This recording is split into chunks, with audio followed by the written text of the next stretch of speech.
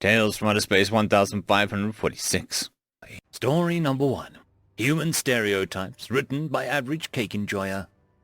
Chris had finally made it onto the ship. The mind-numbing mountain of paperwork that he had to fill out before boarding now long behind him. After a brisk and slightly confusing walk through the ship's corridors, he'd finally found the way to his shared room. The door sliding open, he stepped into the room, dropping his luggage on the floor with a heavy thud as he all but leapt into his bed, burying his face deep into a pillow as he let out a relieved sigh. Letting a few moments pass so that he could savor the moment, Chris sat back up, putting his luggage onto his bed. But as he was beginning to unpack, he was interrupted by the sound of the doors opening behind him. As he turned around to face the door, he and what seemed like a large rhino made eye contact. "Hi." A series of grunts and snorts replied back to Chris, the rhino tilting his head with and you saw the confused look at his face, tapping the small box on his neck a few times. The rhino cleared his voice and tried again. "Hello, human. Who may you be?" My name's Chris. You?" "Kialato... I beg your pardon. Kialato..." The two looked at each other in an uneasy silence before the rhino broke out in a fit of laughter. After a minute of boisterous laughing, Kialato managed to regain his composure as he wiped a single tear from his eyes. "My apologies. Some say my sense of humor needs work. Don't worry about the name. You can just call me Cal. It's what everyone else does." Chris sighed in relief at Cal's words. "Had me for a moment. Well, it's nice to meet you, Cal. You called me in the middle of unpacking." "Unpacking? Oh! You must be one of the new hires." "Yeah, that's me. I'm surprised I got hired so quickly, I won't lie." "Of course they'd hire you. You seem like a fine security officer." "What?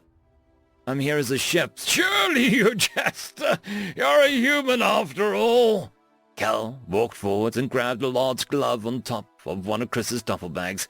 "You even brought your own warrior gauntlets." That's not exactly a gauntlet. That's a baseball glove. One my dad used to own." Cal's brow creased in concentration as he attempted to pronounce what Chris said. "Baseball? This name of one of your warrior clans, yes?" Chris's palm met his face. Definitely not. It's one of our sports, and we just use that to catch balls, or else we might end up getting hurt if we don't." Giving the glove one last look, he placed it back down as he picked up a small vial. "And this?" "That's just some hot sauce from my planet. I didn't expect to find any good sauces hot enough out here anytime soon." Cal stared at the back of the bottle intently before throwing it back at Chris haphazardly. "This contains capsaicin. This hot sauce of yours is a chemical weapon." No. It's just a food additive. My species uses it to give our food some extra spices, but I guess that explains all the paperwork I had to fill out," Chris explained.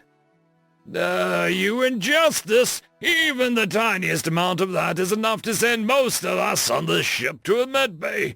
And you've got a whole bottle of it." "So, I shouldn't bring this to the mess hall?" Just don't pull it out in front of the others and you'll be probably fine, he said, sighing. "Probably. Right, gotcha." Cal squeezed himself past Chris to get to his locker, opening it and grabbing a small cylinder from it. "Well then, Chef, I'll be getting out of your way since I only dropped by to grab an info tube.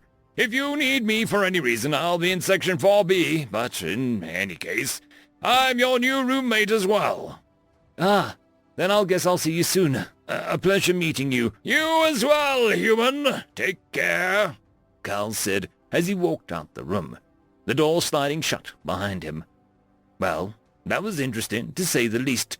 Wonder what food they've got here. Chris couldn't even finish his thought before Cal barged through the door again, seeming a bit out of breath. Human Chris, I couldn't believe without asking so prim a question for me. Will you?" No problem. Shoot." "What? In the hard case?" he said, and pointed a claw. Seeing what Cal pointed to, Chris turned and clicked the latches of the case, opening it as he swung the lid up, revealing a rifle protected by foam. "Ha Ah, a slug thrower! I knew you were lying when you said that you were a chef! You can't fool me twice! I mean, I guess it's a slug thrower, in a way, but it's just my old airsoft rifle. Most of us use it for recreation, and it shoots small plastic pellets, so it shouldn't be lethal. At least, I hope so. Hey, you're soft. So it is not your service weapon? No, it isn't, he said, with a shake of his head. Ha! How hard does it hit? In general, airsoft guns shoot anywhere between 0.5 and 2.5 joules normally, depending on how heavy your pellet is, though mine is on the higher end of that. 2.5 joules! You'll injure, or, even worse, kill more than a few of us on board with that, Cal said, in shock, his translator finally catching up to Chris. Wait! How in the seven hells did you manage to get that on board if you're seriously not a security officer? I mean, I showed the people at the port my paperwork for the rifle, and they just kind of looked me up and down and let me through. I guess they thought I was security too? He said, embarrassed.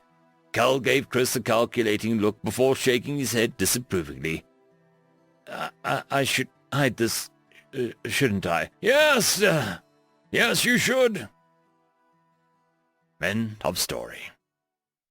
Story number 2. They Wanted Our Garbage, written by Paragon Nostus. They wanted our garbage. Humans are fairly unremarkable, being limited to their tiny solar system at the edge of the transgalactic stage.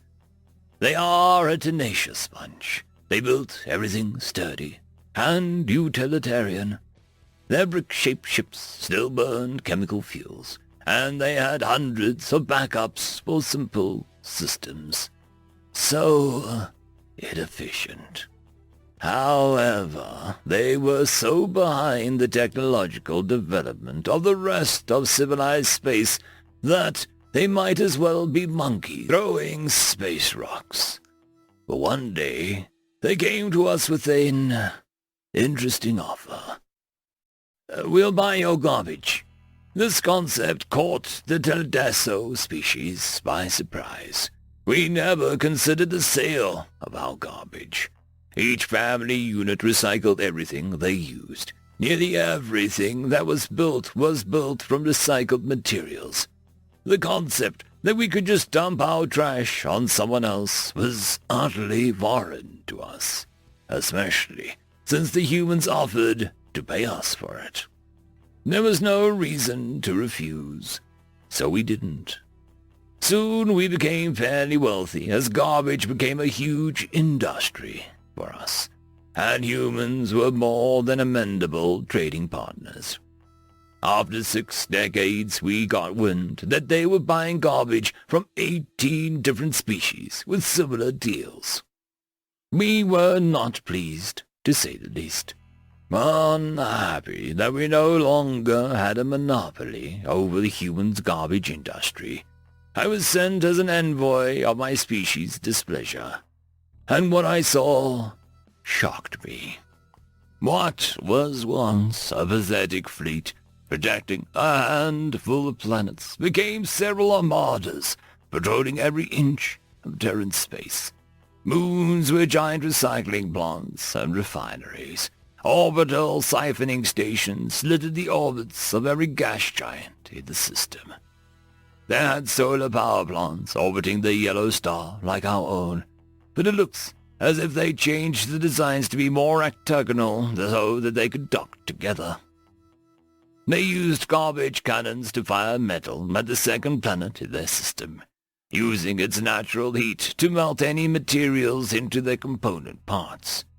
They used mighty orbital elevators to heft the refined results into space to be distributed in quite possibly the largest transportation system that I have ever seen. Their ships had somehow assimilated not only our technology, but those of both of our allies and enemies. I saw Sephoil Reltian, ablative heavy armor, energy shield emitters, and the fallen Dacan Empire, and our own magnetic molten slug lancers, Even composite metals, whose manufacturing methods were planetary secrets, were used in construction of frames and keels of these Terran ships. Our human escort could have been classified as a cruiser in her own armada, but the humans corrected me and explained that it was a role as a destroyer, a terrifying name for a terrifying class of ship. My meeting of the human trade ambassador went strangely. He thanked me for my surprise visit into human space. I demanded he trade solely with us, and he laughed. He told me words that I will never forget. We no longer need your trash. End of story. Tales from Outer Space 1547. Greetings, ladies and gentlemen, and welcome to this latest edition of Tales from Outer Space. And as always, I hope that you enjoy. Story number 1. You didn't need 208 yottabytes to say that you could kick our ass. Written by In Babylon They Wept. Argonaut knew what humans looked like. They were half his size, soft, pink, and easily bullied. He knew this because he'd spent the last 2 weeks terrifying the team of human diplomats sent to negotiate trade deals. It was something of a science to him at this point. Small but weak species sends in their diplomats. He spends a week or two terrifying them in close quarters. Then he offers them some dog-crap trade deals in exchange for getting to leave early. They take the deal, he gets richer, and in a manner of speaking, the universe becomes a better place.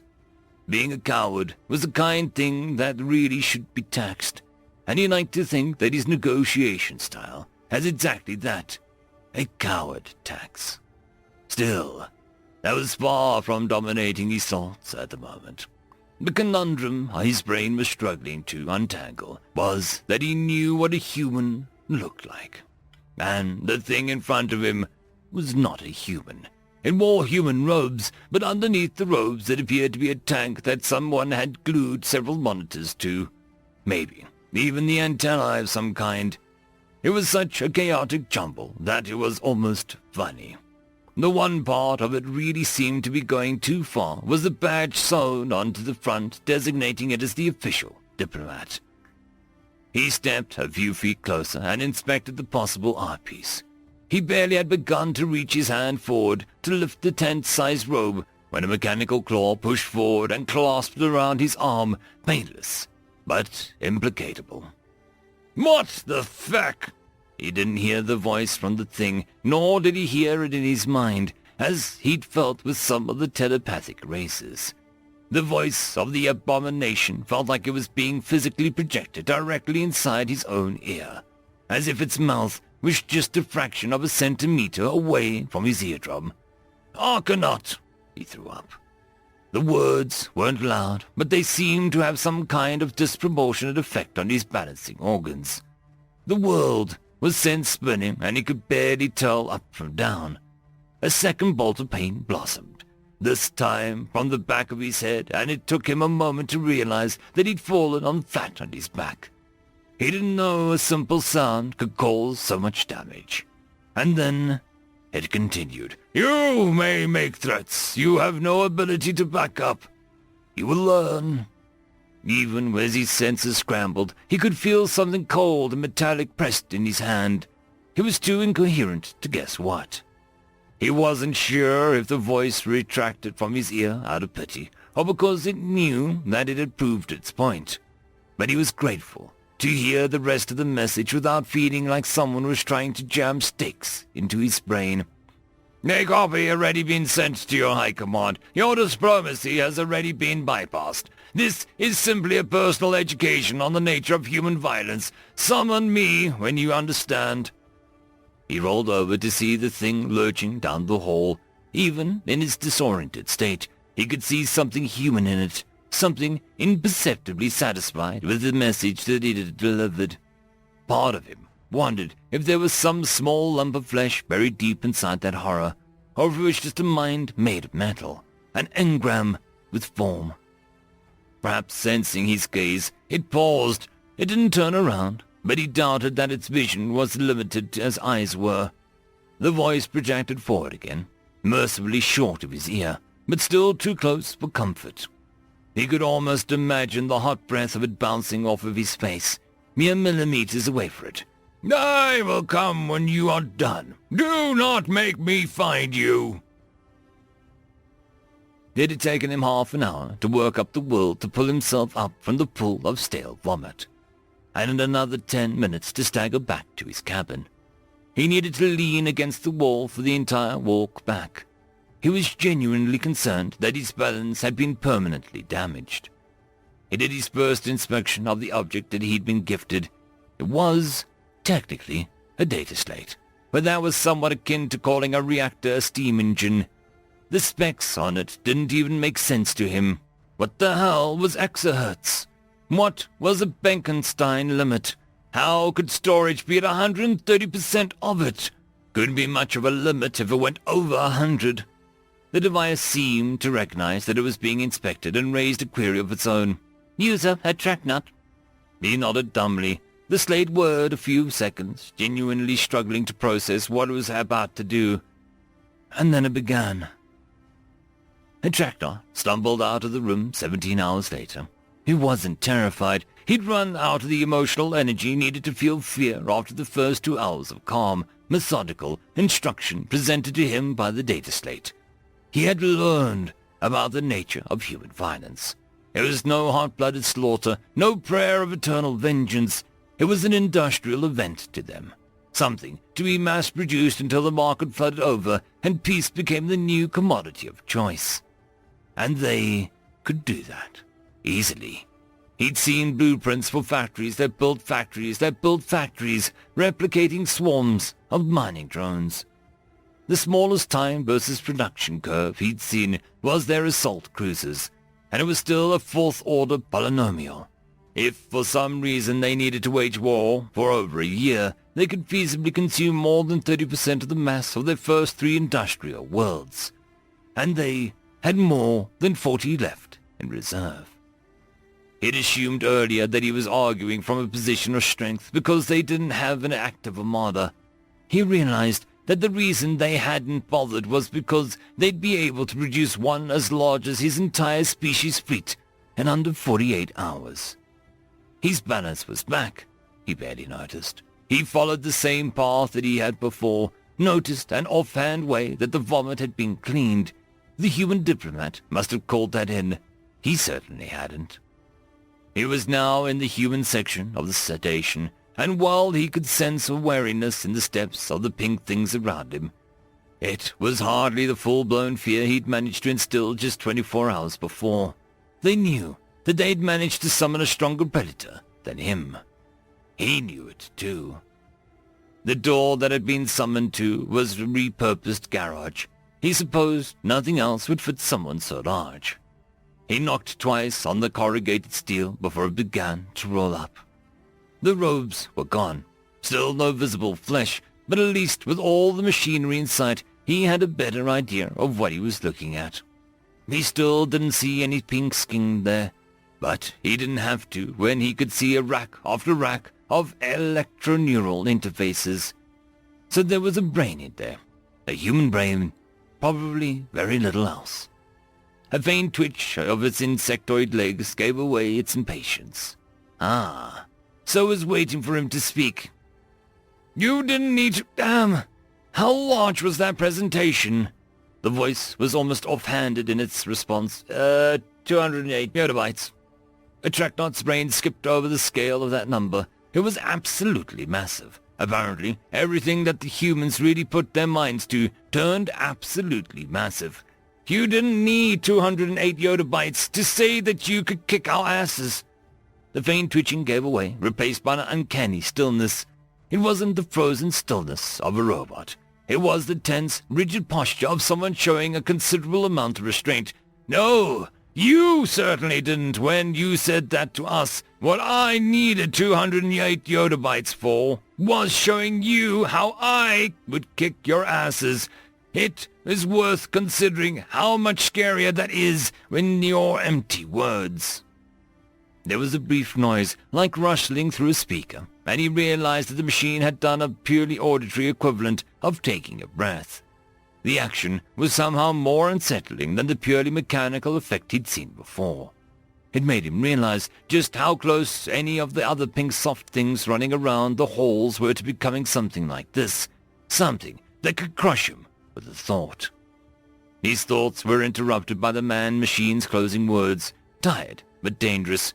"Do not threaten our diplomats again. It is their job to be patient. It is my job to solve problems. I will solve you if I must." The same tired voice spoke again, millimeters from his ear. "Now, don't let me detain you." He did what any sane sapient would do. He ran. End of story. Tales from Outer Space 1548. Story number 1. It wasn't designed to do this, but that doesn't mean it can't. Written by Writer Unblocked. Standing at his helm, Ryan Donato felt the sense of disappointment creeping into the back of his mind. He knew that he was the captain of a C-class cruiser at the bleeding edge of human space travel technology. He knew the ship's specs made it capable of moving thousands of times faster than any vehicle he'd driven back on his homeworld. And he knew that he was spitting on those numbers anyway. It didn't matter, because he couldn't feel it. The artificial gravity kept his feet firmly planted and his sense of balance from being remotely shifted by moving at these offensive speeds. He couldn't even see it. The empty black expanse gave no indication of relative speed. "Captain!" A high voice came in front of him, and below brought him back from his musings. "The hostile ship is within scan range again. They're still gaining on us." Multiple voices could be heard murmuring as they heard the navigator speak. "What have we got on it?" "Appearance and frequencies are definitely Vrates, which explains why we can't outpace them, even with whatever black magic the mechanics are doing down there." "Vrates? What the feck are they doing out here in this belt?" There was a silence following him. He didn't expect an answer, though. Another thought quickly formed. "Do we know anything about its defenses?" "Sir?" He felt the eyes turn to face him. He had clearly chosen to fight earlier. Fight was no longer an option. "Did I stutter? What do we know about their defenses?" "Well, they're blocking our scans, but what we have based on our experience is that they primarily use an alloy similar to metal we discovered on Ceres. As for shields, the radiation we're reading shows that they're pretty clearly powered by crystalline fusion." He stood silently for a minute as his mind raced. "Wait, so shouldn't a T-driver round punch right through that?" "Damn right, sir," an excited voice came from a communicator. The display readout showed that it came from one of the ship's gunners. "That's it, sir. The big guns are front-mounted, and I'm pretty sure that these guys are still riding our rear." "Leave that to me, gang. You just have your fingers on the triggers. When you see something to shoot, don't let up until you don't anymore." "Roger that." He could hear a smile on their faces. Tapping a few times on his holo display, Donato set himself to speak directly to the lead mechanic's communicator. "Megira, can I get you to the bridge quickly?" Within a minute, a short and thin but well-muscled redhead was standing in front of him. She was covered in sweat and scowling hard. "Sir?" "Cut the formalities, Meg. You know I hate it." "Fine, then, Ryan. You asked me to do the impossible earlier. Making the ship go fast is practically offensive, but it's not easy. We didn't just step on another pedal. It's an intense 8-body job, and I'm one of the 8. Can you make us stop?" "What?" She never knew how to handle her captain, and she'd grown accustomed to him saying the impossible, like he was ordering a drink, but this still made her recoil slightly. "Stop!" "Yeah, full stop." "Why?" Her body shook as she soared. "We are dumping and near all of our fuel to go even this fast. But this still isn't enough. Now you still want us to stop. Why the actual feck would you want that?" "Because it's the last thing they'd expect." He turned away from her instantly and directed himself at the navigation again. "Speaking of, how much time have we got? Be pessimistic." "If we're right about the ship's model, they'll be firing range within a few more minutes at most." "Meg, I want us behind them so Red Jack and the goon squad can tear that thing in half. For that to happen, I need just to stop. I know I asked a lot for you to even make this happen. If it's literally impossible, I'll think of something else. But this is what I have right now. Is it possible?" His demeanor managed to calm her down. Feck, she stammered for a few seconds before her eyes lit up. "Yes, actually, we've even kind of got it set up. If we have someone..." She was cut off by Dementor, raised a hand to silence her. "Don't tell me, tell the ship." A few taps and swipes on the display, and he was broadcasting to the entire ship. "Attention, I'm going to give comms to lead mechanic Megara. She's got an idea that'll hopefully get us out of this crap. Whatever she says needs to happen as soon as she says it." A few more taps and Megara felt her communication ping. "She's all yours. Listen up." In that moment, a wave of euphoria hit her. Mechanics love to joke and talk about how they could handle a ship better than any captain. She'd been given the chance to prove it. "I need bodies in every section to get the emergency fire triggers. We're going to shut down and starve the entire ship. Ping the bridge when you're in position. On my mark, everyone hit the suppression system. Mechanical, make sure any fuel gets redirected to the front-facing thrusters and burn it hard." There was a minute of silence as Megara and Ryan stared at the bridge display, waiting to see each section light up. Megara had deafened herself to verbal communication, thanks to her mechanical crew screaming every curse they knew. She understood. She'd be doing the same if she was still down there. She knew that they'd get the job done, though. She took a deep breath as the last section lit up in green. "Hold on to something, folks. We're going to test the laws of physics with this one." She waited another moment before she counted. 1, 2, 3, hit it! There was a loud squealing as the fire gel instantly expanded throughout the ship, followed by a powerful roar as the front thrusters exploded and burned through several times the amount of fuel that they should ever receive. There was a moment where the gravity generators seemed to be able to handle the strain. But soon they gave out and reset. Everyone not bolted down or wrapped up around something was pitched forward. Then a streak of color raced past, clearly doing its very best to also slow down. Unfortunately for it, that only made it an easier target. After the weapon stopped firing and the groans of his crew subsided, Ryan finally tapped back into his ship-wide communications. "I know that sucked, but thank you, all of you. We're still alive because everyone on the ship is a badass. Mechanical, I know I owe every one of you a lot of drinks when we get back home. Get us back to Halcyon and I'll try get you crazy bastards into that bar only officers can go to. And yes, it does exist." End of story. Story number 2. Terran Soil, written by Provisional Rebel.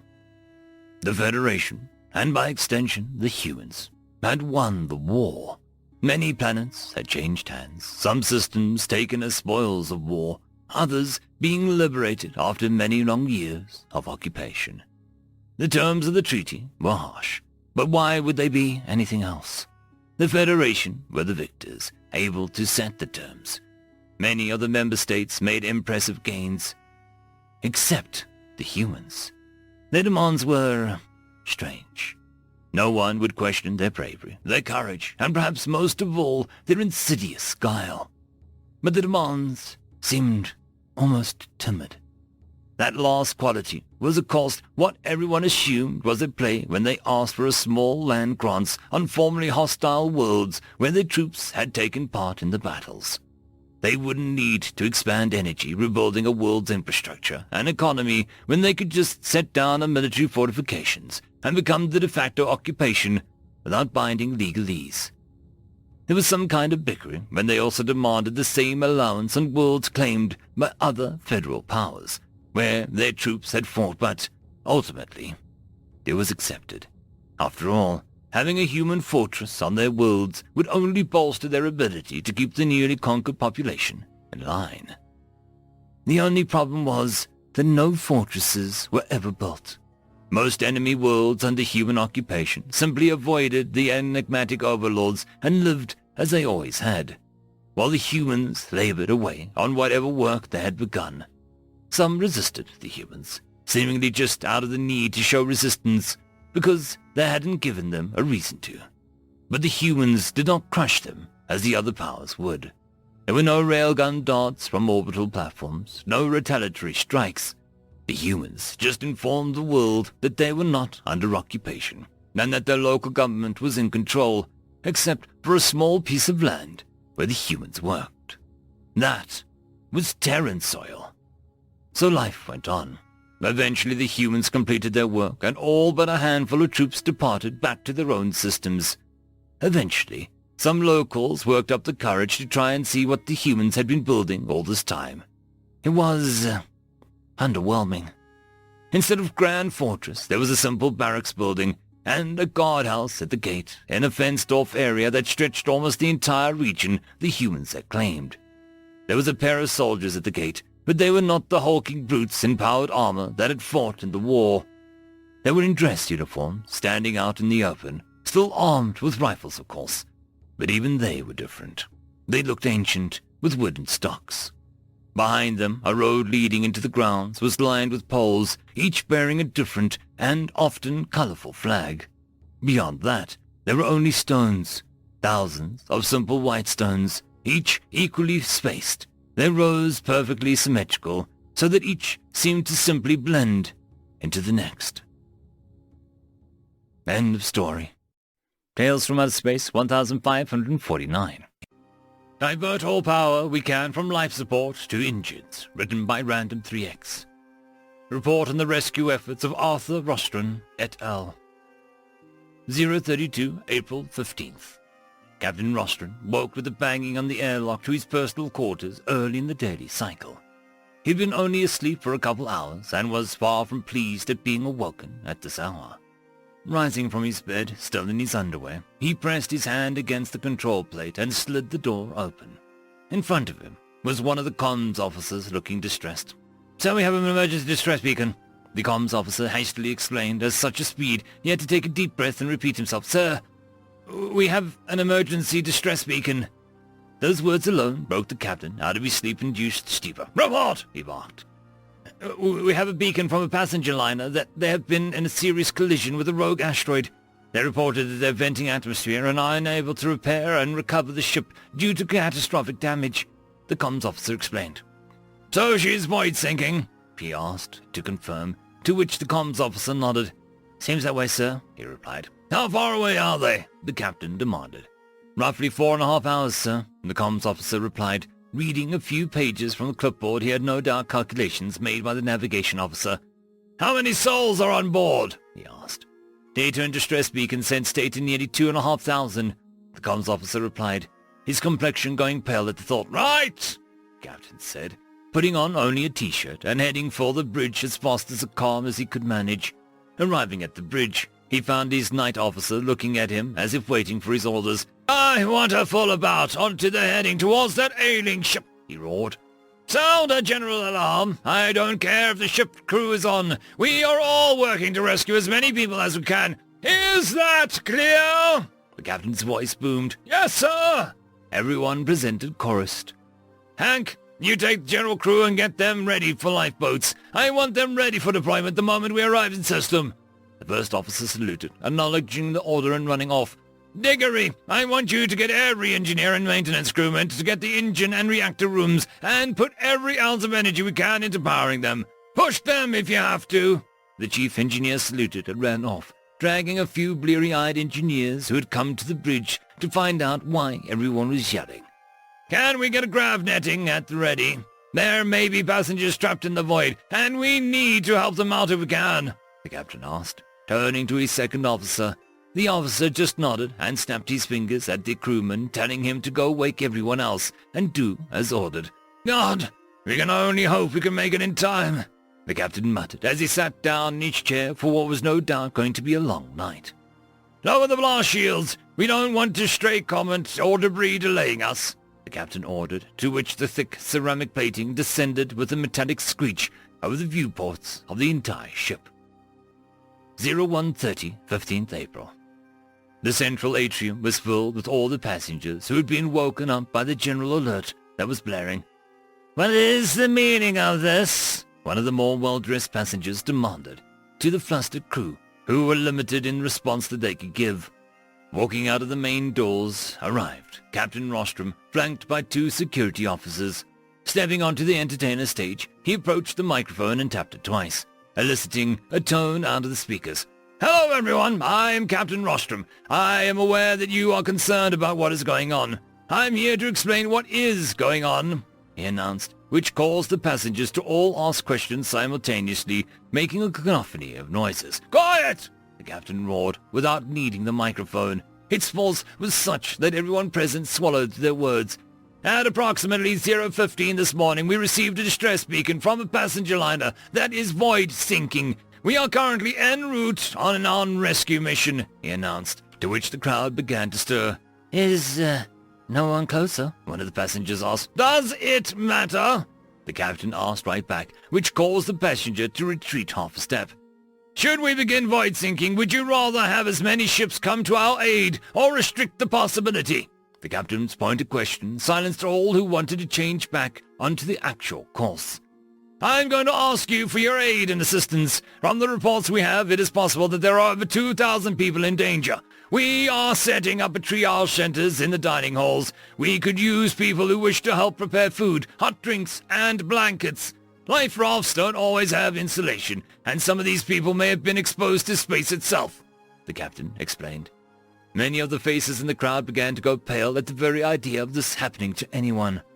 After a few moments, hands began to rise, and then more rose, till eventually everyone held their hand up, ready to volunteer. The captain looked down at the unified goal.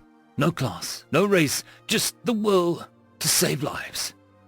"Are there any doctors?" he asked, and a few people stepped forwards. "Please follow the medical officer over there, and they will get you kitted so we can provide medical care if needed," the captain said, gesturing to a man in a lab coat standing by the door. "Next, I'll explain what we are going to be reducing life support systems to a bare minimum," the captain explained. "Why?" one of the passengers asked. "We are currently running at capacity of energy our reactor can provide to the engines. I'm going to reduce all but the essential areas for the duration of travel to ensure that we arrive sooner rather than later," the captain explained, to which everyone present seemed to accept. "It will get cold, it will get uncomfortable, but I hope that we can agree that it is a small price to pay, even if it means that we arrive 5 minutes earlier, because there may be another life saved in those 5 minutes," the captain said with a genuine gratefulness in his voice. 02:30, April 15th. "Captain, the engines weren't designed to output this much thrust." The voice of the engineering officer came out of the internal comms. "Diggory, try to keep her running. I will take responsibility if it ends up needing to be scrapped, but I don't want to waste a single second here," the captain replied. "Aye, sir." "Understood," Diggory's voice replied in a frustrated but understanding tone. "Sir, is this necessary?" one of the deck crew asked. "No one would fault us for maintaining a cautious approach. This is, after all, a sector known for asteroids," the officer continued. "Yes, Smith, it is. As I said to the passengers, if it were us, I would want our rescuers to make no restrictions. I would want them rushing to our aid as fast as they can. It would be selfish for me not to reciprocate what I expect in return," the captain explained, looking at the officer who turned back to his display. Reaching for a microphone for the intercom system, the captain pressed down the speech button. "This is your captain speaking. We have received word that the general emergency supplies and stations are set up. For this, I thank you. I will now ask all passengers to remain in either the atrium or the dining halls until we arrive. All life support and lighting will be shut off in the remainder of the ship," the captain announced, turning to one of the deck crew, who nodded and began shutting down systems. 03:30, April 15th. "We've arrived in system, sir," navigations officer announced. All on the bridge were elated. Some were even doing a little fist pump. They had done what no doubt would be classed as a miracle of a rescue effort. They had traveled the distance their ship should have only been able to manage in 4 hours within 3. "Open blast shields, I want to see what we've arrived to," the captain said. With a metallic groan, the blast shields that had been down since they set off began to rise. The sight before them made everyone present freeze in shock. They could see the lifeless husk of the passenger liner split in two. Floating in space around the husk was a sea of people. "Report!" the captain ordered, in a voice warbling from barely restrained emotions. We detect lifeboats, sir. There are survivors, the scanner officer announced. There was an audible breath of relief. And the people in the void? The captain asked. The scanner reports that not all have life vests on, sir. The captain swallowed audibly at this response. What are the ones with life vests? Do they still have oxygen? He asked, hoping against hope that they could save more lives. I'm sorry, sir, but there don't appear to be any life signs. This is a graveyard that we are witnessing. The scanner officer replied, his voice cracking at the announcement. The captain could feel his heart stick in his throat, wondering if only he were faster, if only he had made his decision, all that decision. But he couldn't rest on his guilt now.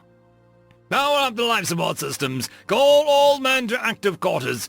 We are bringing the survivors in. Is that clear? The captain asked. The crew, as they had at the start, all chorused, yes, sir. 12:20, April 15th.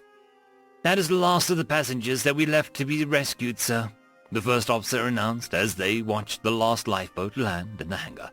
What are the totals? The captain asked. Of the 2,208 souls, there are a total of 705 survivors, the first officer replied, biting his lower lip.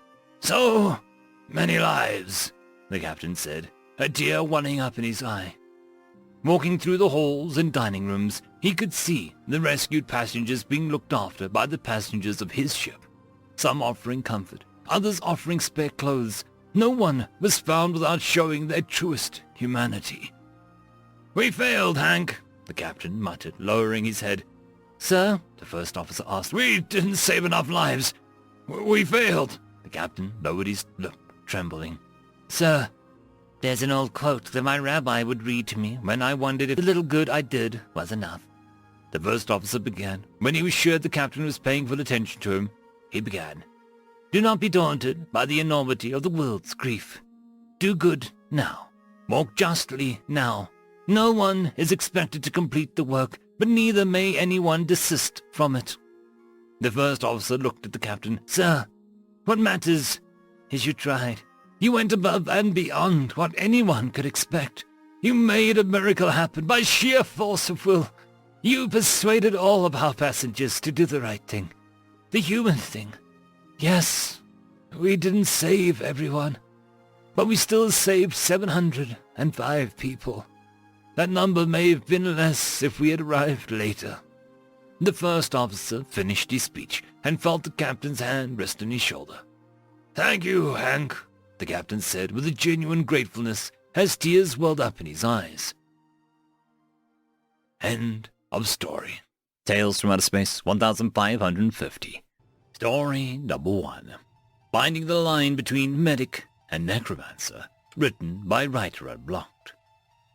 The various murmuring voices around me had become one sound that filled the auditorium. As I looked around to see just who and what had come to watch, I chuckled a little. Back home on Earth there had been a time when people went to watch court trials. It was one of the very few forms of entertainment back then. The time of court battles being a spectator sport had come and gone, however. And yet, here I was. The building was indistinguishable from a stadium where sports could be played. I wouldn't have been surprised to learn people had sold tickets to this. Humans are always very good for a show. 5 bodies appeared atop the podium in front of me. The swarming sound of voices quickly dwindled as different appendages were raised. There will be silence in the hall. The command was quickly obeyed. None of the creatures seemed to have spoken. I assumed there was one that didn't have a mouth as I knew it. Its psychic or telepathic projections had been sent through the translator. Accusing party declare the case for this court and counsel's appearance. The human known as Marcus Wayne is accused of necromancy by way of reviving the corpse of fellow human Todd Malcolm. My eyes rolled reflexively as I heard the word necromancy for the nth time this week. The tall purple thing to my right had kept its composure, but there were clear signs of its hostility. How do you plead, Marcus? Not guilty. It took a lot of willpower to not add obviously to the end of my statement. There was another round of murmuring, which was quickly shut down by another wave of raised appendages. Very well, accuser, proceed. Thank you, Counsel. The tall purple thing stepped forward, and an image was projected above us. It depicted me leaning over a younger man, giving him CPR. Human anatomy dictates that the heart is a crucial organ. It works to move vital fluids throughout the body. If it stops, the body dies. Its pause seemed to be for dramatic effect. Humanity might have been new to the galactic scene, but what it was saying was still common knowledge. Todd Malcolm's heart had stopped, therefore his body was dead. The fact that Marcus Wayne's actions led to the revival of another human is clear proof of necromancy. I groaned and rubbed my temples. On paper, that logic was sound, save for the fact that they were missing several pieces of information. Human Marcus, you seem to have a defense. Yes, Counsel. I was motioned to take my own turn. I won't deny my accuser's claim that I acted to save my fellow man's life. However, I was cut short by a spark of conversations. This time, they took a moment to realize that they were being silenced. However, the heart is not the only organ critical to human survival. Our torso is full of critical organs. If our lungs stop filtering oxygen, we can die. If our stomachs stop processing food, we can die. Declaring CPR as necromancy would, by extension, make the same claim of almost all humans' medical practices. It is our understanding that among your critical organs, the heart is above them all, my accuser interjected, clearly trying to keep his footing. Granted, our hearts are very important. There is, however, an even more important organ. This time I paused for effect. I'd apparently overestimated the crowd. The space of information visibly rocked the stadium. It's called the brain. If you imagine the human body as a computer, the brain is the CPU. Todd's heart had stopped. I won't deny that. I knew, though, that I'd gotten to him quick enough, that his brain had not yet died. CPR is a means of keeping the heart and lungs working to keep the brain alive. I didn't revive him. I kept him from dying until someone better qualified and better equipped could solve the problem that almost killed him. He was as good as dead. The natural order had decided his time had expired. Your intervention prevented that. Is that not necromancy? Maybe, but then you should be on trial too. Why? CPR, in a way, is a very crude version of the injections your species uses in the heat of battle. Its coloring flashed to a bright green, a clear sign of anger. We are alive and capable of making the choice to use the injectors. Todd Malcolm was in no such state. So your entire species makes a conscious choice to defy the natural order. Isn't that worse than me violating it on another's behalf? The place erupted into noise. I knew I'd crossed the line with the last point, but I didn't care. If this thing was going to let its professionalism fall apart, I wasn't going to keep stepping on eggshells either. There will be silence in the hall. Several of the council's voices poured out of the translator. Apparently, they'd been unable to silence the room with a gesture alone. Both of you were refrained from further outbursts. Is that clear? Yes, Council, we both responded in unison. Good! The Council will now speak. The one in the middle, who didn't actually have a mouth to speak, stood up. It would be noted that human science is still eons away from achieving true reanimation in any form. They are also completely incapable of etheric manipulation. If this act is deemed a form of necromancy, it is one achieved through nothing more than physical capability. I felt a gaze on me specifically. Based on research we have done, it is a rather taxing process too, isn't it? Yes, Counsel. Considerable force is required to make the heart and lungs do anything useful. I knew I could leave it there, but I wanted the flawed audience again. They were here for a show, after all. When learning CPR, we're told that we should try and crack the ribs with each compression. Better to be alive and injured than dead. I could feel a wave of shock spread around me, like a plague. I've even heard of rare, terrible circumstances where the one administering CPR had to do so for so long that they passed out from the exertion. They were exaggerations, but still technically the truth. The whispering picked up again, and I could barely keep myself from grinning like an idiot. Humans try to injure each other while they save their lives. The act is so tiring, even a human can be brought down by it. Silence! The head of the council was clearly running out of patience. This council has made its decision. All of them stood, or rose, into the air. Marcus Wade, and by extension the entire human race, will not be found guilty of necromancy. I tuned everything out after that. I didn't really care how or why they came to the verdict. Those were concerns for people who got paid a lot more than me. I just leaned back in my chair and flashed the accuser a smug look while thanking God I didn't need to try and explain cryogenics. End of story. Story number 2. The Great Are Guns the Humans' Natural Weapons Debate. Written by everyone gay. Hey, Dave, they're talking about you on the Culture and History channel. What? Me? Well, not you as a you. I mean your species. Huh. What are they saying? Something about natural weapons. Come and take a look. Dave and his friends he shared with a flat with walked over to the other room, where the hollow monitor they both paid good money to buy was. The show set was amphitheatric, like a galactic council hall, with a live audience seated where the council members would be. At the center of the set, on the ground level, were 2 opinionists discussing animatedly. "Hey, are we even debating?" impatiently said the Fossive, a hulking mountain of fur and muscle with 4 sharp-clawed fingers at the end of each of his thick limbs. "They are not part of their bodies, and they are not even born with them. They craft them like everyone else. Therefore their guns are not natural weapons." "Most of that is true, my dear FNAF," replied the Krektor, who sat across him, a tall and slender reptilian with long, venomous fangs. "The point I want to make is that they're good, too good with them. While the average soldier requires several months' worth of intense training just to be able to properly aim one, humans can do better in just a dozen cycles of daily practice, as you are surely aware of. They even have units that specialize on picking off important targets from great distance. No other species can even hope to achieve such accuracy without considerable cyberware implants." I passed the palm of one of his many pseudo hands onto the old scar on his left temple for a moment. "Yes, I have, but that does not disprove any of my points. I was kindly given access to the anthropological section of their archives, and I can confirm the reasons why they are so good with guns is because aiming is ingrained into their brains. It is natural to them. They've been throwing things since before being considered sapient, as their only means of self-defense."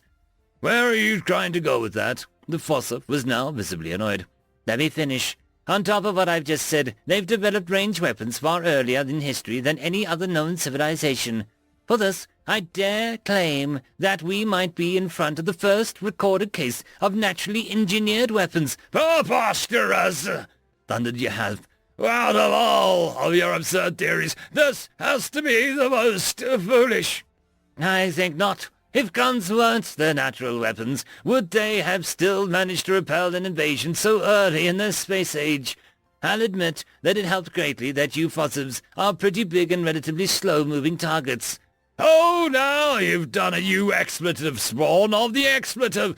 You Fothers, I'll turn your innards inside out!" said Yahav, as he got up from his undersized armchair. "I'd like to see you try," hissed the Krektor, also getting up.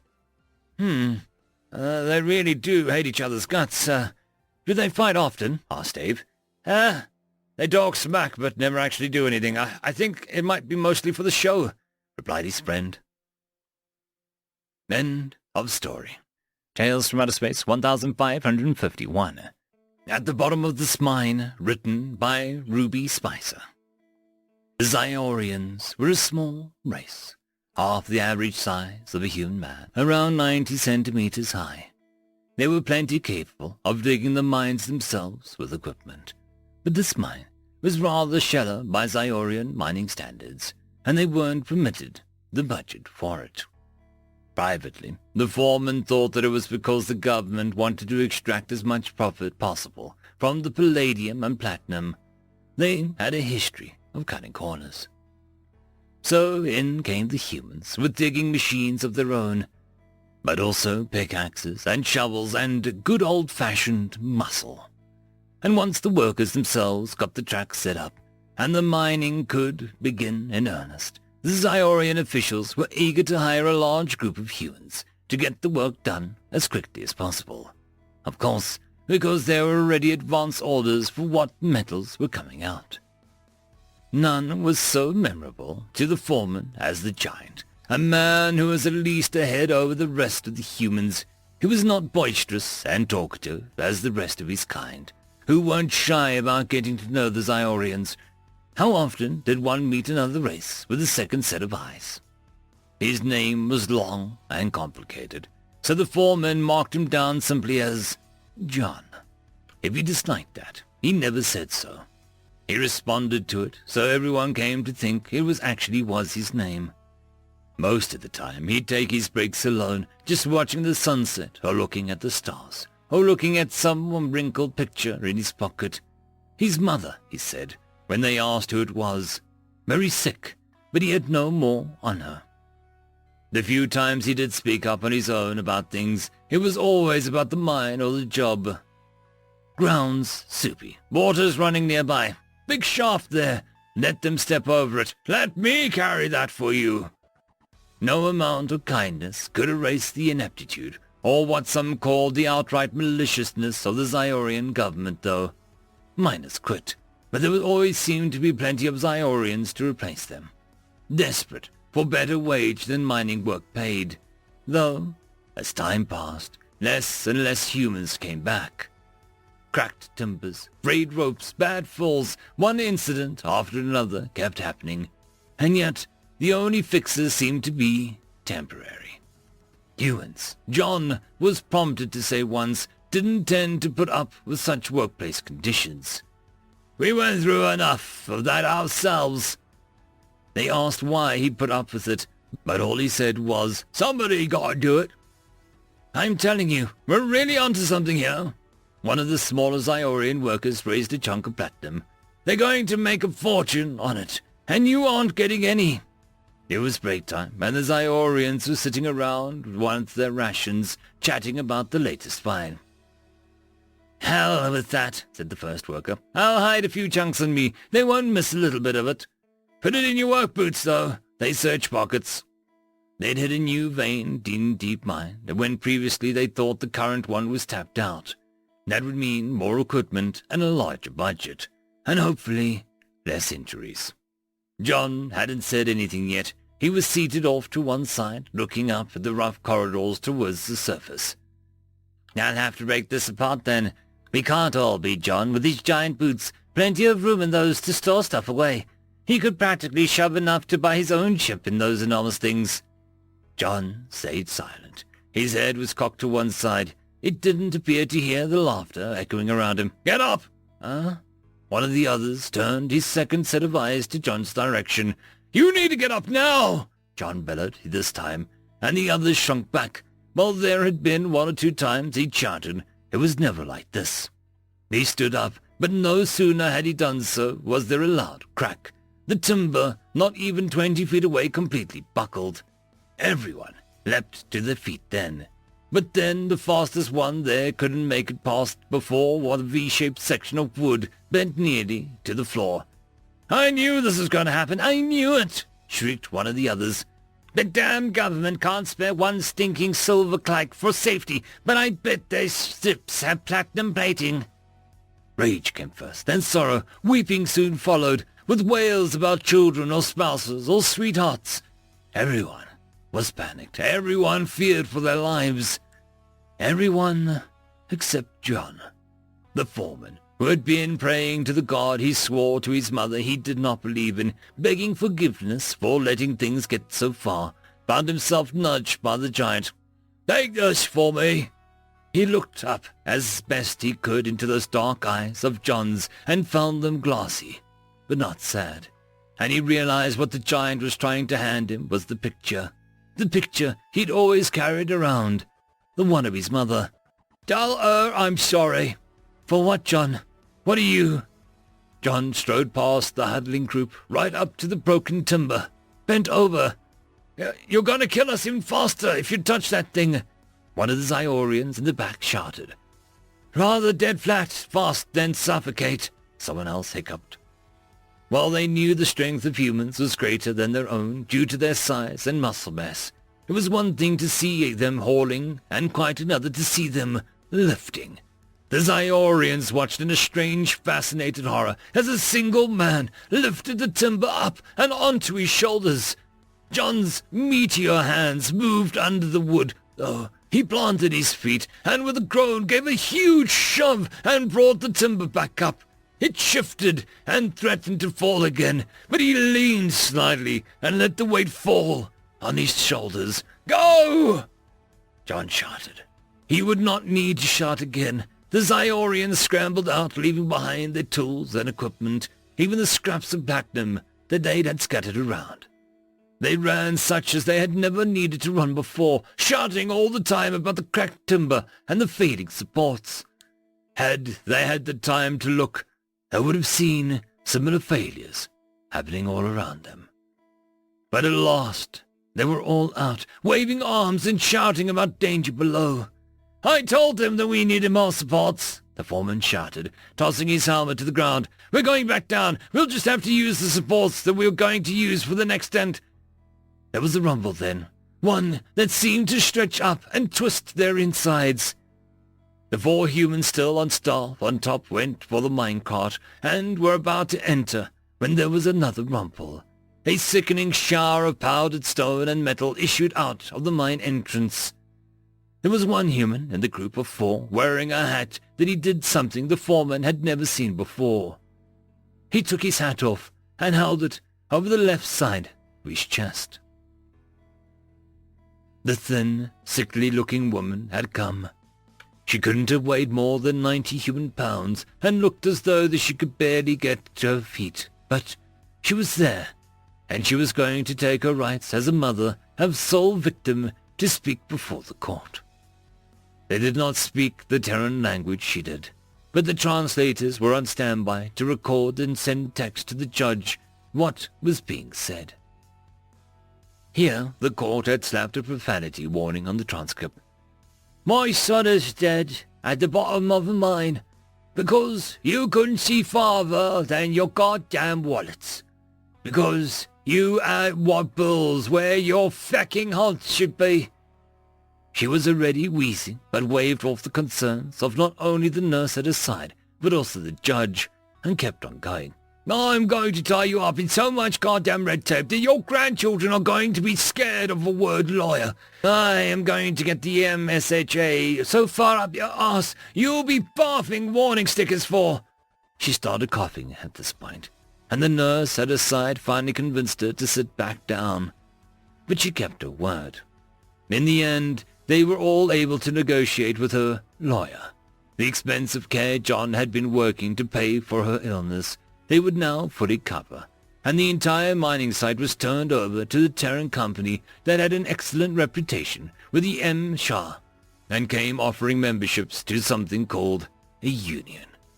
But most noticeably, and the thing that would last much longer than the mining operation itself, was a white stone stand that was placed just outside the new entrance to the mine, with a single sentence written on it in both English and Zyorian. "At the bottom of this mine lies a man who made his mother cry, so that ours did not." End of story. Tales from Outer Space 1552. Warrior Cultures Are Obsolete, written by JCB 112. The wool of the pack is dead, and I will tell you why. We have believed for millennia now that the only true forces capable of ruling over the galaxy are those who willful enough to stand by the will of the blade. We have crafted a culture, a society that cherishes this tradition, to live by the blade and to die by the blade. Strength is respected and weakness is cast out. That's how it should be, shouldn't it? We climbed up to the position of apex predator, not by lounging about or writing poetry, but by seizing our strength, our brute force, and by clawing our way to the top. How else should society function, a democracy, the will of the sheep electing the weakest of the meek, a corporate oligarchy, where the will of the coin outweighs the strength of the ruler, a theocracy, where the misplaced faith in some imaginable god is to save oneself. All of these governments have fallen to the will of the pack. Worlds raided, territories torn asunder, our claws ripping through flesh and steel alike. We have no equal in the field of battle, and we care not for the frivolousness that comes with contemporary civilization. That is, until we encountered them. They were everything we had dreamed of. Sheep, prey, and so tightly packed into a neat little pen, a pen they called soul. They did not scatter, like the rest of the prey, into the stars, on board tiny little habitats.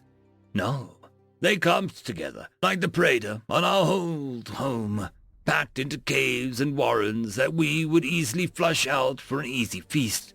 This, humanity, as they called it, would suffer the same fate, and would surely bring about victory for my clan and my empire. Or so I thought. For that was our first mistake. I called upon their greatest champion. They sent us their weakest sickling. They presented us with an ultimatum to halt our advances, to stop our expansion, to return to our homes. The arrogance of such a creature, a small sickly thing ordering the great Italhonai to stop. It was laughable, and we slew their so-called envoy with ease. That was our second mistake. For as soon as the envoy was slain, so too would the ship worlds we carried to the outer reaches of Sol be destroyed. At the time, I reported them to the Emperor as merely disloyal renegades, leaving the greater pack for some smaller pirate band. On reflection, I know now this proclamation was done because I simply could not accept it. I simply could not accept the fact that such a sickly and small creature with no honor and strength could repel an armada that had in their prime taken down the Linoleum Confederacy. This was our third mistake. We refused to see them for what they were, demons. Soon enough, the war spread to our conquered territories. One by one, they took away what we deemed as inconsequential losses. A trade port here, a commercial center there. They were taking what we considered to be useless civilian targets. Targets that we had lightly defended, for we saw no use for them. Weaklings, the lot of them. We prided ourselves in our greatest trophies, the great battle stations and military hubs, the grand jewels that reaffirmed our strength. We allowed this, for the packs were full, and we knew that we would merely reclaim them on our next raid. That was our fourth mistake. An army cannot march on an empty stomach, a human proverb I learned, but one that I did not much appreciate at first. Our usual tactics were simple: pillage and leave. We raid the weak, cripple their ability to defend themselves, assert our dominance, and make sure they pay tribute when we return. We'd assume the human occupation of these alien worlds would suffer the same crippling blow on our next raid. Yet they didn't. We arrived with battle groups and left with scrap. And what we saw before was impossible.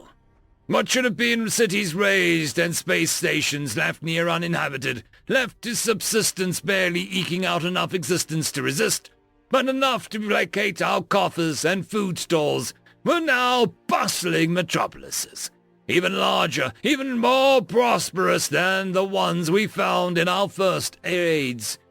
The humans, they were acting as nurses rather than as overlords or conquerors.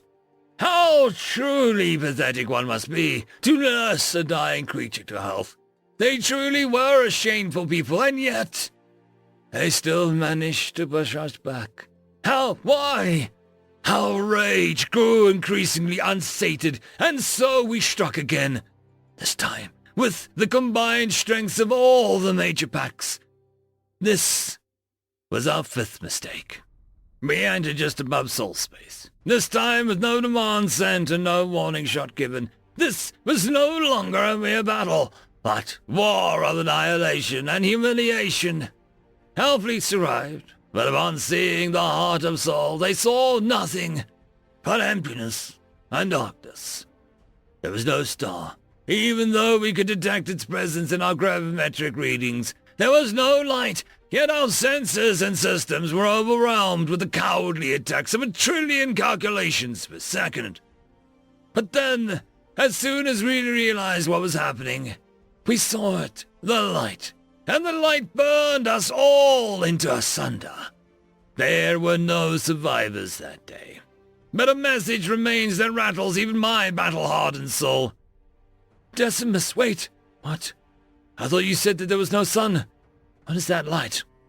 It was at that point that the galaxy began to fracture. Our grip was loosening even as we clung to our possessions with an iron fist. Our tributaries were rebelling, and we could not stop them. Because for every world that announces their independence, humanity's banner would soon reach them with their wretched velvet glove. During the chaos, we managed to capture one of the linoleum merchants who had indeed taken on a pilgrimage to Sol. This was what the sniveling weakling had to say. The humans, they don't even know about your war. The average human lives with only the barest inklings as to what is happening beyond their sphere. They live lives in excess. They enjoy their culture, and our culture too. We don't trade in resources as much as we do in our film, our games, our art, and our culture. They demand nothing, but reward us for merely prospering. You're fools if you believe that you can oppose them, because while your lowest of the low slaves away on your hull ships and mines, humanity's lowest continues to better themselves in the arts, sciences, and commerce. While the war has consumed you, humanity's barely felt a disruption in the day-to-day. Really, all you've done is made them mildly annoyed. The average human enjoys leisure, while the average Etelnay dies in the trenches, bleeding and alone. The humans don't even have warriors. They've automated war, optimized it to a level none of you can match. Your insolence will be paid in blood, Linoleum. And I'm more than willing to do so, because at least I know I avenged my ancestors by telling you the truth, that you and the rest of your kin have been relegated to the dustbin of history. Ranium slew the insolent worm a few moments after this recording. I could not believe their words. I could not force myself to believe it was true. The weak cannot triumph over the strong. One could not automate war. It was not possible. But the consequences of our failures could not be ignored any longer. My people began to starve. For the first time in our 2 millennia of primacy, we became more desperate, larger rage to increasingly smaller gains. Throughout all of this, humanity did not chase us, nor did they engage in any aggressive attacks. They simply sat there, ignoring our advances, ignoring our engagements, ignoring everything. It was as if we were flinging ourselves against a wall that did not even acknowledge our existence. We realized that in order to break through, in order to reclaim our honor, we must push with all of our might, using every ounce of strength to crack Sol's defenses. They would not be able to ignore us any longer. And I had planned to lead the charge. Preparations were made, but we were met with setback after setback. Ship's drives began to fail. Entire stations could no longer sustain themselves. Our economy that relied on these raids could no longer provide for us. And infighting began in earnest. And that was our 6th mistake. For when the battles were over, there was nothing left. I had remained on our homeworld, managing the Emperor's final forces when the ceasefire was signed. The decades following were a slow decline into obscurity. For what was left of our people were now scattered amongst the stars or starving on our world. With the resources that remained, I had secured a meager fleet, used the last of our resources for a final push against our great enemy. But the ships never left their hangars. We'd run out of fuel. And we had no means of acquiring any more. Without which, we were stuck, unable to even reach for the stars, or even our own moon. We had run ourselves aground. It is how, nearly a century since our great fall, and even in the fall I find no solace in a final great battle or the great defeat. Instead, we fell because we simply could not fight anymore. A great shame when our final moments were not born out of a stronger foe, but because our inability to fuel our forsaken ships. And now we look onto the stars around campfires of our crumbling home and wonder, what could we have done differently, and has our way of life truly been all for nothing? I think about the Linolians' words, had we not even inflicted a nick on humanity's armor. And if that were the case, then what was all of this for? Our children dream of reclaiming our glory. They war with primitive firearms and some with swords now. This will be our seventh and final mistake. Humanity has a saying, amateurs talk strategy, professionals talk logistics. If that is truly the case, then we weren't even amateurs to begin with. End of story. Tales from Outer Space 1553. Greetings, ladies and gentlemen, and welcome to this latest edition of Tales from Outer Space. And as always, I hope that you enjoy. Story number 1. Healing Blast Lightning equals Wizard Launcher. Written by In Babylon They Wept. Avalon was already halfway through the anti-lightning sigil when he realized that the Hedge Wizard spell was continuing. Surprising. Dual elemental spells were rare enough amongst polished circle elves. For a backward self-taught like the human in front of him, they were signs of a prodigy. Still, it was hardly worth noting for someone with centuries of experience. He simply relooped his hand instead of closing his fist, preparing himself to charge his sigil with the second element in turn. Or so he thought. His almost bored counter-spelling was replaced by Consternation. The first spell he'd identified clearly enough. Aerothergy of the third ring, a lightning blast designed to cripple warriors by overdrawing their muscles. Atypical for wizard duels, but perhaps the Hedge Wizard was trying to avoid lethal options. He would be disappointed if he expected the same courtesy from Avalon himself. But the second spell he'd never seen used in a duel before. It was a biomancy spell, but far more intricate than the lightning spell. At least the sixth ring. He'd seen something like it used to reattach severed tendons. Why would he try to heal me, right after harming me? The Hedge Wizard maintained focus as he traced the last symbols through the air, completing the cast. Avalon closed his fist and finished his sigil, protecting from the lightning part of the attack. If there was a look of trepidation on the Hedge Wizard's face as he finished, Avalon assumed that it was fear from fighting a superior mage. He assumed wrong. There was a sound like a rigging of a ship tearing loose, like a mighty cord breaking under unimaginable strain. The Hedge Wizard howled in pain, but more important than that, he flew. Avalon had no time to cast a physical barrier. He'd been prepared for lightning and thunder, not for the filthy half-feral man to cross the 30-foot gap between them in half a second. His brain was still trying to process how the healing plus lightning resulted in a wizard launcher. The wizard slammed into him with a waist level, a dagger, sharp shoulder aimed perfectly at his diaphragm. The sound he made as every fragment of the air left his body was similar to the noise a rat would make while getting run over by an ox cart. The two bounded down the road, the Gordian knot of limbs and robes. Avalon may have been caught unprepared for the dive tackle, but he wasn't completely useless in a scrap. His reflexes were still top-notch, and even when he couldn't tell up from down, he could still cast a ward against blows. The Hedge Wizard was definitely slower and smaller than Avalon himself was, but if nothing else, he was in his element. Avalon managed to throw a few sharp elbows into his ribs, but when the scramble stopped, the human was the one on top. The sigil was not focused enough to full stop the first blow, but it softened it. His head still bounced back against the grass, but it was hardly the crushing blow that the hermit had clearly hoped for. The second blow was also warded, but still went hard enough to draw a trickle of blood from one nostril. He tracked the recoil fist of the human wizard and was surprised to see a large rock clutched in his palm. He must have snatched it off the path at some point during the tumble. Sly little bastard.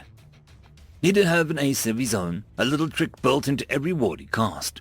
Wrapped it all in a defensive cast, he always threw in an energy trap, a way to turn the enemy's strength against him. Between the tumbling and the punches, the physical ward was practically shimmering with built-up charge. He released it with a snarl. The Edge had no time to react. 1 second he was trying to pummel Avalon to death with a rock. The next he was physically thrown 10 feet back. If he'd landed on his back, Avalon would have had enough time to finish him off with his ice spear. But the stupid, grimy, wicked little beast landed on both feet and charged forward like a bull. Centuries of knowledge, analyzed in fractions of a second, spells, wards, sigils could be cast before the human crossed the gap. Only one choice. He swung a haymaker at the human's jaw. His mind worked faster than his arm could alter the course as he watched in slow motion horror as the human twisted his head and ducked, taking the blow on the forehead instead of the chin. Avalon's punch had more power than sense behind it, and decades of sedentary life had made him soft.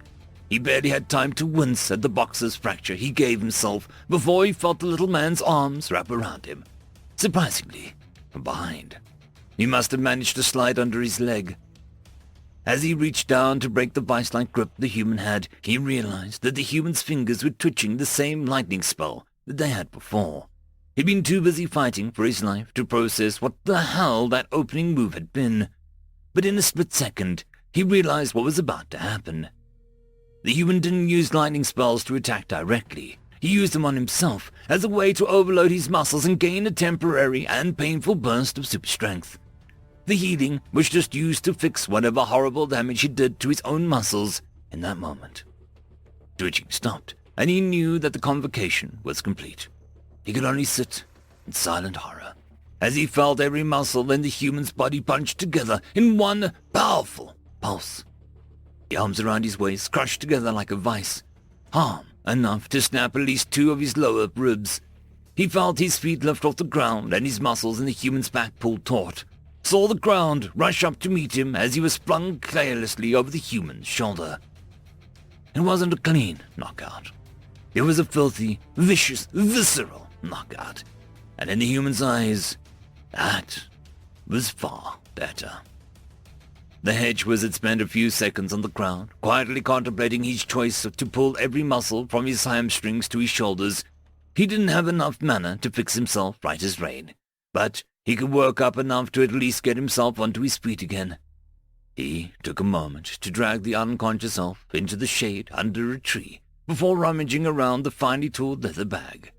There was a bag of candied nuts that he helped himself to, as well as a small bottle of brandy, but the rest he left be.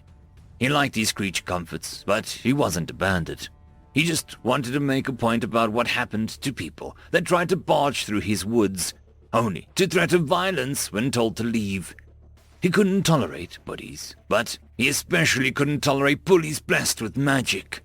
Still, he felt a little bad for his petty theft, and slightly impressed with the physicality of the fight. He hemmed and hawed for a few seconds before fishing through his pack again, this time pulling out a quill and some parchment. Using one of the hardbacks in the bag as a desk, he wrote a small note to leave to the unconscious elf's lap.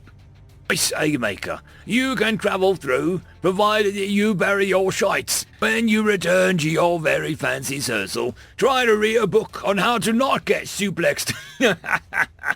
Signed, Tombug. Yes, you're decent enough for a book wizard. I guess you can stop by again, if you behave. Bet your friends are pricks, though. Tell them to stay away, or I'll have to kill them with a rock. End of story. Story number 2. Human imagination is precious. Written by Fox Corp.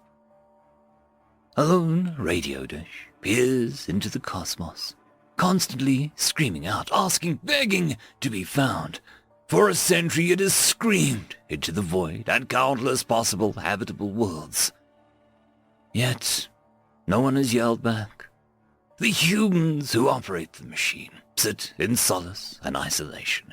They worry about things no other species could dream of, think of new solutions to questions only they could ask. While they learn nothing of our existence, we are simply too nervous about changing them.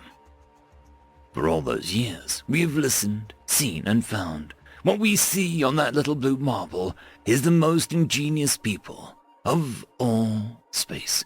They haven't, throughout their history, stopped asking questions of themselves.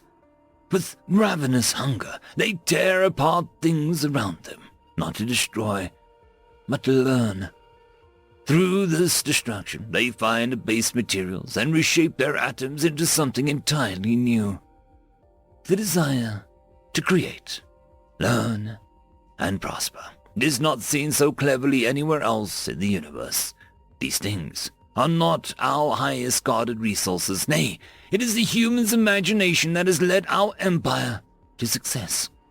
Through their stories, they have made versions of every single being in the galaxy. Orcs, elves, machine intelligence, hive minds, galaxy-scale alien threats, deadly parasites, bacteria, and viruses. Through studying their all-encompassed culture, we have made defenses to every single threat imaginable only by them. When the Great Scourge arose, it was discovered that it was already present in human video games. We then found out what weapons were effective against it and prevailed. When one young species accidentally made a super-intelligent AI, the humans once again had a story with a viable solution. We used grey goo to destroy all systems containing the AI and all it could spread to, then deactivated the machines. Without humans, our best scientists predicted that we would have been exterminated by AI within 50 years of its creation. This is why we can't reveal ourselves to humans. We are bland, boring creatures, especially compared to the ones in their stories. We have no magic, wormholes, or hulking megastructures. Our technology hasn't made us some great power. We can't escape entropy. We can't launch some Hollywood invasion of any planet. But we are eternally grateful to the humans.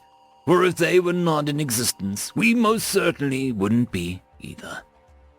Around their star cluster, we've enforced a total quarantine. Their minds must not be inhibited by our stale existence. In exchange for this, we protect them from the horrors they believe to be nothing more than the dreams of authors. One day, when they take to the stars, we will greet them with all we know.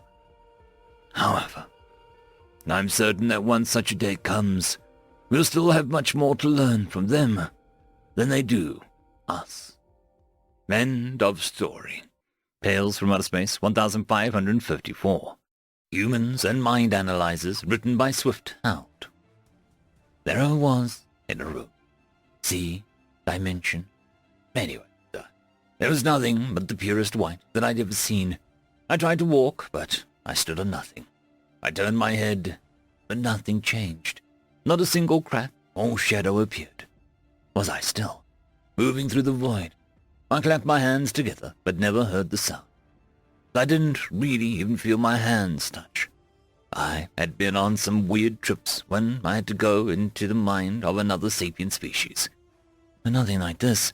Sometimes I would even get forced out of a particularly hostile species' mind. But to see an absence of, everything. Ever been on a walk through, whatever counts as a forest to your people? You always see paths going every which way through the plants and mushrooms. Small signs of use that guide you towards destinations. It's remarkably similar to when you visit a mine. In this place, nothing. There was no forest for the paths to exist in. Random thoughts that should be flying around were nowhere to be seen. The static memories that would usually make the forest were absent. All I was shown was the abyss, white. I would have been terrified if not for the warmth I felt on every which way. It was almost relaxing to be in such tranquility.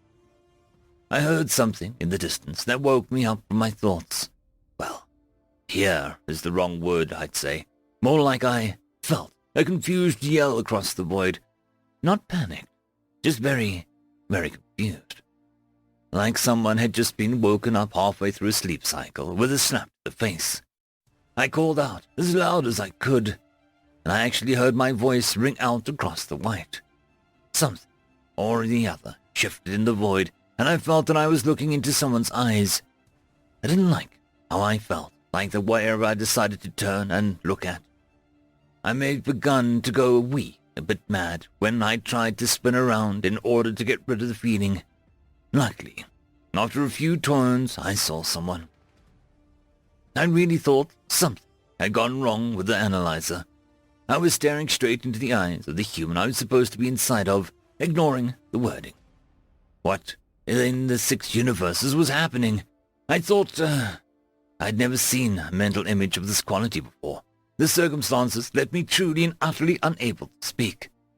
Then she spoke. Doc, where are we?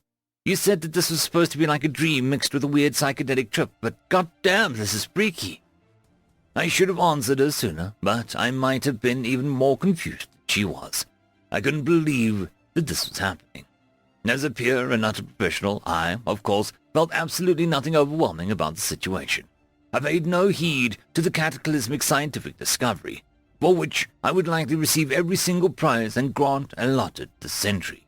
Yes, there was no part of me that wished to maniacally laugh for the next hour or two at the chances this would give me once I woke up from the machine. Although I admit a good chuckle or 15 had escaped, but I swear I refrained from any otherwise villainous hand movements. I was talking to another person inside their mind. Do you even understand just what that means? Something truly, utterly, horrifyingly, mind-breakingly alien. Just something that I could have never even imagined being reality. Oh, how much I revisit that memory just to live it all over again. How often I see it in my dreams, just how many times I felt like I was back in the sea of white in my dreams. Wow, I got off the tracks there. I need to slow down on this run. Have I ever told you just how glad I am for human alcohols? Right, the tracks, need to get back on them. She started speaking after a moment of me cackling. She asked if everything was all right. I managed to hold on to enough of my routine to reassure her that it was fine. Completely out of the ordinary, and definitely not of my scope of expertise. Out of anyone's scope of expertise. But still fine. Neither of us was screaming in pain, and we were still 2 completely different entities, so nothing major had gone wrong. Although just being in that mind made me feel all sorts of strange. It wasn't the wrong kind of strange, thankfully. It was just, different, I guess. As alien as the creature I was hooked up to the analyzer with. I can't even imagine what a newbie would have gone through if that was their first encounter with an alien mind. I don't think I'm presumptuous in believing that they'd have gone mad when they first realized that they were in a white void. I'm thankful that it was me who had the first experience, and not just because of the fame and fortune it has brought me. I'd be amazed if anyone other than myself had been recognizable as an individual after what I went through. I only had to go through 3 therapy sessions before I was allowed in public again. After reassuring her that everything was fine, the void somehow changed. Not in color, but the warmth changed. It didn't get hotter or colder, but just different. It was completely calm now. She trusted me. I think, at least. I've been through enough minds to at least understand the differences between calm and agitated. This was calm, although still confused. A somewhat unprofessional thought came to my mind, and I followed. I poked her right in the forehead, maybe with quite a bit, more force than I should have. She stumbled back, hands reaching to cover the area I had hit. Just for a few seconds, the white void became a mix of every color in the spectrum. like I had just disturbed a puddle of water. I really wanted to do it again. I decided to just watch the human in front of me, however. Then I noticed she was above me, and I was laying down. Or was I standing? There was no ground, so perspective was all that mattered in this place. Her perspective. From her viewpoint, I'd poked her and fallen down on my back. Headache-inducing, yes. I'm not sure if I got up or if she did, but we were standing from both of our perspectives now. These days, what happened inside that human's mind is thoroughly researched topic, repeated hundreds of times by now. But back then, heck, I didn't have the slightest proof. I just threw some theories at the wall to see if one broke through. Some of the ideas I raced through didn't even make any sense, but a few I began to give serious thought to. In the end, I gave up, however, mostly due to being taken out of my thoughts by the human. I'd been silent for a long time, which worried her. She had grabbed one of my shoulders, which I jumped away from, seeing the hand was a few feet longer than it should have been. My dismay caused her to notice it and scream, which caused her arm to unelongate back to normal ratios. She was becoming a little frantic. I had to get her to calm down. Yelling, "Calm down!" wasn't working, so I tried to shake her a little. That did the job somewhat after I confirmed to her that her hands were fine, human, and thus weird, but fine.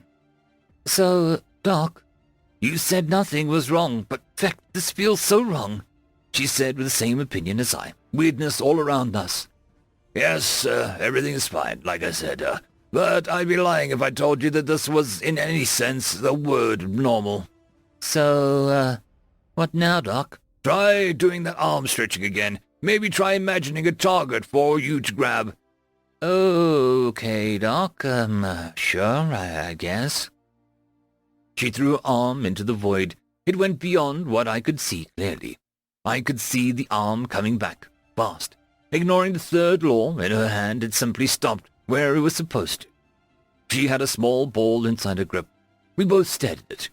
She threw it upwards and caught it again. She threw it to me. I fumbled and dropped it. The ball fell downwards before disappearing out of sight. The human's face twisted into a horrid grimace, eyes looking straight down mine. I think humans can do that face in the real world, but I hope to feck not. Terrifying to see such conviction inside such a clearly demented smile. Imagine telling someone that they had the powers of an almighty god and believing you, and it is also being true.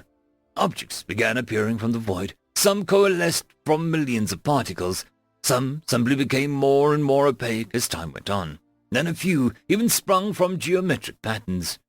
It was like a demo version of a new virtual reality game. Crap. Just happened out of nowhere.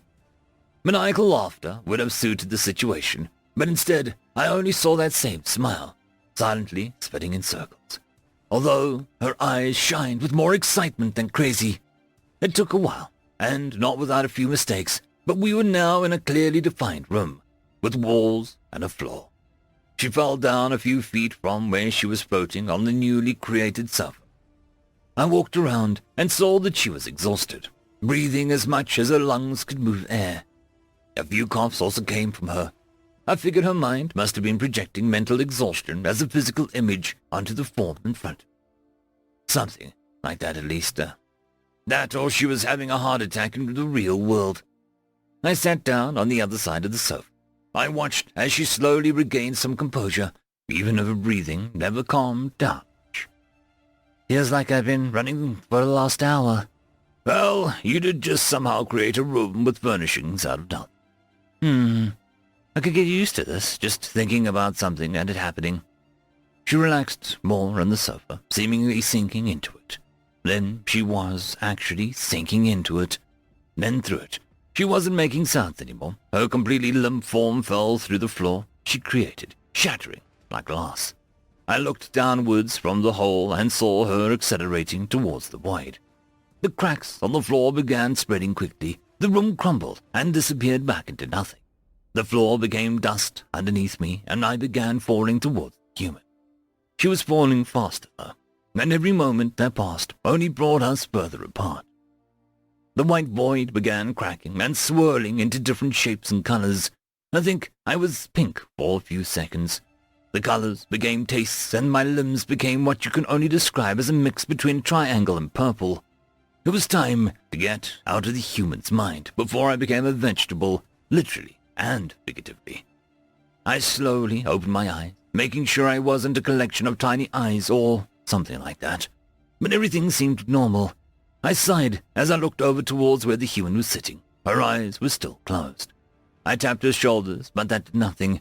One small glance towards the observation window, and the doctors were already running inside the room. Luckily, she appeared fine. Her heart was pumping, and her lungs were taking air in and out, although slowly. The machine that she was still hooked up to showed brainwaves, although dim ones. One of the doctors was the first to point out that she was asleep, deeply asleep. They tried to wake her up, but to no avail. They resigned to carry her to her quarters, with a nurse to keep watch on her medicals. So, what actually happened inside of her mind? You haven't seen 1,000 stories published about it over the year. You live inside a fecking lead basement, yeah, alright, I'll explain. The humans have two almost entirely different consciousnesses, yeah. Weird, I know. I was there. They can stop focusing on something, but something still in them keeps the tabs on it. That's why they can catch things that fall from surfaces. They don't need to be 100% cognizant of things.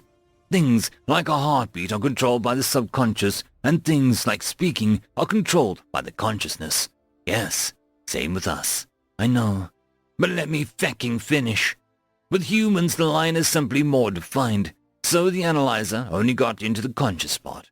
For her, that void was the true as reality, because it was reality to her mind.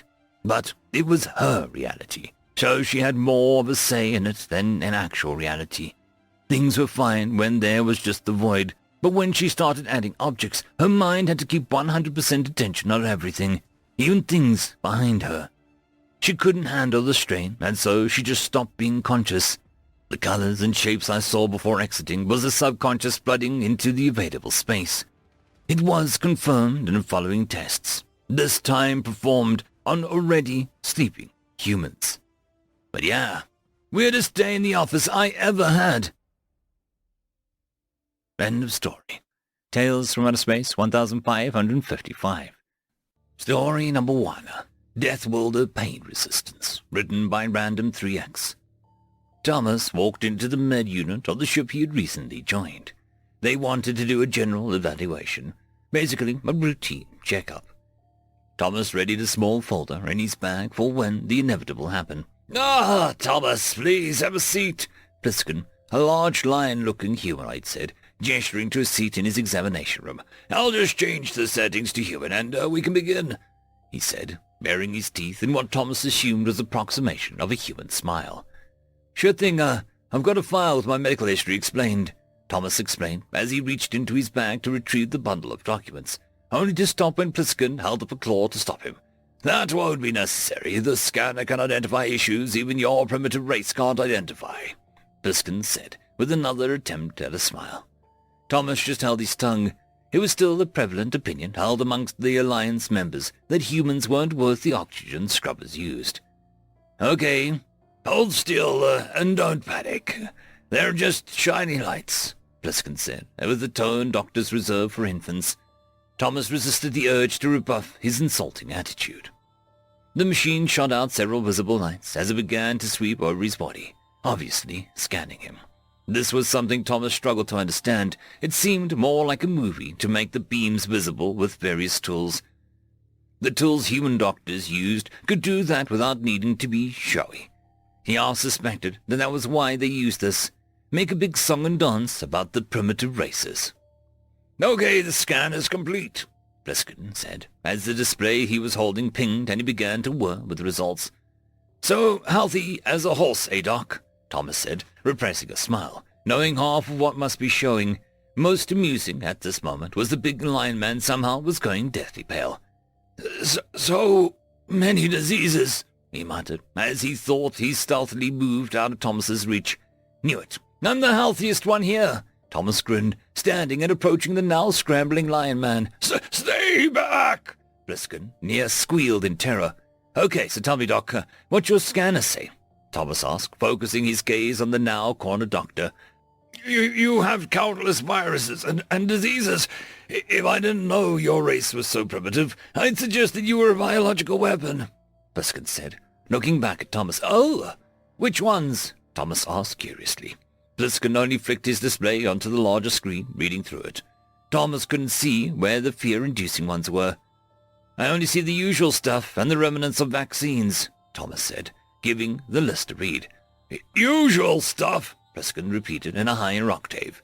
Yeah, chickenpox, common cold, tetanus shot here, and usual childhood vaccines, Thomas explained, pointing to each corresponding disease. These are common illnesses, Pliskin said in growing shock. Yes, back where I'm from, there are a lot of worse ones, Thomas said with a shrug as he reached to retrieve his medical history bundle. Okay, what about these genetic anomalies? Pliskin asked as he flicked the new list onto the screen, pausing at his retrieval. Thomas walked up to the display. One moment, Thomas said, as he took out his glasses and put them on to read the smaller script clearer. Well, this one is bad eyesight. Got that from my mum's side of the family, he said, pointing to one item. That one isn't fun, he said, pointing at another. What does it do? Pliskin asked in what was quickly becoming a morbid fascination. These mean agony most of the day, Thomas said with a shrug. Agony? Pliskin repeated, confused. Lots of pain. But meh. Thomas finished with a shrug. You have a medical condition that leaves you in constant pain, and you seem apathetic, Pliskin asked, trying to get some handle on the anomaly his years of medical experience could not prepare him for. A genetic condition, not much can be done about it, but endure it, Thomas replied with another shrug as he continued reading the list. Pliskin, though, had a look about him that suggested he suspected the human to be exaggerating. After all, humans were from a backwater primitive world. Holding out a headband, he offered it to Thomas. This is a sensory unifier band. It'll allow me to experience your issues myself. It'll allow me to identify specific ailments, Pliskin said as he threw the band at Thomas, not wanting to get near him still. Okay, sure, Thomas agreed, putting it on his head. Pliskin placed his own band on his head so he could experience the sensation of Thomas. Thomas watched this all unfold and began to panic as he shouted for the nurse to help. The moment he activated the device, Pliskin started screaming before his eyes rolled to the back of his head. He collapsed, unconscious. After a few moments, the hasty use of smelling salts, Pliskin awoke and looked even more terrified. You endure that much? That could kill any other race, Pliskin roared, very much resembling the corresponding earthly species. Well, you get used to it, Thomas shrugged, not really understanding the issue. A few aches and pains and having an early onset of arthritis wasn't fun, but it wasn't much to cry about. Doctor, did you not read the pamphlet for humans? A rather frustrated nurse asked. Pliskin just mumbled something before meeting the baleful glare of the nurse. I skimmed over it, he finally admitted. They are primitive, so it couldn't be that relevant, he added defensively. Sir, humans are from a Class 4 death world, the nurse explained. Thomas, watching this, had learned something new and very metal. He would have to spread word on his death metal band comms boards. But that means he could outsurvive everyone on the ship, Pliskin screeched, pointing at Thomas, who seemed mystified. This is the case, sir. He was just told to give you his medical records and get your rubber stamper. Did you not read the memo? The nurse asked pointedly at Pliskin. To drive the final nail in, Thomas took out a bundle of documents that he'd been asked to provide and gave a toothy grin of his own. End of story. Story number 2. Human FTL is insane. Written by Fox Corp.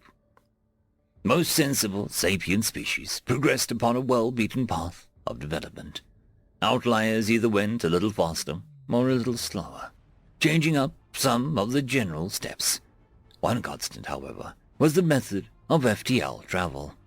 Each successful sapient spacefarer utilized the tried-and-true wormhole drive. Everyone had varying levels of safety, but overall it had a 75% success rate. Not excellent, not terrible. The most skillful species had a success rate of up to 99%. Humanity has a success rate of 100%, but they achieved it in a way so reckless and downright insane that the entire galaxy has still refused to adopt it. They call it the True Vacuum Utilization. Well, the name doesn't sound like much. It really is something to behold. The process takes many years, sometimes centuries to properly perform, but once established, it works perfectly. The process is as follows. Step 1. Lay down a path with slower-than-light construction drones. This step prevents the complete annihilation of the surrounding universe, making it the most important regarding safety. Step 2. Implement thermodynamics defying shield capacitors, pretty much the same as Step 1. Makes sense to the humans. Step 3. Create a Dyson sphere, or generate similar power output. Penrose sphere or a Kugelblitz. The concept of a Kugelblitz is unknown to the galactic community. Humans have yet to properly explain its function. Apparently, they make a black hole by using a lot of concentrated light. The idea doesn't make much sense, but humans are adamant about their existence. Step 4. Power the thermodynamics-defying shield capacitors with an insane energy device. Step 5. Unleash synthesized strange matter into the Kugelblitz within the shield. This triggers what humans call a false vacuum decay. As with much human theory, we have no idea what they're attempting to explain. How does a vacuum turn into not a vacuum that breaks physics somehow? Step 6. Use the thermodynamics-defying properties of the no longer false vacuum to power the thermodynamics-defying shield capacitors. Somehow, this also generates excess energy that can be used elsewhere. It's a thermodynamics-defying after all. Step 7. Encase ships with the false vacuum bubbles within the true vacuum and move as quickly as you want. This is the FTL step. There is no speed limit within the true vacuum, no sensible physical concepts of space and time either, making it possible to move infinite distance over an infinitely small amount of time. Physics no longer applies. Humans don't even know the reason for this. Step 8. Profit. Literally, you can now create infinite energy out of nothing, as well as travel faster than light. Now that humans have contacted the rest of the galactic community, they've attained some of the standardized FTL drives. Now, instead of relying on slower-than-light drones to set up their FTL highways, they use FTL drones. The construction of human space highways has only sped up as a result, worrying everyone but the humans. They don't seem to think the risks outweigh the rewards. Now, humans consistently pester the galaxy, asking us for permission to build highways through our own sovereign territories. They tell us how safe their technologies are as a reassurance. But in the very next sentence they tell us of the dangers. In the infamous words of the human scientist, Robert Finkov, our FTL allows for instantaneous and safe travel across the stars. Please note, however, that in the unlikely event of failure, the entire unshielded universe will be deleted from existence by an invisible force moving at the speed of light. Needless to say, no one has taken them up on their offer as of yet. End of story. Tales from Outer Space 1556. Story number 1. Survive, little ones. Survive. Written by Erebos Yeet. It was hard not to show his emotions while he was watching the city burn. There, standing on a hill that had been his home for many centuries, it towered over the other homes that he'd helped to build. Soon, there'd be nothing left but ash. Yet, not wanting to look a second longer, he smiled towards the small creatures hidden beneath his gigantic wings. They were his descendants, many generations removed, left in his care while their parents fought in the defense of their planet. The hatchlings looked up at him, full of dormant fear and curiosity. "Will we win, Kratka?" asked the biggest amongst them. He was old enough to doubt their invincibility. The younger kids still believed their parents would always win, as kids tend to do. "Of course, yes, little one. I've asked all of my many friends for help. They will be here any second," he lied. It had been so long since he had last spoken to his former allies. In his long life, he had many, but little creatures aged as gracefully as he had. They lived and died in what to him seemed only a short moment, like a falling star greeting him before quickly burning out, leaving him with nothing but darkness. So who would help? The dead cannot protect his flock from death. They can only welcome us to join the endless nothingness. He was crudely awakened out of his deep thought by a high-pitched howls of the Zlakta at the bottom of the hill. Their renowned sense of smell had brought them here, and while most passed the hill looking for meatier prey than the old reptile and a few hatchlings, 3 started scaling the rocks. He breathed deeply. He mustn't worry the hatchlings. Let them feel safe till the very end. The 6 claws of the monsters were able to climb quickly, and the old Vinay knew that he would not be able to stop them. His bones were old and rotting, his mind slow and filled with millions of useless memories. The beasts sprinted through the steep fields and were now mere wingspans away. He closed his wings around the hatchlings, then averted his eyes. He repeated the mantra he repeated so many times. "Survive, my little ones, survive, even if only a moment longer." His sentence ended with a thunderous applause of explosions through the sky. Through the air, 2 creatures flew towards Lakta, guns blazing, their wings, no, not their wings, suits, pushed them right to the front of the Vinay Elder. Their guns, which seemed antique, firing volley after volley against the first creature. He took many hits, but then he opened his mouth. The bullet flew right in and scattered his yellow insides against the rocks and grass. The second creature had gotten closer and leapt at the first biped, seemingly knowing that he was no match for the Zlakta. He took an explosive and waited for the beast to land. While it ripped out his windpipe, the biped triggered it, killing them both. Then the third creature arrived, just as fast as 2 others. The biped that was left threw aside his blaster and grabbed what had to be a sword. The metal reflected the yellow evening sun and painted the spark of hope in the burning landscape. He ran towards the last Zlakta and seemingly willingly let himself be massacred by his enormous claws. Holding the biped in front of him, with his 4 front grabbers, the creature stood up and howled in victory. This was the moment the biped waited for, and, with all of his remaining power, he thrust the blade into its soft underbelly. The monster roared, but was dead before he truly grasped what had happened. Only now, as the biped stood before him, shaking on his knees, could the Vinay clearly see him. He recognized the species. He remembered them very well. Long ago, a lifetime for me, 11 generations for them. Their planet had become unlivable due to the ferocious geological activity. Clouds of ash had destroyed their crops, and it was clear that humanity, as they called themselves, would not survive. They had sent all the distress signals they possibly could into open space, hoping that they weren't alone.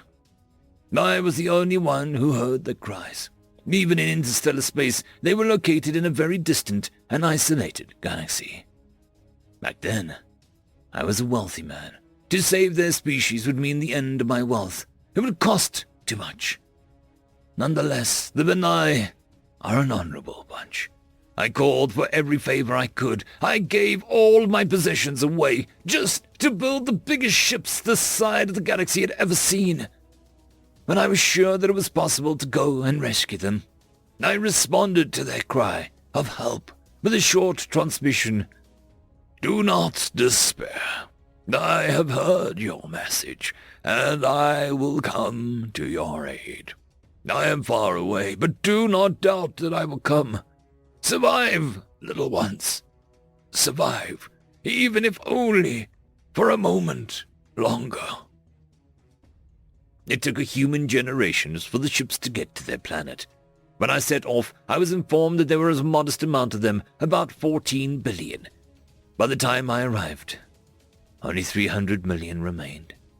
I was able to save about 126 million of them, for the majority rather die on their planet than trust an alien creature. Once they arrived on the home planet, it became apparent my planet would not sustain them, so they became a scattered species, all across the universe. They became warriors, traders, scientists, and laborers for different civilizations, never entirely united again. But before they left, their leader had come to me and proclaimed, "We are indebted to you, dear rescuer. When your cries light the night sky, we will unite once again and do what you did for us." Expected it a pleasantry. Humans died too fast. They would never remember me once time had come. But there one stood before me, on the edge of death. I spread my gigantic wings covered in scales and bowed my head. I remembered it as a sign of great respect amongst the humans. Then I spoke. "Thank you, dear human.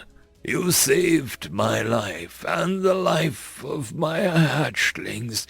Your bravery will be remembered, and the debt of your species has been repaid." The human fell on his knees. He was departing from this plane.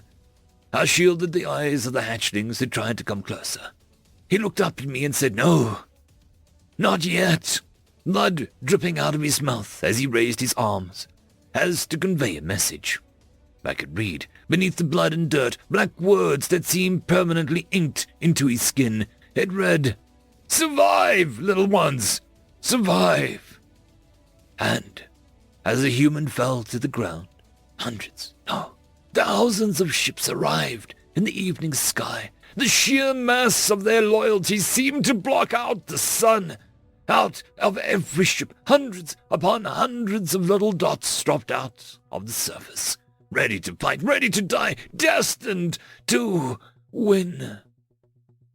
They had to come. They had remembered. The ships were a cacophony of different designs and sizes from all across the universe. The humans were united for the first time since the death of their planet. All for their promise. Perhaps all just for me.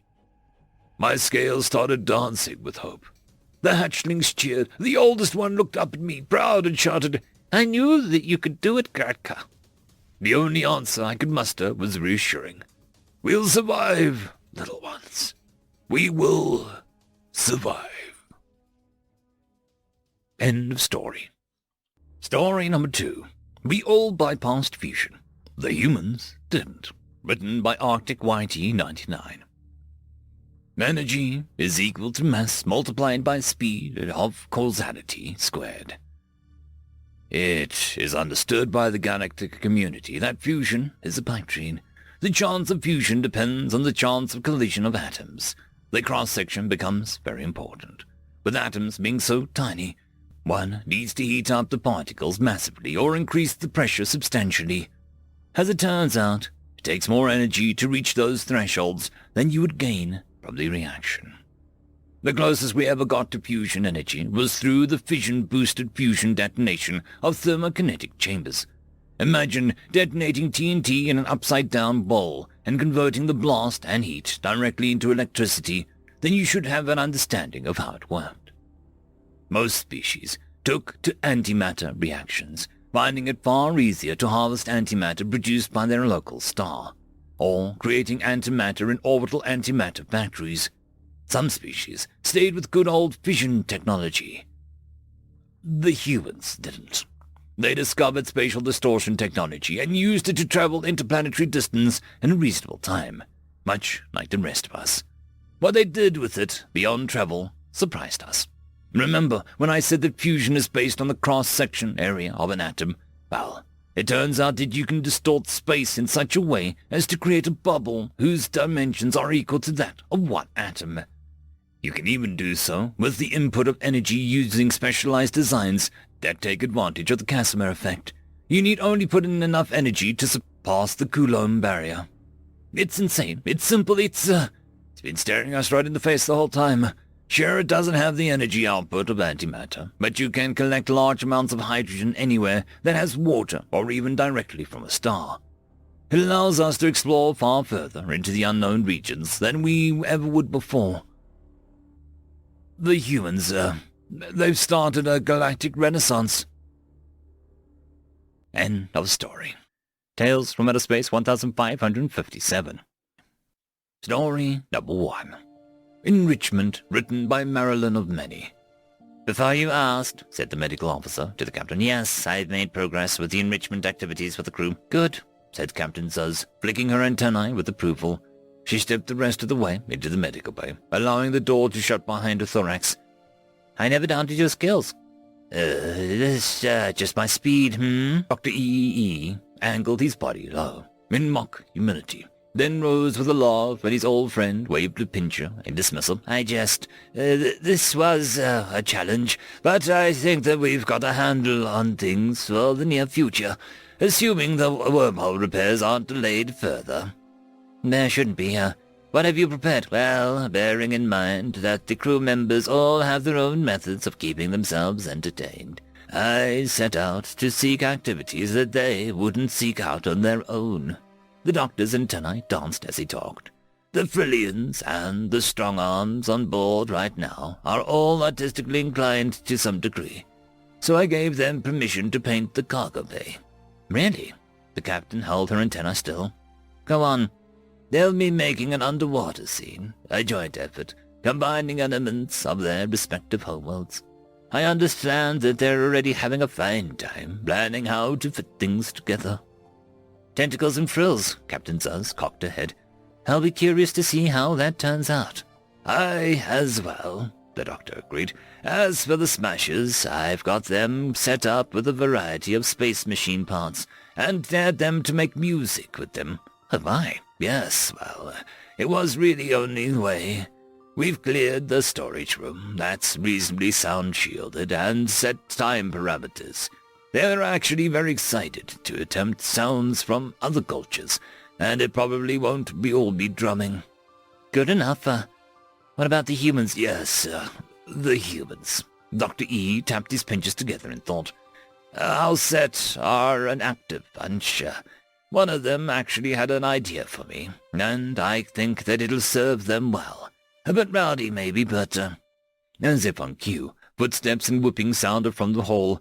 Captain Zuz turned just in time to see something whiz past on the floor, followed by 3 loud humans running at top speed. The captain waited for a quiet before speaking. Was that a cleaning robot? Yes, Captain. And, what was on top of it? Beef jerky, Captain. The winner gets to eat it. I see. Zuz turned both eyes back to regard her friend. Is this an established sport in human culture? No, but I understand it appeals to their evolutionary history and hunter instincts. There was a talk of doing a stealth round next. If our ship was larger, they would likely set one of the cleaners on minimal battery and track it across the ship, waiting for it to, get tired. I, see. Zuz gazed out into the hall. Well, they are clearly enriched. I'll give you that. I made sure they program it to stick to the hallways and communal rooms, he said. And out of anywhere particularly breakable.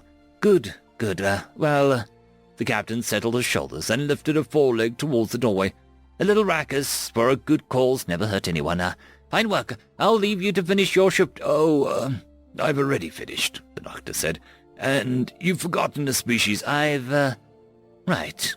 She set her foreleg back down, regarding her friend with suspicion. What do you have in mind? EE spread his mandibles in a mesmer version of a grin. Can't have the captain going without enrichment. What is that smile for? EE pointed in the direction the humans had gone.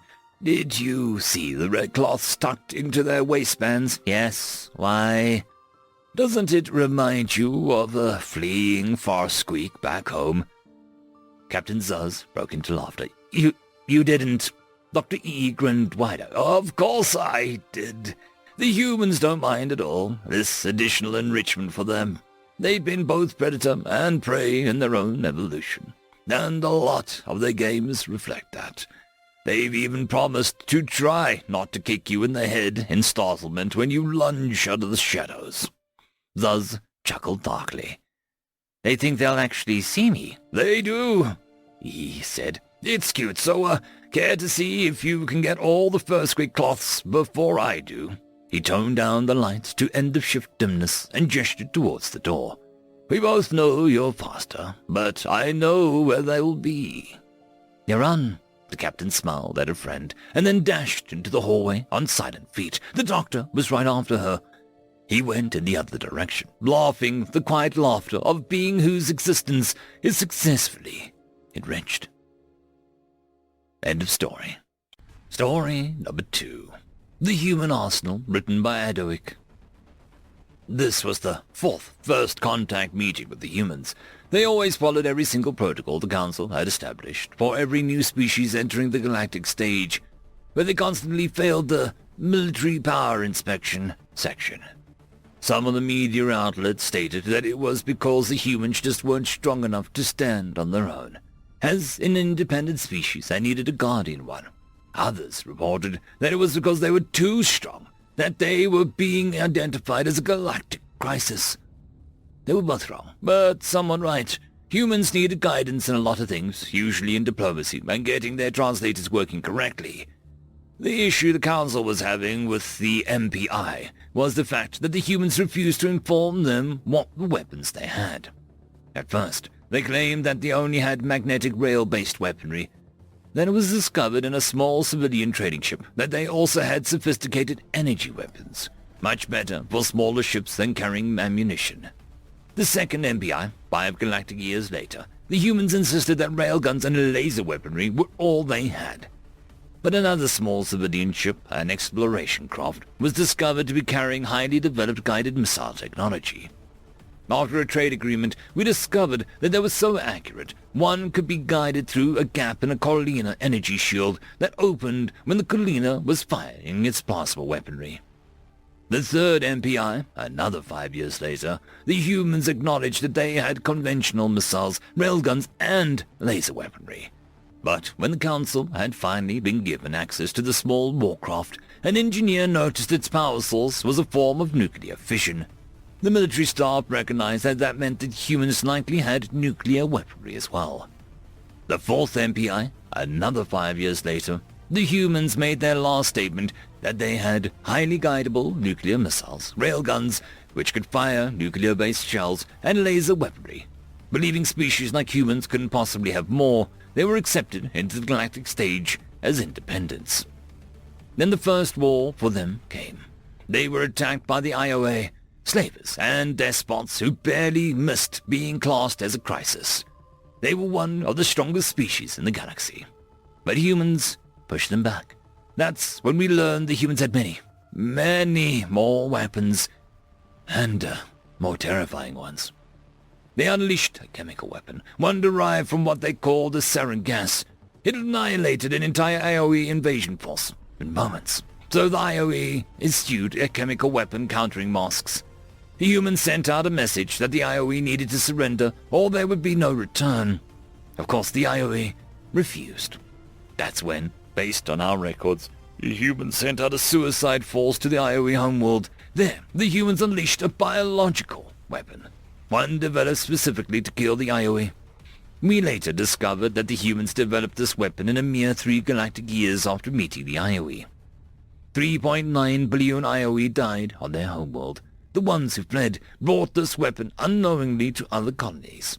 Within 10 galactic years, the IOE were classified as an endangered intelligent species. Within 15, the numbers were down to the thousands. When the Council began discussing reparations, a forced peace treaty, and the possibility of humans having to go through the steps to aid the IOE in recovery, there was a data leak. The leak let us know that the humans had weapons of such nature for every single species. They had only been in the galactic stage for 20 years, not even half, barely even a quarter of a human lifespan. What we didn't know at the time was that it was all misunderstood. The humans in the first MPI did only have railgun technology. By the time the second MPI came around, they had mastered the technology of balancing energy outputs to make combat-capable laser weapons to mount on their craft. By the time the third MPI occurred, they were able to make long-range, agile and accurate missiles based off atmospheric designs. Finally, the fourth MPI occurred, and the humans had figured out a perfectly balanced missile, loaded with nuclear warheads, capable of taking out an entire ship in a single shot. Then they mounted it to an unguided package for their railguns. They had been developing military technologies for their entire existence, and were constantly adapting their arsenals. Even the IOE had been using the same ballistic-based rifle for 300 years. The Colina shielding technology hadn't been updated in 400 years. Other species were being outshined by these humans in weapons technologies. And that's not even covering what happened when they discovered DNA splicing and engineering. Next article. Humans creating animal-human hybrids. End of story. Tales from Outer Space 1558. Story number 1. Humans Are, written by Bounty Hunter Master. Humans are strange. We found the humans on an evacuation mission from the Voxtaxian Scourge, whom has claimed many of our systems already. They live on a single temperate terrestrial planet, orbiting a yellow dwarf. We took pity on them and delivered them several light engines in hopes that they could build ships and escape. They were quite weird upon first contact, wherein some wanted to worship us as gods. A few didn't care much for our presence. A couple wanted to dissect us. There were even those who wanted to, copulate with us. Needless to say, we explained about the Votaxians and got out of there as fast as possible. We could only hope that they understood the message and made it out in time. Humans are, competent. When we next saw the humans, they had built several void arcs. By the looks of them, it wasn't enough to save them all, and by the damage they had, only escaped by the skin of their teeth. We all felt their pain, though, their faces that day as they thanked us for the engines and warning. The humans resettled on another temperate terrestrial planet, away from the front lines, refusing offerings of shelter, claiming to want a new place to call home. Their resettlement went well, and they were back to where they were when we found them. However, by then, it was too late. A fire had been lit. Humans are stupid and spiteful. We had mostly left the humans alone, and they had colonized several planets now. We found them next on the front lines, several small groups of them. Out of sense and out of duty, pity, and pride, we tried to keep them safe, but they were slaughtered like cattle. More of them showed up only to show the same result. They killed Vertaxian this time, however. We shipped the corpses back to them and showed the solidarity and respect. They tore it apart and asked for more. We had never seen such hatred before and agreed provided they let us do the fighting from now on. We couldn't let them get eradicated like this so many more before. Humans are scary. Every time we delivered a corpse, they thanked us and did all manner of things to it, as though they were alive, like it was some kind of repentance ritual. We never thought that they'd break our pact and join the front again, but this time it was the Vertaxians who suffered. The humans were not being idle, as we thought. They had made weapons. They called them atomic rifles. Uranium-powered projectile weapons capable of punching through any kinetic barrier and actually harming the incorporeal body parts of the Vertaxians that were such hassles. Until now, defending ourselves is a matter of knowing where to aim, luck, and plasma turrets. However, this wasn't what scared us most. It was their reinforcements, a massive fleet of ships led by their Void Arcs. It was hard to tell, but they had been refitted for combat. In a matter of hours, the Vertaxian ships were in various forms of dysfunction, debris fields, or piles of scrap. Humans are ferocious monsters. We had not yet witnessed the true blaze that had come at that earlier fire, that came over the next few years when we pushed back the Vortaxians and recovered the cradle world of the humans, but cleaned the life it once held. The humans were inconsolable for days. The memories of what the world once was played over and over on their vid screens. Days turned into weeks, and the mourning continued. Then a Votaxian fleet entered the system. We had never seen the humans so angry before. The fleet was a debris field in a matter of minutes. Over the next few months of entering another brutal combat, right after the last one ended, we reached the breach. The humans descended on the breach like a beast at prey and passed through it where none could follow. Upon returning, they sent us a message saying They will never return here again. Along with several videos of unfamiliar planets being torn apart to their cores from explosions. We'd never seen an entire planet be reduced to floating rubble, let alone several. We did not show these videos to our people. Humans are strange. The humans had returned to their systems after ending the war. We were not surprised when they contacted us. We were surprised when they invited us to their capital world, and surprised still when they thanked us for our part in the war despite us not even doing that much. We did not see that blazing fire of hatred anymore. It had been replaced with the electric happiness. The humans held celebrations for days. There were humans who wanted to drink liquids with us, humans who wanted to eat, humans who still wanted to copulate with us. They honored us as war heroes for protecting them for so long. We hope that this will lead to a prosperous relationship with the humans. We already know what happens to those that cross them. End of story. Story number 2. An Old Debt, written by Mercury the Dealer.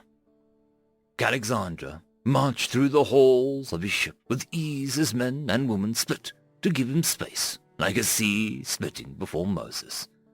Much of the crew was beyond his control, but even the most disrespectful of subordinates did not dare stop a captain on his own ship. After a few minutes of walking, he finally reached the bridge where the mutiny was taking place.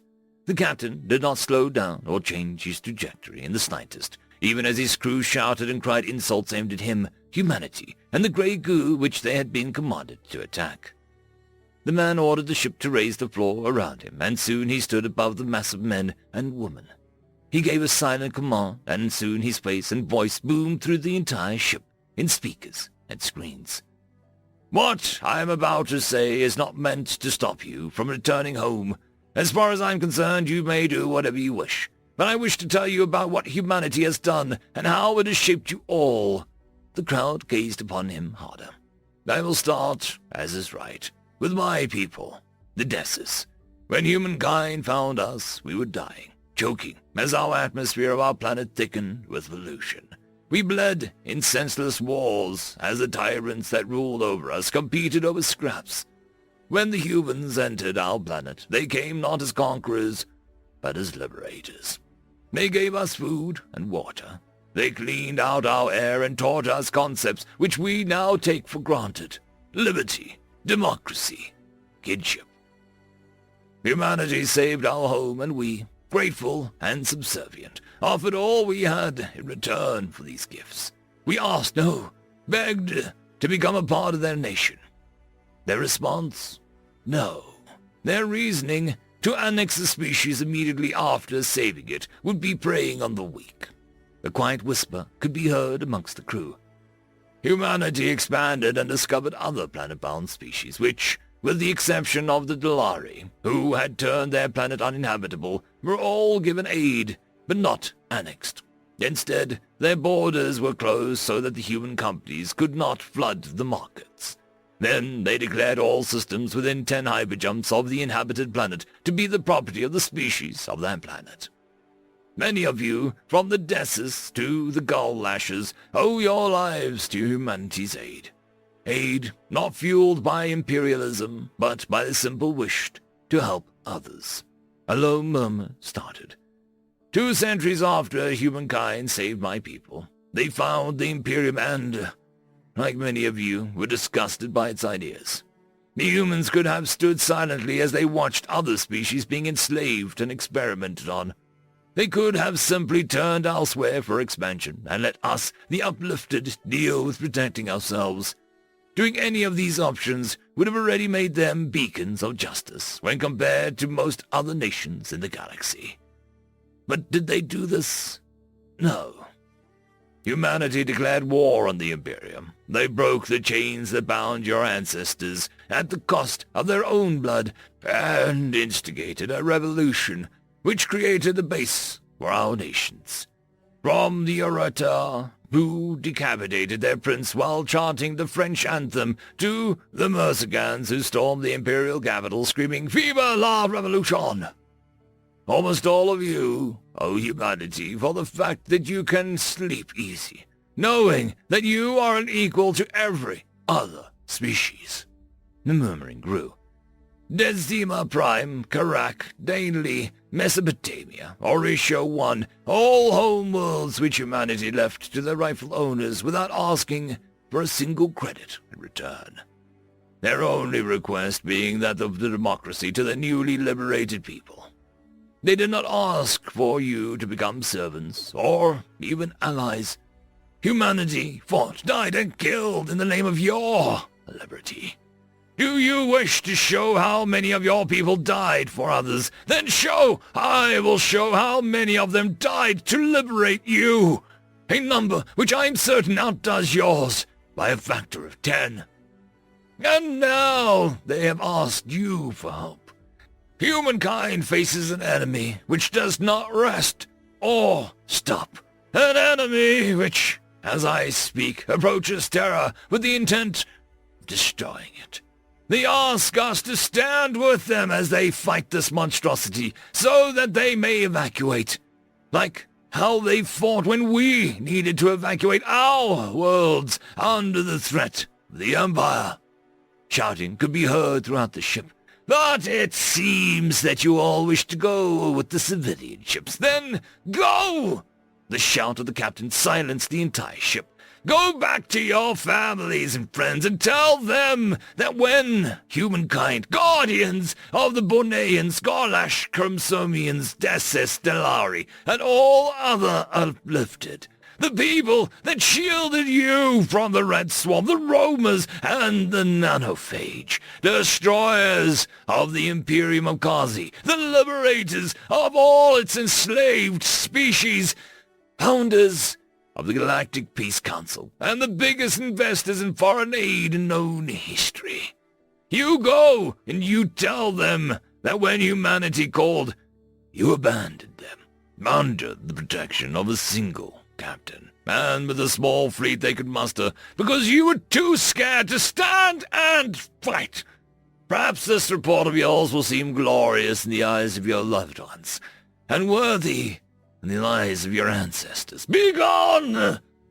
The crew exploded in shouts and chants. Men rushed back to their stations, and soon the bridge was in full operation as people desperately tried to make up for lost time.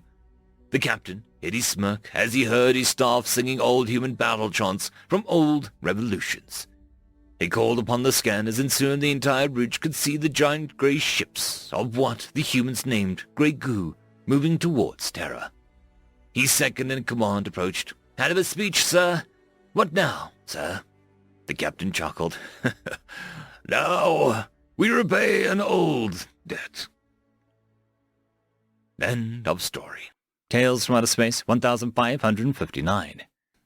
Story number 1. At all cost is a human-only expression. Written by Damaged Dice DM. At all cost is a human expression. Now, I'm not saying that other species don't understand sacrifice. It's just that the other ones weigh the cost and benefit of their actions. Nowhere is there more prevalent in human culture than a military attitude towards civilian casualties. Now, they get plenty mad when they lose brothers and sisters at arms, but they are only species that does not specifically target civilians.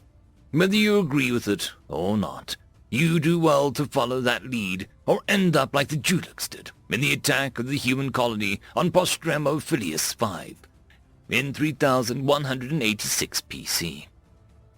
The war started the way they most do. A small human colony found an uninhabited planet and settled there, made it home, and begun terraforming process. Note that none of the humans that were contributing efforts to this would live to see its completion, when the great-great-grandchildren would be able to go outside and breathe clean air without protective suits by the time they were adults. Another human trait of working towards goals none would be around to see finished. They have some sayings about planting a tree that you will not enjoy the shade of. It's a strange concept to most species. Around 20 years into the process, the planet caught the eye of the Judex, a race that I am told look like bipedal porcupines to the humans. They are what can only be described as a parasitic culture. stealing technology and worlds from other species. This strategy had served them well and, at this time, were one of the more powerful races in the galaxy. They saw that they had been a garbage planet was now, by their standards, a utopia. Even if by human standards, it was still a toxic environment. They demanded the humans evacuate their homes. When they refused, the Juliks started orbital bombardment and blockaded the planet. The colony sent out distress signal, but it was intercepted and communications were jammed. If it had not been for a random freighter that was passing by the system, seeing all the activity around the planet and reporting it, it would have been years before anyone knew what happened. The closest military ship was the Avis. More of a troop transport than a warship, it was assigned to the system near Pastrimo Filius V on the humanitarian mission. Most of its fighter craft replaced the transports with light armament for defense. Upon receiving a call from the freighter, they left orbit immediately, burning towards Pastrimo Filius V as fast as they could. During the trip, they learned that the Juliks had the entire armada parked around Pastrimo Filius V, and the closest human reinforcements would be over a week away, even at FTL. But they were still on the way regardless. Long-range sensors on the Avis detected 27 warships in orbit clustered on the northern hemisphere in the Telltale Bombardment Formation.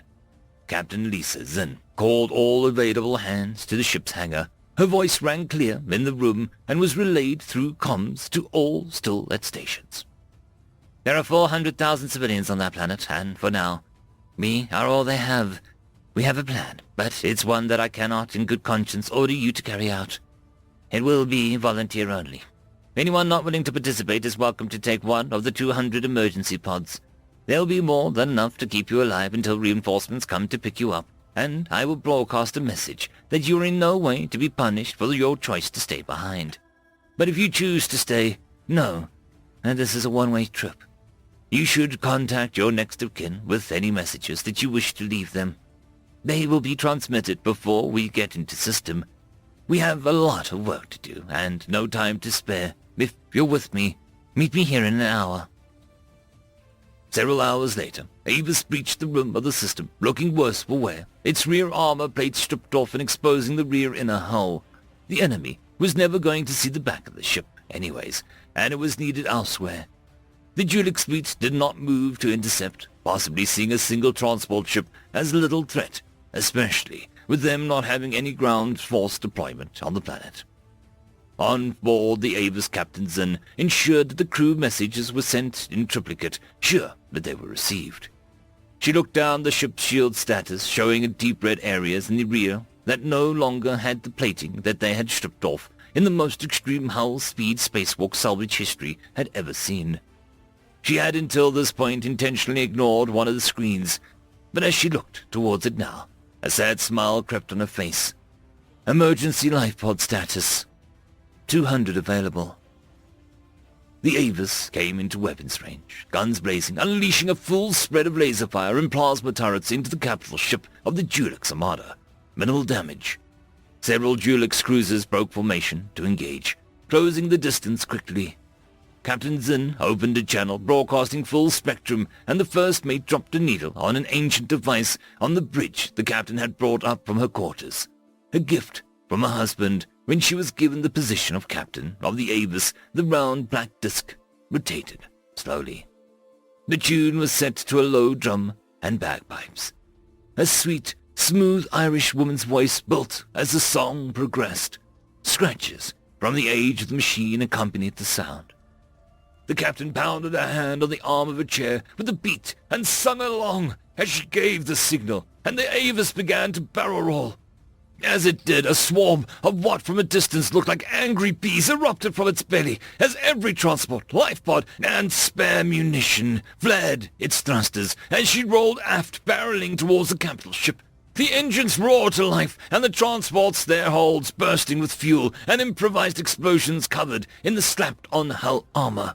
The life pods had missiles welded to their exterior. The pilots fired them, accelerating the craft towards the unprepared Juliks fleet, pinning the soldiers to the seats for the last ride that they would ever take, as they all began to sing on the open channel as well. The sound of 1,700 soldiers singing and banging their fists to the Shannon's beat, played on every receiver within a light year. My love is called away from me, to travel forth upon the sea. I fear he won't return to me. The men say saddy yo-ho.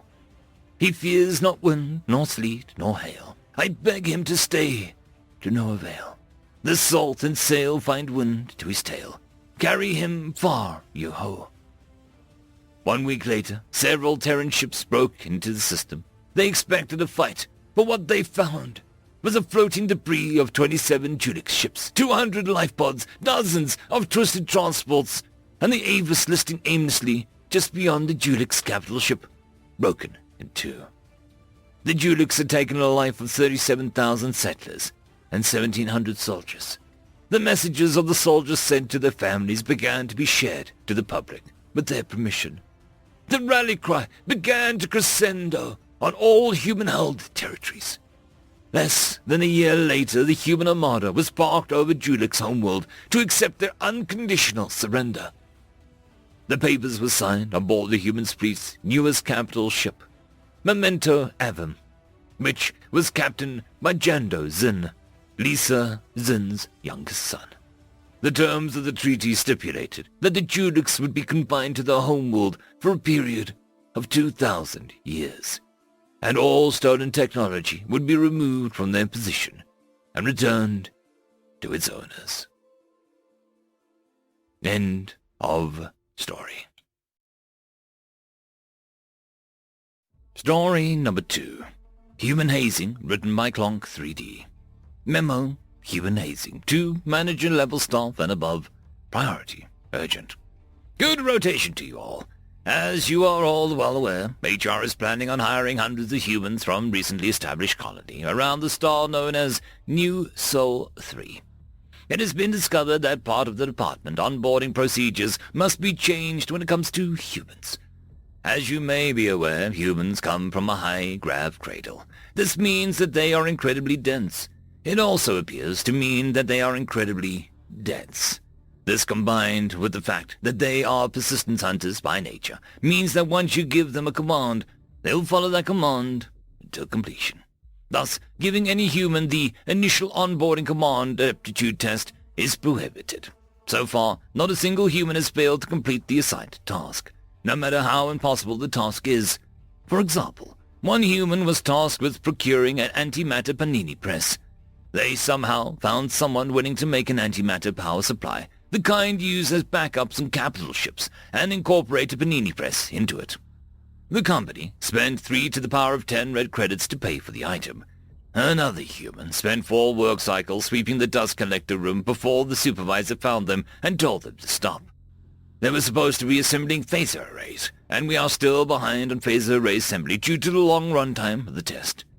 The following characteristics should be considered the result of the initial onboarding command aptitude test. Dogged, loyal, creative, vindictive. The last one is because it seems that humans fully know the assigned task is impossible, and do it anyway as a retaliation to perceived slight of being given the test. Safety message to the memo: if it looks like goo, then call the sanitation crew. End of story. Tales from Outer Space 1560. Story number 1. No Pain, No Gain. Written by Random 3X.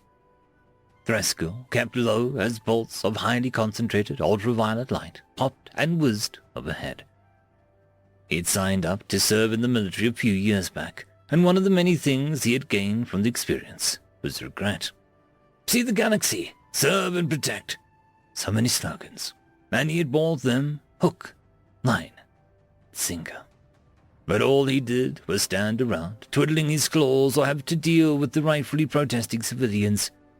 He had constantly wished for something interesting to happen. A battle, at least. Fate, though, seemed to have a sense of humor, as 2 days before his term of volunteer service was meant to come to an end, war was declared. An emergency conscription order was issued, and all serving races had their terms extended till the end of the conflict. At first, Thurskull felt nothing but anticipation.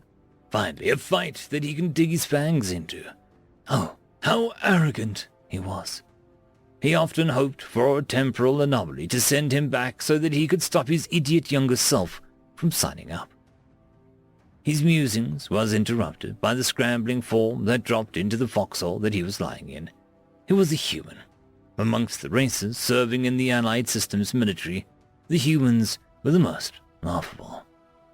Physically weak and barely sentient by some of the more intelligent races' standards, nothing at all unique nor interesting about them. Looking over at the human's face, he balked. The human was showing a threat display. He had to pause a moment to remember human showing its fangs meant that they were experiencing positive emotions. "So we're going to take their position, sir?" the human asked with a tilt of his head. "Are you mad, human?" Driscoll cried out. "Any race hit by those bolts would get burnt away rapidly." "Well, sitting here isn't going to do us much good," the human shouted back. His sentence was punctuated by a mortar shell landing nearby. "We're under heavy fire, human, or you haven't noticed," Driscoll roared, his temper starting to run short. No pain, no gain," the human said with a shrug. "You can sit there, sir. I'll charge the line," the human shouted as he darted up and over the ridge and screamed a battle cry. Driscoll was paralyzed by what he had seen. The human must have been an insane one sent forwards to absorb fire while the actually sane warriors followed. Humans must be despicable indeed. Slowly, but surely, the cracks of bolts began to quieten. Cautiously, Driscoll poked his head over the ridge and was stunned to see the smoldering emplacement, moving up and keeping low as he approached. He readied his carbonizer rifle. "Drop your weapons. If you surrender now, I will guarantee your lives under the Intergalactic Treaty of Paris," Driscoll shouted as he aimed at the dugout that was filled with corpses. In the middle stood the human. It took all of his effort not to puke up his meal from earlier. Standing in the middle was a near dozen bolts wounds was the human. Hello, sir." He saluted and stood upright. "We must get you to the medevac," Driscoll shouted in a panic. "Huh? Sir, these little burns aren't going to do much. Can't even feel them," the human said, baring its fangs again. "Can't feel them?" Driscoll repeated in shock. "Adrenaline is really pumping right now. Could probably get my emplacements taken down up to a baker's dozen if I get one or more in," he replied with a shrug. "You have taken down 12 emplacements already?" Driscoll asked in growing terror. "Aye, sir. A little sunburn ain't killed anybody." The human paused. "Wow. Ain't nobody I know of, at least," he quickly added. "Sunburn?" Driscoll repeated. "Aye, sir. The little flashlights down break our skin. It seems that we are rather tough bastards," he replied, bashfully. "Still, I must be off, sir. Me and my buddy are having a competition to see who can bag the most positions," the human said, baring his fangs again. "Bzzzt. Hey, Mike, I just took on a heavy light cannon and got a killer tan. Also, I'm at 11. A voice of his comm unit announced. "You're up." "Sorry, sir. I gotta go maintain my lead while I got it," the human said with a hasty salute as he turned and ran off. "Wait, human! Do your wounds seriously not hurt?" Driscoll asked. "A little, but adrenaline is keeping it to barely noticeable. Regardless, as I said, no pain, no gain." He saluted one more time before running off into the distance. Driscoll collapsed against the sandbags in shock. These humans were terrifying. They didn't care about injury. They seemed to have excellent resistance to UV rifles. Maybe he had misjudged them. Thinking about it, with this insane race on their side, they might be home by Glipmus, as the government said. The last thing he heard before settling in for the long haul was the boom of the artillery starting up. End of story. Story number 2. Immortality, written by Echoing Cascade. Death was curious about finding a body, something of a novelty given his profession. A man had entered an extremely remote location and seemingly died alone. Meeting someone stuck in a nearly impossible place to get to wasn't exactly new for Death. In fact, he was often expected to show up there sooner or later. But there is the remote, and then there is this. Jonathan Fry, the richest man in the known galaxy, had entered the heart of a white dwarf star and had ceased to exist. Not to die, ceased to exist. This I gotta see. Death entered the Star and was surprised to find a rather large room inside it, and sitting in front of him was Jonathan Fry, with a small corgi in his arms. "I've been expecting you. We need to talk." Death sighed. This wasn't the first time someone had laid a trap for him. He made the move towards the man, but found himself unable to do so. Every time he moved so much, as a bone, his entire body split into multiple images that would eventually coalesce back into the middle of the room. "What is this? You are in a probability prison, a nexus of reality and unreality. The second you entered this room, the chances of death as a concept plummeted to zero. The only thing keeping you alive is the fact that I am looking at you." Death was speechless. He was quite literally one blink away from, dying. "Do you understand the ramifications of your actions? Floating reality into jeopardy, risking the unraveling of causality, dooming existence as we know it. Yes? My immortality." Death had seen this coming. What is the dream of those who have everything, to have all the time in the world to enjoy it? "You understand what you're asking of me?" Jonathan shrugged.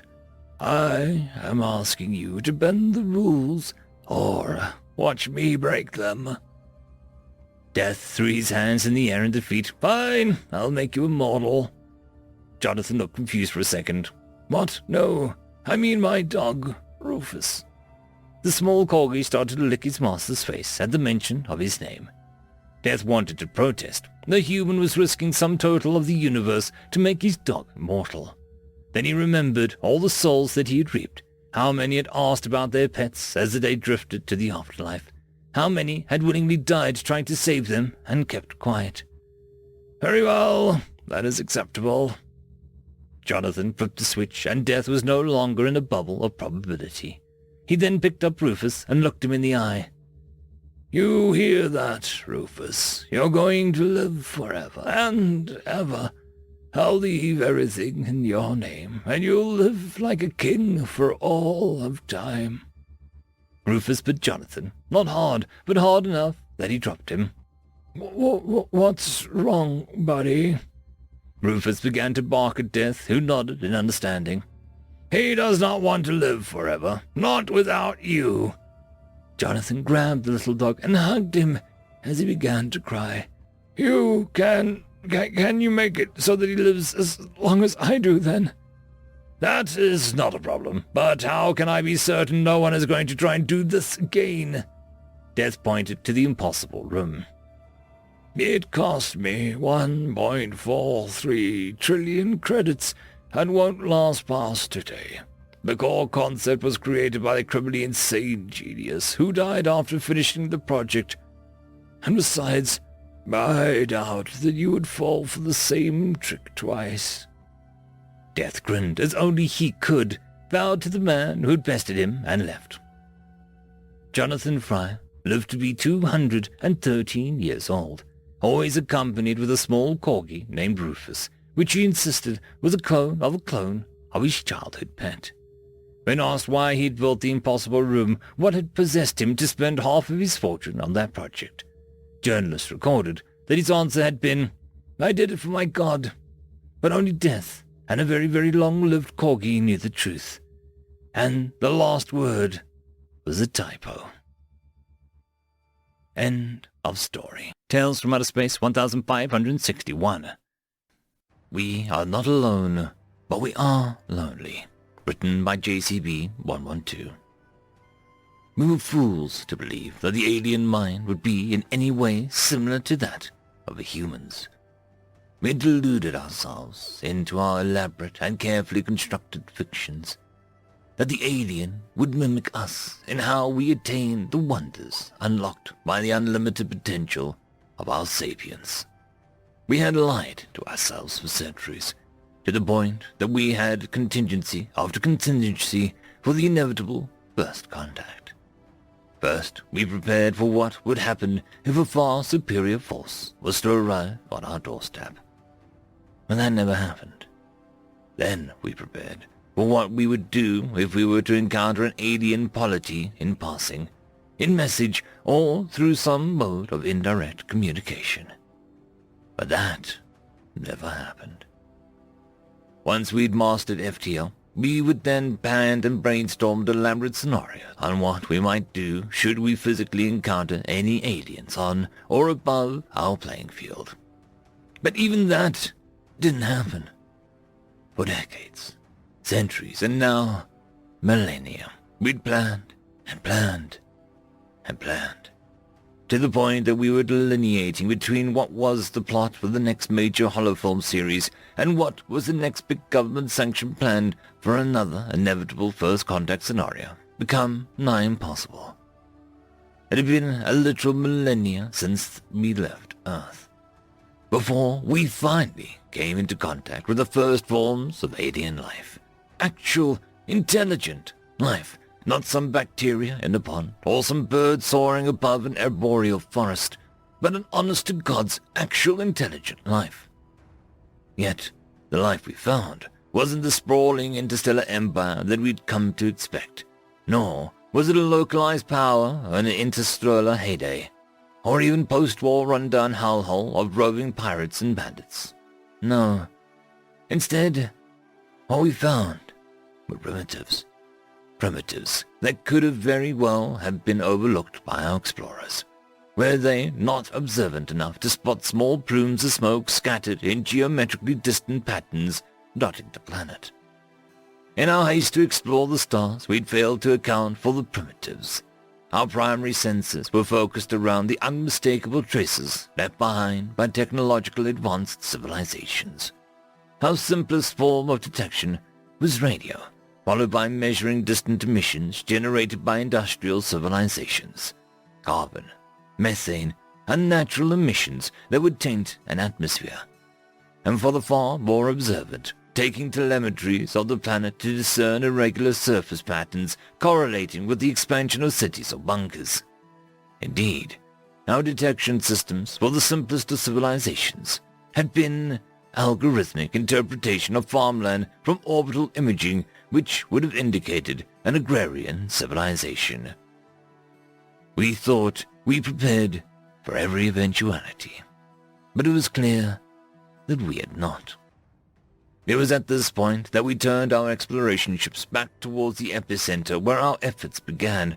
We backtracked, combing through star systems and clusters, tracing over every step, scanning each life-bearing world with meticulous scrutiny.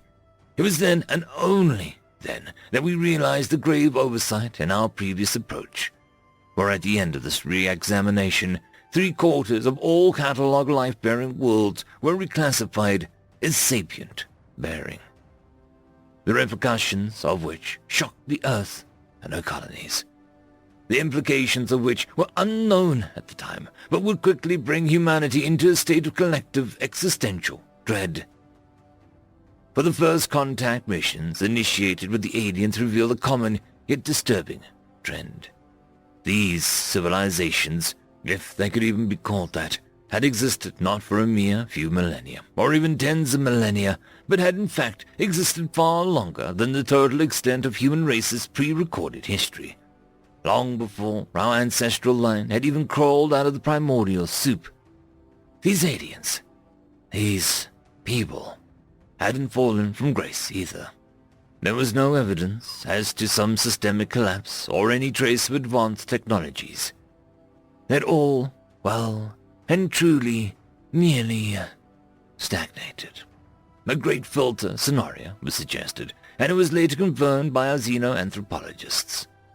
These aliens, whilst proven to be indeed intelligent and quite reasonable, had answered similarly when pressed to the question of their stagnant state of being. The translation software wasn't perfect, but it effectively boiled down to this one universal sentiment. We don't need anything else. They were satisfied with what they had. They desired for no more than their next hunt, their next feast, and the continued survival of their tribes. They wanted nothing but simple continuity and held no drive.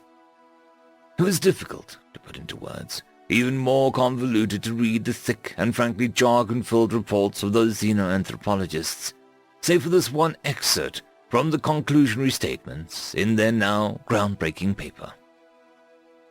It is within these findings that the Council for the Study and Assessment of Xenological Anthropologic Studies has deemed the state of pre-agrarian existence to be the status quo. Humanity, in stark contrast, remains the only species to breach what we are now calling the creative gap, where these aliens remain satiated by their limited abilities, taking the safest decisions to ensure the continuation of the limited societies. Humanity has instead consistently taken risk after risk for gains that would be considered unimaginable to these aliens. This study concludes that humanity is the outlier, and the aliens are in fact the norm. The aliens have taken the path of least resistance, while humanity has, and still is, resisting the whims of nature herself. It's difficult to imagine, perhaps even impossible to really picture how alien these aliens truly are. Trapped in their worlds, trapped in their villages, in their small communities, not incapable of understanding our sciences and technologies, no. In fact, some of them seem to be able to pick it up quite quickly. Instead, they are unwilling to do so. Even the illegal offers from some of our disgraced and rebellious scientists were turned down without exception. Offers ranging from visiting space to the introduction of farming, of writing, of industry, and the keys to civilization were all turned down without hesitation. We stand now as sole inheritors of the Milky Way, alone and lost in our ambitions for a greater future. It was clear that many of us wanted there to be some sort of roadblock for our expansion. We wanted the opposition. We craved the challenge. We wanted to be the underdog fighting against some totalitarian hegemonic alien empire. We wanted to be a part of the space-faring interstellar federation as a young, uppity, and feisty species. We wanted to kick, scream, claw, and connive our way to the very top. We wanted to be the outlier, but not like this. Yet, here we were, at the very top, by the very nature of our existence. It wasn't fair. It was only yesterday, however, that we received a radio signal, not from our own galaxy, not from our own exploration vessels leaving the Milky Way, but instead deep within Andromeda, an alien signal, one which bled the same sense of despair eerily similar to our own. Is there anyone out there? Please, anyone? We are the Iltaxi of the Iltaxi Federation Union. We wish for peaceful dialogue, for any dialogue. If anyone is out there, please respond. Our home galaxy is empty, and we are the only ones. It was then that we realized. Perhaps then it wasn't the fate of interstellar empires to be plentiful in a single galaxy. Perhaps then the Great Filter wasn't truly at all encompassing. Perhaps our dreams of an interstellar alliance was in fact possible. We sent a message back, one that was limited by our transponders and our current technology, but one that held the hopes and dreams, the cumulative experience of an entire civilization. Iltaxi, we read your message loud and clear. Greetings from humanity. Greetings from the humans of the United Earth and her colonies. We are here, and our home galaxy is likewise empty. But know this, you're not the only ones. You are not alone. End of story. I just quickly want to thank the Tier 5 patrons and channel members, Alithia Barkey, Cam Maxwell, Caspar Arnholtz, Albarden Guster, Arcadian, Lord Azrakal, and Joachim Backer. Tales from Outer Space 1562. Story number 1. Blood and Water, written by Wanago Loco. It was 12 Federation Standard years ago, when the old machines awakened at the edge of space. They had been relatively dormant since they had been discovered some 400 years ago, only showing activity when someone probed deeply into their space. By relatively, I mean dead silent until there was an intruder in their space. Then every platform, installation, and drone ship would be activated until the transgressors were eliminated. Then they would immediately return to their slumber. For over 400 years, the galactic community at large simply knew to avoid the space in the stars. They were to be left untouched until someone developed a technology capable of overcoming them. The Frangili people may have reached that point in the next century, their scientific progress significantly beyond most of us on the Council. But 12 years ago, for reasons unknown, they woke entirely, and they were out for blood. Whose blood specifically? We don't know. Our best minds are still working to process the bulk of the data files the machines ran on. We do know that they came for us first, simply because we were the closest to their space. Whether they would have continued to move into your systems had they ended ours, we cannot say with certainty. But that isn't all that important. What is important was we were outmatched. The machines that we have record of outnumbered our equivalent forces 113.7 to 1. The only reason we weren't entirely obliterated in the first weeks was because whoever created the machines never equipped them with FTL capability. The fact that they only traveled at 0.99999C meant that they came in a much more spaced-out fashion. This was especially important, as in outright engagements we were losing an average of 3.76 ships of equivalent class to their 1. When the first of our systems were attacked, our leaders immediately sent requests for aid to this Federation Council. We were told that it would be put forth for debate on the floor and to sit tight. Help was only a vote away. But to get to the vote, it had to pass through these separate subcommittees, be reviewed by a panel of scientific and military advisors, filed out in triplicate, and likely buried in soft peat for 3 months. After 3 weeks of desperate defense, and already losing half of the colony worlds in the first system, our first outside help arrived. And it wasn't from a Federation species. No. Our first aid came from a species who had only cracked FTL a decade ago, and, as such, was still in the exploratory phase of whether they should be allowed to receive an application for the Federation membership. 3 weeks into our most desperate struggle in history, a human cargo freighter full of aid supplies and 2 escorting frigates, who were now apparently human mercenaries, arrived in system. We didn't know it at first, but human space is 2 weeks from that system with their current FTL capabilities. Upon entering our space, the mercenaries immediately requested to be tied into our battle network. 2 frigates, who at best were 2 decades of technology behind our own, was but a drop in the proverbial ocean. Command patched them in anyway, and the frigates joined our combat formation, interestingly, without any mention of payment.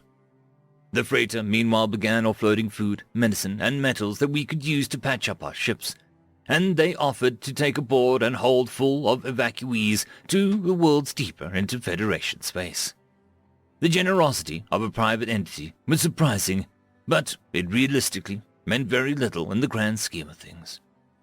They soon departed with 11,000 women and children to their homeworld, and as the FTL pulse flashed out of the system, we again resolved ourselves to being alone again in our fight, minus 2 anemic frigates. Then, to our surprise, only an hour later another group of human ships entered. This time, they appeared to be 3 mining barges hastily refitted into mobile weapons platforms. Half an hour after that, a swarm of 78 personal craft converted into ragtag fighters patched themselves in. Then shortly after, 5 more relief freighters jumped into system. This pattern continued for days in ever-increasing numbers. Retrofitted civilian craft, freighters, and mercenaries flooded into our system, forming a ragtag battle groups that immediately jumped into combat. We later determined that the combat lifespan of these early volunteers would only be measured in hours, and they still kept coming. 3 days after the first fighter had first official military ships arrived, 2 carriers, 6 cruisers, and a dozen frigates, and 28 corvettes. 2 hours later, a fleet double that arrived. Within 6 hours of the first fleet's arrival, there were over 1,000 military combat craft in system, not including tenders or 18 ships they had already lost in combat in that time. Humanity had sent over 2/3 of their combined space-capable forces from 11 separate governments in their only 2 colonized systems, and the various admirals promised more were being fabricated to send the literal billions of volunteers flooding their recruitment center. Billions! Counselors, over the course of 6 years of fighting the machines, humanity sent 1.6 billion men and women across the known galaxy to fight on the front line. In the 3 years before this council was finally ready to take a substantial action, the humans had already sacrificed 480 million men and women in defense of my people. By the end of the war, only around 400 million were able to return home. Do you realize the context of this? Of course you do, otherwise I wouldn't be here. With 1.2 billion deaths, humanity had given up a full 5% of their population. By the sheer tonnage of ships and aid they had sent us, they had effectively bankrupted their peoples, and all they asked of us was that our findings from the machines be shared with them. Humanity was bleeding itself dry to be cannon fodder, to give us a chance to destroy the machines. If they hadn't come to our aid in those first 3 years, we would have lost every system in our possession, and the machines would have likely engaging Ferengili space by year 2. And all they wanted back was to be included in our research findings. Really, that's what their government wanted. All humanity wanted was our friendship. Now, I stand here before this council to oppose a vote for turning human space into Confederate protectorate. Let's, as the humans say, drop the bullcrap. This is an indentureship contract. You cowardly dung-heap scavenger bastards saw that humanity had crippled itself and decided to litigate them into what is essentially slavery. For once, I thank whatever divine powers that be that your bureaucratic and tax instrument systems take so long to process, that it is also why each of you has a Kormani pulse rifle pressed into the back of your heads, courtesy of the time you gave us to prepare this little coup. So why are we sticking our gills so far out for the humans? Tell me, have any of you heard one of my people say something akin to, blood is thicker than water? Come on, I know you must have at some point. It is actually a short and bastardized from a longer phrase that I will get to in a moment. What's remarkable is that both humanity and the Kormani developed a nearly identical phrase along these lines early in our respective histories. The full Kormani version of the phrase is, the blood of the honor-bound is thicker than the waters of the spawning pool. I trust the phrase is self-explanatory. Humanity has paid its side of the honor-bound, and veritable oceans of their blood, their sweat, their wealth, and their tears. And no being brings harm to the Kormani's bond brother without their blood spilt in the river. Now, councillors, shall we continue with the vote? I am certain I know the end result.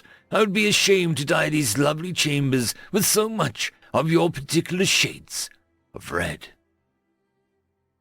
End of story. Story number 2.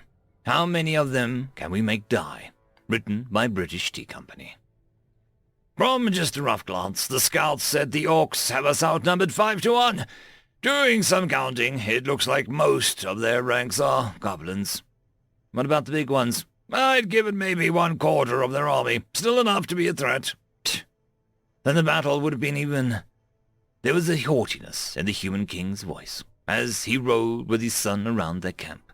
A legion of knights in midnight-clad geared themselves for the coming battle, as swords and lances were sharpened and horses were led to their respective owners. I would say that we would even win that, surely. It'd take one of the knights for 10 of their rabble any day, the human prince commented as he accompanied his father through the camp. I've already lost count of how many goblins I've crushed underneath my boot. We've already won the battle, son. Any victory is determined before even the first arrow has been fired. Look in front of us. What do you see in that field? No cover, no hiding spots. It is going to be a bloody charge. Exactly. And who exactly is going to win the charge? The side with more horses on their side, with more people? Well, that's hard to say, don't you think? When we know little about the enemy's capability, I would say the outcome of the battle isn't quite set. At least, that's the answer I would give to avoid you calling me out for my arrogance." The king chuckled. "You're right, you are. 1 to 5 against an orc horde. I'm not betting a man, so I wouldn't chance it. But let me let you in on a little dirty secret. We'll have more horses and more men for this battle." "Oh?" "As any victory is claimed before the battle, let me tell you exactly why. The scout you asked for the numbers glance, well, he already performed a great service for our army with about 20 good men on the previous night." The prince paused for a moment to contemplate his father's meaning, before the truth dawned, satisfying him. "Poison, wasn't it?" "Very good, my son. Yes, poison. He told me that they managed to get over half the supplies with their brew. So tell me, how much of your army do you think we laid low without even unsheathing our blades? Half? A third? Probably a number that has left us more than them."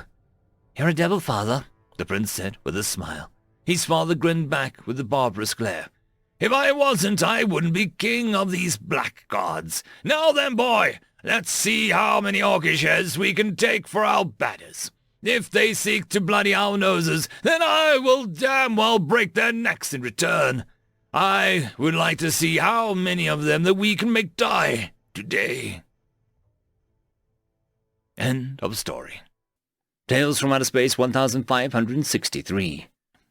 Story number 1. The Secret Report Within the Federation. Written by Katani 77. Classification, top secret. Subject, human combat ability versus Federation military members. Introduction. With the Terran, see also humans or Homo sapien species. Introduction to the galactic politic. It became necessary to evaluate their combat preparedness in the event of another Andromedan incursion. It is well known that the Andromedans annihilated all life not their own kin in their home galaxy, and have begun attempting to overtake the Milky Way, as the Terrans call it. And we have obliged since this report was published due to the popularity. Henceforth, the name's Arasa Galaxy has been considered to be depreciated by the Federation of the Eurasian Civilization. Has been considered to be deprecated by the Federation, as the Eurasian civilization has been lost to time some billion years ago. We've been able to match the Andromedan force given a 2-to-1 ratio of force presence, but the sizes of fleets coming from Andromeda, also the Terran designation, have been increasing. See also the Himeraean galaxies, fall by Scrivener Albanon of the Atraxi. We were hoping that humanity, being a predatory species, would assist as the Daru, the Chuntari, the Firthwine, and the Sun to Rule Republic's forces have been in the past. What was discovered was far more than we had ever dreamed. Action excerpt. Human trials. Subject, Justin McCaffrey of Terra Prime, henceforth called Earth, as is their custom. "Have you ever handled a pulse rifle, Justine?" Justin. I'm only a sergeant in the Earth Army. Not really the young types I figured you recruiting for. To be honest, I was running a theme park before I was drafted for this." "Do you not want to be a human?" The bile from this disdain was of a hairless ape was palpable, even through the universal translator. "No, but no one ever wants to be in a war. I have seen what the Andromedans have done. I'm with you on that front. Can we get the test over with?" "We asked your military forces for the best of what they had to offer. We showed them the ferocity and ingenuity of all the military races in the Federation. We told them to send only 2 who they felt could best us." The judge looked at Justin up and down with a look the translator says is mockery. "They send us a conscripted white-collar middle manager who doesn't even seem to want to be here. All right, let the test begin." After action report. 35 members of the Federation Special Forces were defeated by Subject Justin. No perceived injury to his body. Eyewitness accounts rate a human visible acuity to 3 times galactic standard. This means that the Visilic systems and common camouflage were easily viewed by them. They have assisted in increasing basic security. Speed, reflexes, accuracy, strength, and marksmanship are off the known charts. Suggested sortie deployment is 1 human conscript to every 20 Andromedans. Extrapolated deployment is 1 human special forces to every 1,000 Andromedans or more. Other specialities in naval and air superiority have not been tested. We have also learned that the humans not only are far broader electromagnetic sensitivity, but also tactile, audible, and olfactory abilities higher than most species as well. Please note that the Daru smelling like cut grass and the Chanari smelling like wet dog is not meant as an offense, as humans are highly adapted to categorize smells as mimetic function, despite not being as sensitive as other species on their planet. See also Terran Canine for future military consideration, as the humans have already implemented. End of story. Story number 2. Space Doggos, written by Average Cake Enjoyer. The beast roared mightily as it swept its claws out as the shaking mass of crew members, the sharp nails barely missing the group as they dove in all directions in an attempt to escape the wrath of the monster.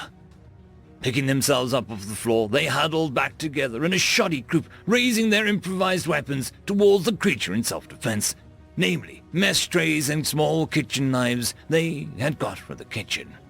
The beast only bared its sharp fangs back in defiance. How in the 7 gods' name did that thing breach containment? I don't know. What are we gonna do? We're gonna get out of here. That's what. They turned and ran for the bulkhead, pushing and shoving past each other as they tried to become one with their inner coward. As they neared the door, one managed to escape the ball of stampeding crew members without being trampled and sprung forward, tossing himself past the door and into the hallway. A robotic voice blared as the bulkhead door shut closed, separating the main group from the one who had run ahead. Unknown knife form detected, locking down Section 3A. The stragglers banged on the cold metal of the door, screaming bloody murder and hurling all sorts of profanity at the AI as they did. You dumb AI, you lock us in with it, but you won't keep it out, you useless hunk of circuitry. A loud bellow of the beast brought their attention back to the situation at hand. The large animal slowly approached the group one step at a time, the gleam of hunger shining in its eyes. You could almost hear the collective gulp of the group as they turned to face the animal, each and every one of them shaking in terror. The beast roared, and the scream from the group rivaled the beast's own. Scatter! The captain's door swung open violently, the loud bang of the door hitting the wall making her sit up, ramrod straight in alarm. She didn't even get the chance to orient herself before she was hit with a barrage of words, the near-nonsensical babble of a crew member filling her ears. Captain, the wreck escaped containment and is doing us in. Please help. The captain blinked groggily at him, still evidently far too tired to have been having this conversation, having been woken up in the middle of their sleep cycle. You're speaking too fast. Please slow down. The wreck escaped. The what? Did what? The wreck escaped. What? Yes. What do we do? She looked blankly at her crew member, her ears flattening on her head as fear and as the words finally sunk in. Finding no reasonable options left, she did the one thing she never wanted to do. Get him, she stammered out. Him? Jeff! Get Jeff! Tell him I'll pay him 20,000 credits if he deals with it. Surely not. You do remember how much we had to pay him to deal with the last incident. What other choice do we have? I don't plan on being a frack feed, do you? Opening his mandibles to make a retort, he closed it and found that no words wanted to come out. You make a compelling argument, he said, before promptly turning and scuttering down the hallway towards Jeff's room. The door creaked as it slowly opened, an insectoid head peeking around the doorway warily. Seeing the human still asleep in his bunk, he turned the lights on and approached him, tapping him on the shoulder softly with his pincer. Like lightning, the rattle of Jeff's snoring was replaced by a high-pitched squeal as he jumped out of his bed, collapsing on the cold floor of his room. I'm awake! I'm awake! He screamed out to no one in particular, his head swiveling like a top before his gaze landed on the intruder in his room. Ratal, why the feck are you in my room, actually? Don't answer that. I don't want to know. What? What? You haven't even heard what I was going to say yet. Why are you getting back in your bed? Why? You just woke me up in the middle of the night and I'm not on duty for... He glanced at the clock hanging on his wall. The next 8 hours, so scram, you mantis twat. The insectoid stared helplessly at Jeff as he crawled back into bed, snuggling back into his covers. It's an emergency. A loud, faux snore was all he heard. The captain said she'll pay you 20,000 credits if you get up and deal with it. In a flash, Jeff threw off the blankets on top of him, leaping to his feet and standing at attention as he threw an over-exaggerated salute. "Senior Engineer Jeff Richardson reporting for duty. What do you need me for?" So you know. Fecking hell, spit it out already. I want to go back to sleep.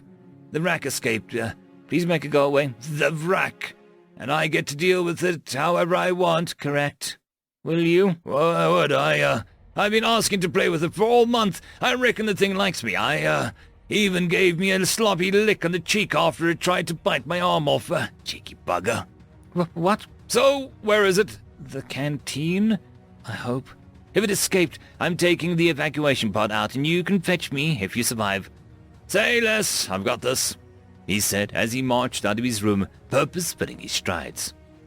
The captain stumbled towards the canteen, rubbing the dust of sleep from the corners of her eyes as she walked in.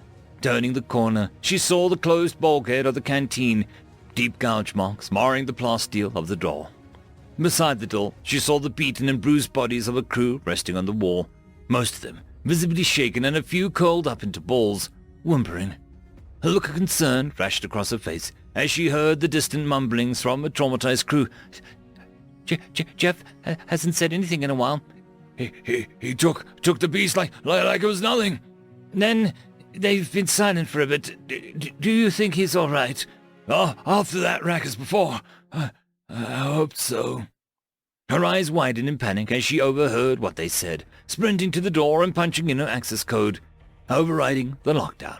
As soon as the door slid open, she sprinted in. "Jeff, are you okay?" Her words died in her throat as she looked at the sight with wide eyes, a look of disbelief plastered onto her face. The beast was curled around Jeff, its head on his lap, pressing up against Jeff's chest, earnestly asking for more pets. He was more than happy to oblige, giving the large animal a gentle rub in the head, a soft smile on his face. She could only look in shock as the scene. That's a Class A deadly animal. What are you doing?" "This little puppy, she's harmless. Really does remind me of a Doberman at home," he mused to himself. Harmless. She looked around at the surroundings. Overturned tables and benches littered the ground around them. Large claw marks scattered the walls and floor. "Is your Doberman a recognized death wilder species, and almost 3 times as big as you?" No, but my dog always acts like this. And she's not just any death wilder." She responds to Rose now. "She could easily kill you, but Rose loves me. Look at her." As sure enough, Rose raised her head and gave him a lick on the cheek, a thin sheen of saliva covering his face. "Can I keep her? You don't have to pay me." Her palm met her snout, an astounding false, a headache forming at the thought of a large creature trundling around her spaceship and the paperwork that was sure to follow. On the other hand, 20,000 credits was also a lot of money. In fact, it could probably pay for all of the repairs and then some. We'll, talk about it. Can you move her back to her containment chamber now? Not yet. We're still playing. End of story. Tales from Outer Space 1564. Story number 1. Flowerfolk, written by Major Disaster. There is much confusion, panic, and rumors regarding the self-proclaimed humans. I've heard people speak of them in hushed voices, saying that they are a threat. They are not like us. They are not flowerfolk. Some have gone so far as to call them defilers. None of this is true, and I will not stand to let such falsehoods persist. Allow me to set the record straight. We first found them on their homeworld, before they developed spaceflight.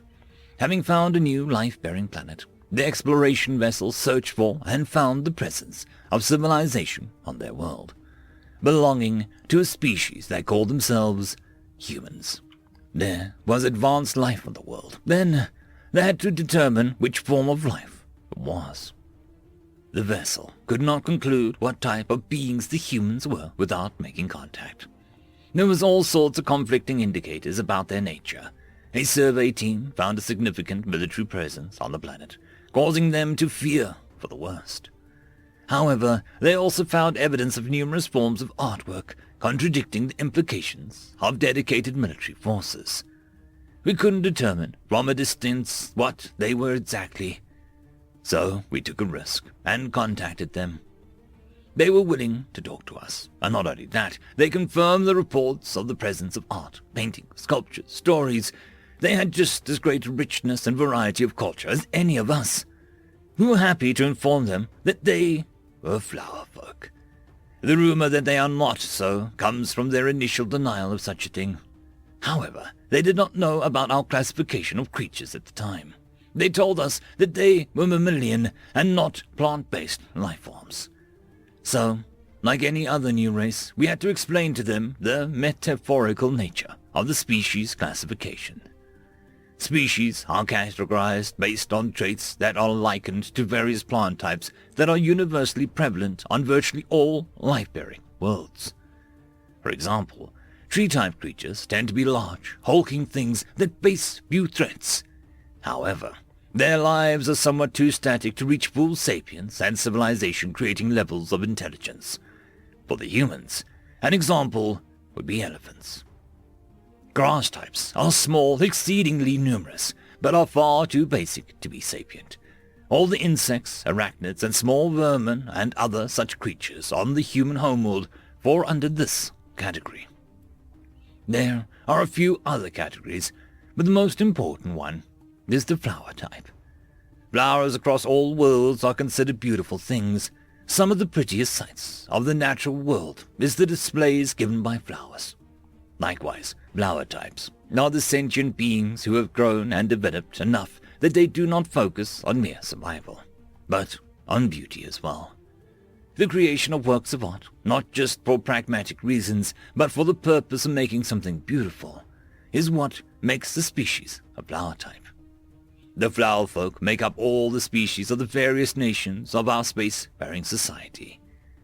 Humans were not publicly recognized as flower folk at first because they did not have a flower name. Although some species still keep their original name alongside their new one, all flower folk are given a new name based on the flower on their world that they best represent. For example, my people are the Milius folk, named after a particularly thin-petaled flower, which is known for being very short-lived, and its seeds do not grow until the flower that made them expired. Likewise, our species is also known for being rather slender, and while our individual lives are shorter than everyone else's, our young only wake up after their parents have died, remembering some of the skills and memories their parents had, eliminating the mental infancy stage of growth. Another example is the Kilmalane folk, both the flower and the people possessing color-changing petals and scales, respectively. Then there is the Pankyuk folk. Pankyuk folk is known for being able to genetically intermingle with all other forms of flowers on their world. I hope I don't need to explain further. Moving on, humans had a problem with this naming convention. They couldn't decide which flower represented their people the best. No matter what anyone suggested, there were hundreds of others saying that they were wrong, and some other flowers was better suited. We gave them time, but they never reached a consensus in the matter. We were still trying to figure out how to resolve the issue when the Defilers attacked. Defilers. They are the one type of creature that isn't given a pretty metaphorical name like all the others. They don't deserve it.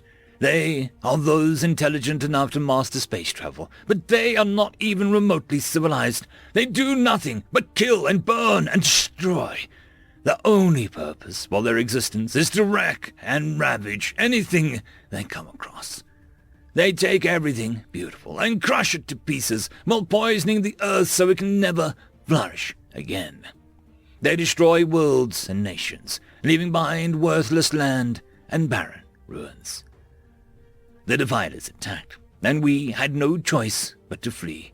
We mobilized as many ships as we could to evacuate as many people from our doomed worlds. Except the humans. While they allowed some to be evacuated, they insisted that they would stand their ground.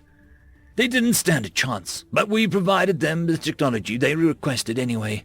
They'd need it if they wanted to run away once they realized the harsh, hopeless reality that they were facing. No cultured species can put up a fight against those who focus entirely on war and killing. Some of us lingered during our mass exodus, but the rest of the humans didn't come.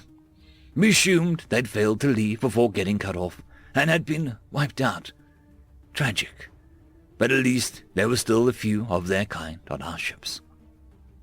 Unfortunately, the rear of our fleets had waited too long and began to get harried by the defilers. Unable to lose them, the whole fleet, all that remained of our society, was at risk. But surprisingly, the defilers stopped attacking, turned to face where they'd come from. Pursuing the defilers, a fleet of human ships followed, but they didn't look like our ships. They looked like the defiler ships, built for war. They had thick, sturdy hulls, and they bristled with weapons. The defilers' ships were smaller and less numerous, and they were crushed. The human ships told us that they had turned the tide, and they were forcing the defilers to retreat. They weren't dead, but they were wounded, and the humans vowed to finish the job if they ever returned. So here we are, moving back into our homes and rebuilding what the defilers tore down. And all these rumors about the humans. And the simple matter is, people don't trust the humans because they don't even have a proper name or an explanation for their actions. If they're a flower folk, what are they called? Why are they so capable of war? Well, I am happy to say, then, that they have finally found a flower suitable to be named after that reflects on their nature. From henceforth, they will be known as the rose folk. They are just as beautiful as any other flower. But if you try and harm them, you'll learn a very painful lesson. Every rose has its thorns. End of story. Story number 2. Collateral is the favorite kind of damage. Written by Dragonson04. To say that the humans of the Sol System expressed ingenuity in war was a gross understatement. While they followed the letter of the laws regarding conflict, they hardly, if ever, followed the spirit of the laws. They exploited loophole after loophole due to vague wording. In the case of the Articles of War, Section 15, Paragraph 5, no ship shall be armed with more than a sufficient amount of weaponry, not exceeding 100 individual weapon placements, 50 ship-to-ship placements, or 10 weapons considered to be ship killers. So, what did the humans do? They completely abandoned putting weapons on their larger ships. Little more than redundant hull plating stacked on thousands of layers and thrusters at the rear, and then they called it a ship. Some humans called them hammer ships. You can imagine the results. These raw heaps of metal crashing their way through fleets and causing untold chaos. In the Articles of War, Section 210, Paragraph 23, natural space debris, such as asteroids, comets, and similar, shall only be used as defensive weapons, either through their natural motions or with the light adjustments from tractor beams or cables. Furthermore, they shall only be used in the end of need, when all other ammunition is spent. So, what did the humans do? They made ships that were reasonably strong against physical and energy-based attacks, but with no weapons at all, only tractor beams and cables. They were jokingly called Yeet class by the humans. The end of need requirement was met by having no weapons whatsoever on any of them. They called them asteroid chain shot or asteroid bolus, anchoring 2 or 3 fairly sized asteroids together with hundreds or thousands of miles of cable and then dragging them along with tractor beams. May whatever you believe in protect you from those. This was once one of the earliest weapons used by humans in defense of their home system. Shortly after they had achieved FTL and were noticed by the larger galaxy, the Bakut learned to never underestimate the humans again. In the Articles of War, Section 1, Paragraph 1, no one fleet shall have the capacity to destroy a planet. So, what did the humans do? They created an individual ship that was capable of doing just that, following a very old weapon design they called an A-10. They made a very large ship that was at least 90% gun, thereby following the restriction on number of weapons per ship as stated in Section 15, and yet exploiting the restriction to the hilt. To say the revelation caused a stir was rather timid. The articles were older than humans. Everyone had followed them for untold centuries, and now this upstart race begins finding loopholes in what was almost sacred text. I, for one, am slightly intrigued at their ingenuity and their ability to exploit a contract. To me, it seems that the articles are like a line of small obstacles to them. And once they find the way over, around, or through, they'll take it. Report by Lieutenant Kanar Lahia, Tajni Military, written on orders from High Command after debriefing of the discovery of the violations of Article War, Section 1. End of story. Tales from Outer Space 1565. The Honorable Ones, written by Mr. Anderson 102. Ambassador Woods sat tapping his fingers against his leg in annoyed anticipation. He'd been waiting for over an hour, and he didn't like to be kept waiting. The Formarian Empire was really trying his patience. Suddenly, a woman walked over to him and signaled that the council would see him now. He thanked her and walked to where he was expected. The council chambers were rather smaller than he thought. He'd been expecting a large room designed to intimidate and inspire fear, but as far as he could tell, it was really just a big boardroom, not all that far off the ones back home. One of the speakers seemed to realize that he was there and welcomed him. Ambassador Woods of Sol, it is an honor to meet you. We have never before seen a race come from so close and yet seem like they came from a place so far. Council member Maluksha was the only herbivore on the council. Her race was known as the Voltolotos, a massive 9-foot-tall race, of which was basically a bipedal moose people. A proud and old race, but still the only herbivores left of the council. Ambassador Woods bowed to show his respect and then addressed the 5 council members in front of him. It is an honor and a privilege to be here. I thank you for inviting my humble race to these proceedings. The ambassadors had been trying to make a good first impression, but it seemed that at least 2 of the 3 council members were agitated. Maybe his opening was too much. Yes, sir. Let us press on to the matter at hand, shall we? One of the other races, Woods thought he was an Inreki, responded in a no-nonsense tone. He wouldn't see much of the man due to his ceremonial robe, but the general size and rudeness seemed to fit.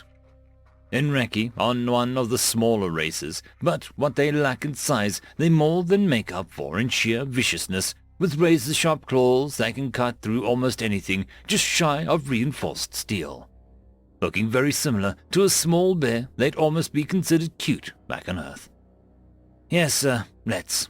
The woman next to him looked like a cross between a wolf and a dog, with a thick black fur and her fair share of scars across her face and neck. She looked like she'd seen 100 battles and survived them all. He knew her immediately as a Wikitar. The other 2 didn't say anything, but Woods recognized them from his many years in military intelligence. Rather hard to forget the not-so-pretty faces of the Galagans and the Morian's genetic cousins, but aside from that, they looked nothing alike, one looking like a boar with very sharp teeth, and the other looking more like an eagle with 4 arms and no wings. You are here before us today to represent your peoples, but as far as this council is concerned, you're just another small species to tread in our shadow, the short and Raki said with next to no hesitation, and a sinister smile plastered on his face. So if you want to join the council and become a species under its protection, then you'll either have to pay with resources or blood. Now, the only ones without a smile were Woods with an expression of cold determination, and the Maluksha, who didn't like to see the carnivores bully a new race. But she couldn't do much to resist them herself. Her race had been on the council since the start, but shortly after they'd met with the Wikitar and the Inreki, the council had started to become more carnivore than herbivore, and they certainly meant to keep it that way. Woods had hoped that the council would be better than previously observed, but alas, his hopes were crushed, although not entirely. "If I may, council members, I have an alternative offer," Woods said with a straight face and a commanding tone that quieted the room a bit. What might that be, little one?" This time it was the Galagan who spoke up. "I offer you a chance for us to get to know each other better before you make us choose between the two ridiculous choices. I'm extending a personal invitation to each one of you to come and visit Sol. We are just finishing production of our first Titan-class ships, and it would be an honor if you were all in attendance." Woods knew that none of the races before him knew what a Titan was, so by all accounts, they were in for a shock. The carnivores and the council talked amongst each other, and after a few moments they came to a decision. "We accept your proposal, but we do not see how a race this new to the stars as yours will have anything of interest to us other than the materials of your ships themselves." The Wickeder looked almost confused by the counteroffer, just as the other members, even the Muluksha, but couldn't see any reason why not to indulge the little primate. For the first time since the meeting had started, it was now Ambassador Woods who had a sinister-looking smile on his face. "Oh, I'm sure you'll find the trip to be very much worth your while, Council Member Jaskuk, and certainly, at the very least, one to remember." "Fine. We will make the proper preparations, and we will meet at the coordinates of your home world. These meetings are adjourned." The council slowly stood up and walked out of their respective quarters to begin preparations, although not the same ones the old ambassador had been looking for. About a month later, the ships started to arrive, each council member opting to bring their own ship instead of sharing one together. The Inreki and the Wickeder had both brought their biggest warships to be intimidating, while the Galagans and the Morians had opted instead for the smaller but significantly faster and more maneuverable ships, each capable of delivering quite a nasty little punch with enough high-powered lasers to melt the Eiffel Tower in an instant 5 times over. By comparison, the Volatos ship was a toy. It had next to no visible weapons and was half the size of even the smallest ships brought, but it looked like it was designed to take a hit and still make a speedy escape than it was with dealing damage. Ambassador Woods sat aboard the space station, Hadfield, looking at the command console in eager anticipation. It had taken almost a full month, but finally they were all here and ready for the show. He tapped a few buttons on every council member's popped onto his screen at roughly the same time. "Hello and welcome to Sol, also known as Earth. It's good to see you all again. I hope your time traveling here wasn't too uncomfortable." Yes. Let us not waste any more time, Ambassador. Where is the so-called ship you wished us to see? As far as our sensors can tell, your station is the only one orbiting your world, and what few ships there are couldn't impress a child, let alone this council. The Inreki was always impatient as ever, probably itchy to start their own malicious plans. "Apologies, Council Member Verum. We are expecting Tom Kenny shortly. It is taking longer than we thought for it to arrive." Woods had a hard time holding back his grin, as he got great joy from making the council members wait. Even if he knew that they were up to something, he wasn't worried. "Fine, but be warned, we do not like to be kept waiting." And with that, all but one of the members signed off, leaving Woods looking at Council Member Muluksha, with only the slightest of confused looks on his face. She looked like she wanted to tell him something, but refrained. "I look forward to seeing your ship, Ambassador." And she was gone. "She really wants to warn us. We'll have to take that into consideration," he thought to himself, while inputting a new message into his console. "Command is going to want to know about this." Another hour later, and the Inreki had lost all patience. He ordered his ship to move closer to Earth, and the others followed suit. "Council members, I see that you're closing the gap between yourselves and Sol. May I ask why?" Woods knew damn well why, but he just wanted an excuse to annoy them a little more. Without even responding once, the Inreki ship had closed enough to the gap. 2 more ships dropped out of FTL, right behind the rest, and then another, and another, until there was a small war fleet heading for Earth, consisting of the original 5 plus 8 more. Woods hailed the Wickeder, this time asking the same question again. "May I ask, what is the meaning of this? It appears you have a small invasion fleet heading towards Earth." His calmness should have been a dead giveaway. They'd done similar attacks on other worlds and races, but none had been so calm during it. It is simple. You are weak, we are strong. We will take your race to use as slaves, and your resources to enrich our own. And there is nothing your pathetic species can do to stop us. With that said, she ordered her crew to fire at the space station, Hadfield, but just before the charged laser shots hit the station, they hit something else instead. Admiral Rimmer had been waiting for the Tom Kennedy for exactly the right moment to make his presence known, and hostile forces attacking Earth seemed like the perfect time. He ordered his Titan-class warship between Hadfield and the alien forces, and when their lasers hit him instead of the Hadfield, he ordered the cloak dropped and all weapons batteries to begin firing on the lead ship first. The Inreki never stood a chance against 4 railgun shots landed dead center, cutting through the shields and hull like a hot knife through butter. It was quite the spectacle. Titan-class ships are big, roughly 3 miles long, with enough firepower on board to destroy a planet 5 times over, and enough armor and advanced shields to take just about the same damage as well. It was an absolute beast with 4 hull-mounted railguns, but unbeknownst to the council races, it wasn't new, and it wasn't the only one humanity had at its disposal.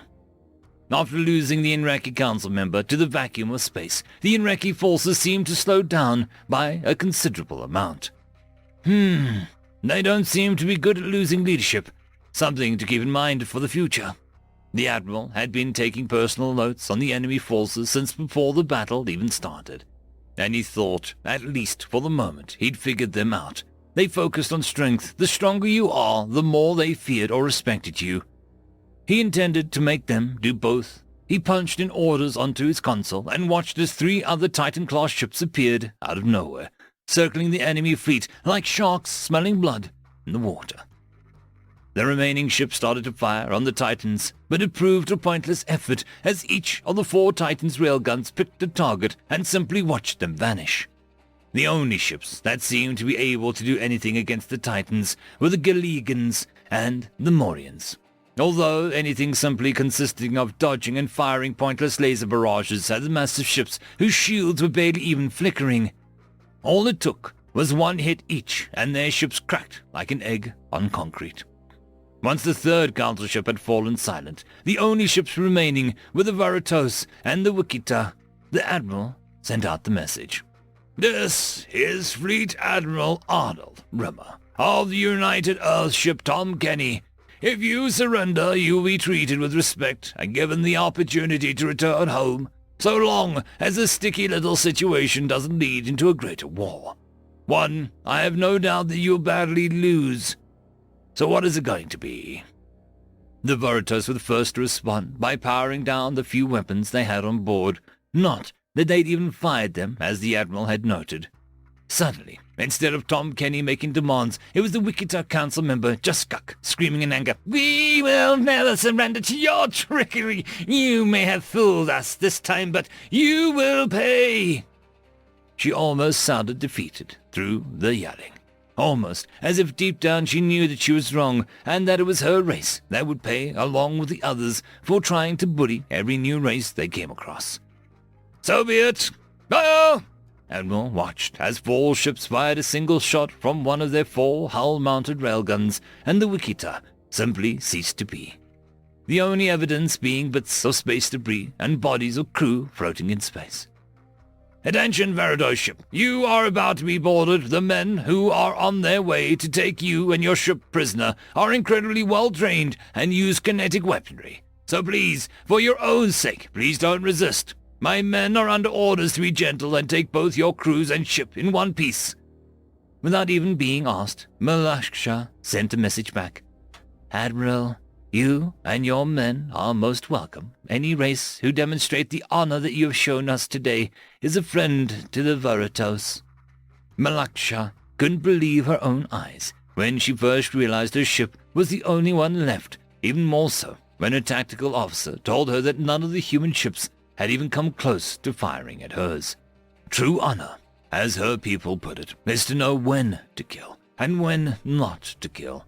And the humans seemed to demonstrate that quality with near pinpoint precision. having eliminated any ship that fired upon them. She thanked the stars that she had ordered a ship to hold fire. A few days later, Ambassador Woods was sitting in a large room with 2 different chairs, one for him and one for his honored guest. The boarding party had been met with cheers of praise more than anything, and the Veritos on board weren't afraid to show their disgust for the other council races and their happiness at humanity's ability to combat them so effectively. Mulaksha had been taken on board a shuttle and been directly transported to the Hatfield where Ambassador Woods was waiting patiently. Shortly after arriving, Mulaksha had been escorted to the interrogation room where Woods sat. He was looking forward to the next part. End of story. Tales from Outer Space 1566. We outsourced everything to the humans, written by JCB 112. A fleet was assembled above the human colony of Alpha Centauri Prime, a fleet consisting of the combined powers of the Kingdom of Evite and the Empire of the Independent Colonial Systems. Together, they accounted for over half of the galaxy's total territorial claims, and together, they maintained a standing military that dwarfed humanity's minuscule defense force. This wasn't just an invasion. It was a message to be sent to the ruling senates, congresses, and corrupt representatives of both powers. Their militaries would listen to them no more. So, while an internal coup was underway, so too would half of their combined fleets be acting to claim this quick and easy victory against a third-party independent power. It had been over a millennium since either of their powers had expanded their borders, had cleaned up house, and this was going to good as time as any to do so. It was funny, really. The humans didn't even put up a fight as they entered the system uncontested. As the Grand Fleet parked above their precious second home, a symbol of Earth's power beyond their home system. This was a war that would bring Earth, Sol, and their meddlesome ambitions to rest. Both powers had sent their demands to Earth hours prior to arriving, and received a simple response. You have violated sovereign space recognized by the Galactic Union. Leave now or you will be met with deadly force and fines for these infractions. This is a legally binding affidavit from the United Nations of Earth. They would send the same demands as they hovered above this Ecumenopolis. The message, this time, was different. By Vet and the Imperial Colonial Fleets, we are willing to forgive these transgressions, provided you pay fines damaging to the grand total of 3,791,190.192 credits in unregistered and unauthorized entry fees into territories and spaces recognized as sovereign human territory. For every second that you remain, the amount shall be compounded by, but not limited to, the following. 1. The number of ships present in your fleet. 2. The tonnage and type of ships present in your fleet. 3. The distinction of military, civilian, and civil registration of the ships constituting your fleet. 4. The total number of crew and personnel in said fleet. 5. The type of engine and propulsion system utilized by the ships constituting your fleet. 6. The disruption of the commercial, civilian, and general spaceborne traffic of Alpha Centauri and Alpha Centauri Prime. 7. Any civil complaints and suits of damages made by your presence in the system to their livelihoods, business, or inconvenience and disruption to the daily living. Please reply post-haste. The consequences of non-compliance shall be catastrophic for both of our parties. You have 100 seconds to comply. The tension in the control room, the bridges, the tactical conference tables was suddenly broken by unbridled laughter of the general staff leading this operation. So ridiculous was the human correspondence that not a single soul had even bothered to reply to the message. The timer soon ran out, as the message was automatically received as a plain denial of the offer. There had to be wiped, noses had to be blown, and of course a stern face had to be put on as the soldiers of the landing parties were addressed. On one of the bridges of these ships, on the flagship of the Yvette Kingdom, an admiral would take to the proverbial stage, addressing his soldiers via the ship's PA system. Soldiers, today will be a day of glory and salvation for you all. Today we test our metal, grind our claws against the soft underbelly of humanity.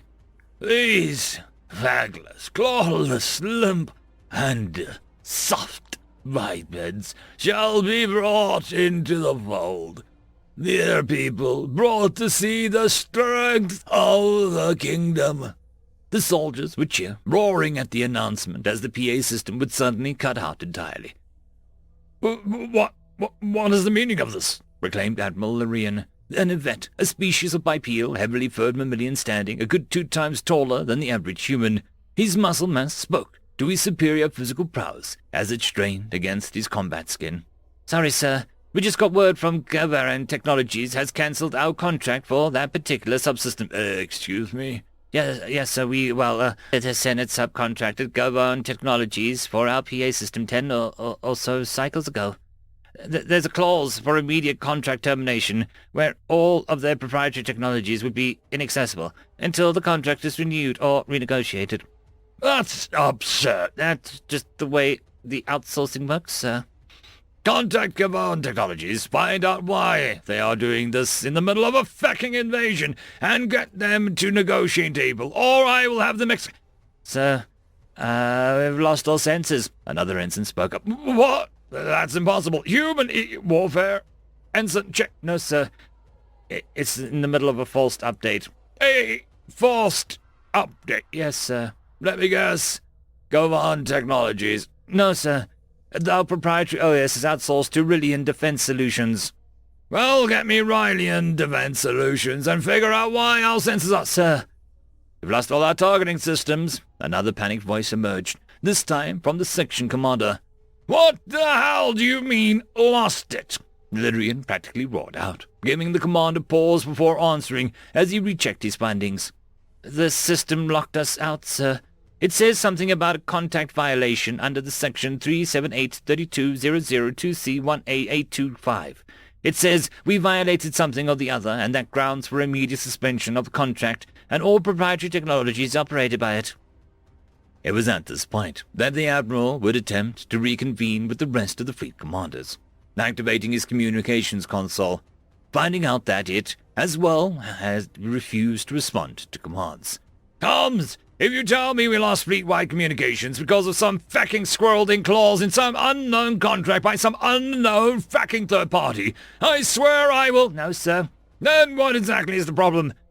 Fleet-wide comms and subspace comms are all handled by our state-owned industries, the Royal Communications Companies. It's unaffected. Okay. So what the hell is the issue? It's the interface, sir. We outsource the control panels and interfaces systems to Viridin Multimedia Services, sir. And let me guess, the contract is somehow terminated immediately due to some unknown violation? Yes, sir. The Admiral would look back to see the rest of the invasion fleet still hovering above Alpha Centauri. Their weapons, their systems, everything that mattered just dead in the water. The power of the kingdom and empire, their swords sheathed and incapable of being drawn. What happened? Was it the Senate's doing? Did they somehow manage to coordinate this massive move, puppeting all of these independent companies too? Another message was quickly received, one that seemed to automatically open itself, revealing its sender as a holographic display of a weak, elderly human. It's over, Admiral. Your coup is over. Your fellow conspirators back home fail. Your nation's leadership is demanding your presence back post-haste. You've been cleared to leave. A payment plan has been agreed upon by your governments and my own. You have 20 minutes before we recognize your presence as a second, distinct violation of our territorial sovereignty, and additional fines shall be issued. There was a small pause, followed by a sly smile by the human representative. Should you be unable to leave on your own power due to one reason or another, we shall be forced, under Galactic Union conventions on the jurisdiction of non-spaceworthy vessels in recognized sovereign territories, to choose one of 2 options. 1. The immediate impounding of your vessels for an unspecified duration of time, whereby we take the responsibilities of sending your passengers and crew back to your respective worlds of choice in a safe and dignified manner. 2. The slow and gradual process of towing each and every one of your vessels out into the international space, whereby an FTL tug of the nation in question, us, will provide transport of your ships in a safe and dignified manner back to your worlds of registry. A fine will be issued to the port of registry or the government of origin in case of military vessels, for the overall cost of this operation. There was a pause as the Admiral weighed his decisions. Being tugged back into spaceports of registry would mean immediate execution of him and the rest of his mutineering crew upon arrival. Impounding his vessels would leave him and his crew marooned in a port of his choosing, perhaps far, far away from the vindictive Senate forces. But that would mean that his ships, the top-of-the-line, highly advanced vessels of war, would be given to a hostile power. It was self-preservation or death. He chose the former. "All right, Admiral. We will begin the process shortly." "Wait!" the Admiral quickly interjected, eliciting the human's attention just before he terminated the communique. How did you manage this? Surely this wasn't just a collection of isolated incidents. Surely humans have some sort of e-warfare suite, some form of espionage, some form of... "Admiral, for thousands of years now, humanity has remained neutral. For thousands of years, we have been the galaxy's most reliable and stable hub for outsourced services and technologies.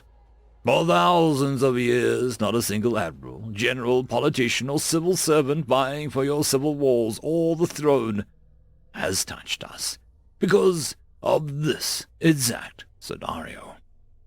The human, with an exasperated look, shook his head. "Surely you must have known that all of these third-party brands and companies must have been owned and managed by someone. Surely you must have done some homework on this. If it weren't for the entire embarrassing debacle and your intent to harm my people, I would feel genuinely sorry for you, Admiral. People like you belong in a bygone era of solitary polities fighting in a vacuum. The modern battlefield is one peppered with wars that don't involve how many bullets you have, or how many ships you own, or how large of a sword you can swing. It's as much the web of technologies and their associated suppliers required to launch a missile as it is about the missile itself. If that is all, I shall take my leave. Goodbye, Admiral. And thank you for choosing Altani Virtual Connectivity Solutions for your call." End of story. Tales from Outer Space 1567. The Word, Not the Spirit, written by Random 3X. "I call the latest meeting of the Prisoners Escapee Committee to order," Colonel Weathers announced, bringing his canteen down as a makeshift gavel. "General Domain, I understand that you have been doing some scouting of the prison," he added, turning to the man who seemed half asleep. Oh yeah.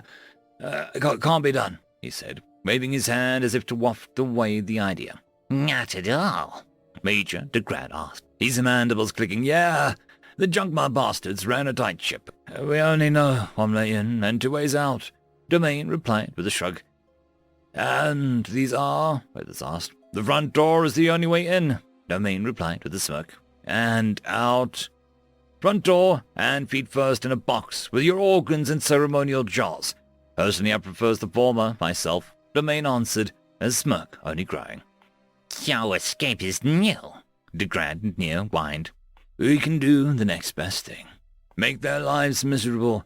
That is the duty of any officer," Domain answered, weaving his fingers and leaning back in his chair. "Impossible. They would just devour you," DeGrad said in a hushed snarl.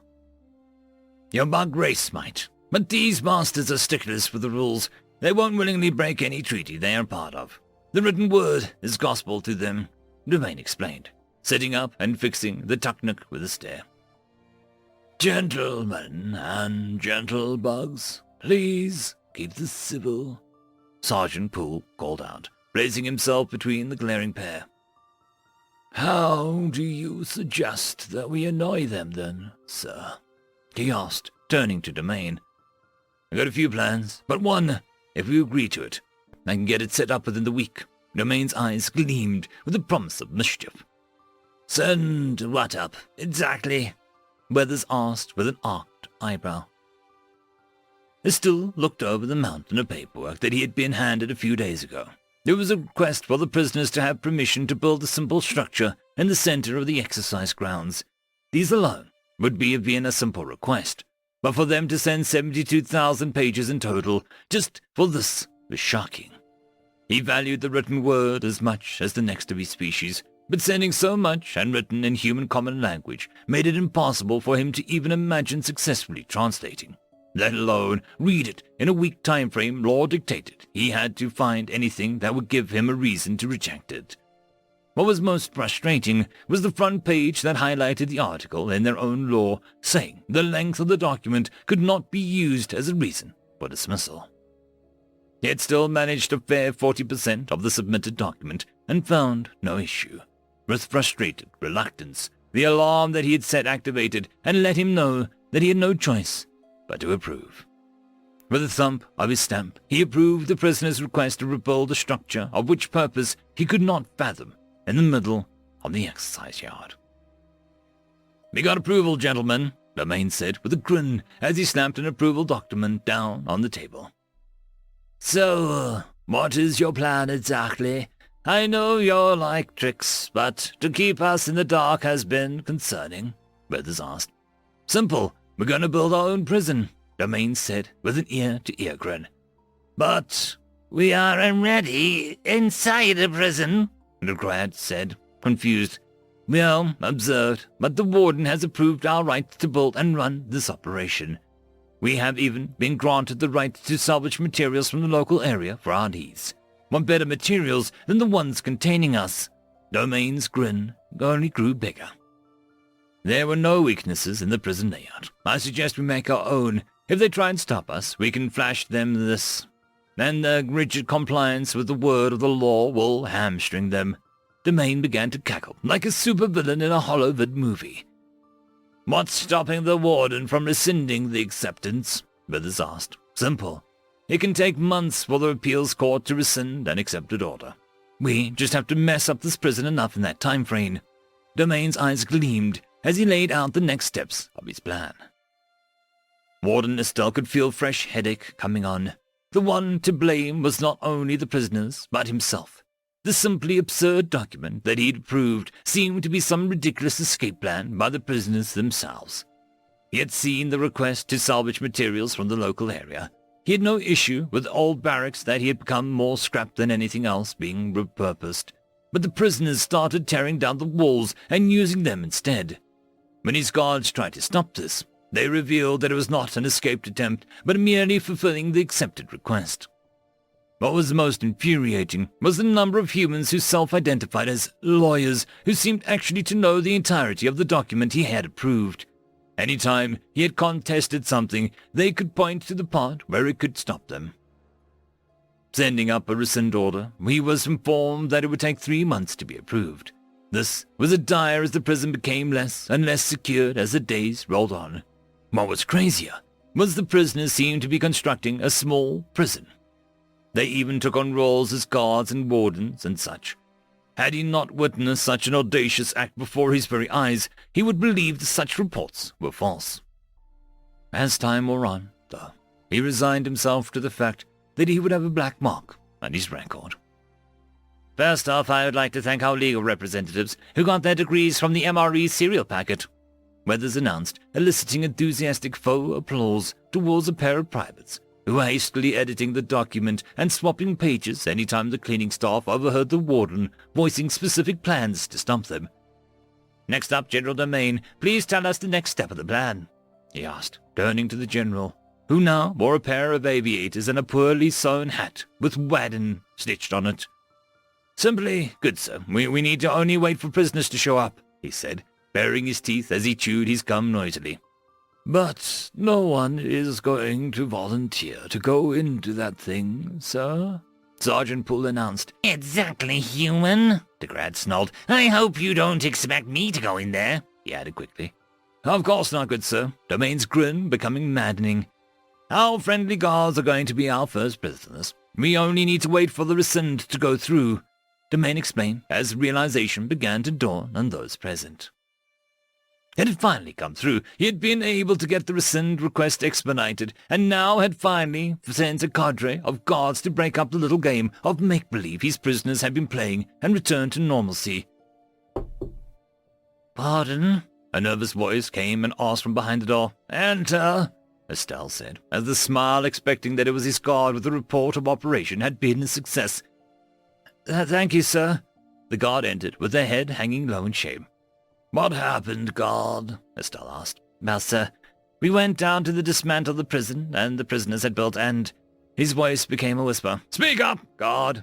Estelle near barked. "Well, they cited a detention article 4618, he explained. 46... surrender weapons upon entry to a secure facility." Estelle shouted in utter shock. "Yes, sir," the guard replied, flinching. "Corporal Vaneka and next door. Well, they both surrendered their weapons and were arrested and imprisoned," the guard explained, avoiding further eye contact. "So we decided to retreat and ask for advice." "But it's not a real facility," Estelle nearly cried out. "Actually, sir, they technically meet all the requirements for founding one." The guard sheepishly replied, "Well, I doubt they have. Like a noble must be present and named as a founder of the structure," Estelle listed off. "It seems that Tuknak Major Degrag is a continental noble of his species, so they meet the requirements for that field," the guard replied. "What about the threat needing to be a military presence as guards?" Estelle asked. "The warden is a famous human general, and the guards are all POWs. Not a single civilian member of staff, as it were," the guard explained. Estelle could feel the black mark on his record growing larger and larger. "Right, gather every guard to me, and we'll approach them and sort this all out now," Estelle roared, as loud as the windows began to shake. It had been about an hour since a loud and deep roar echoed throughout the entire prison. The whole group had noticed more and more guards began leaving their posts on the walls.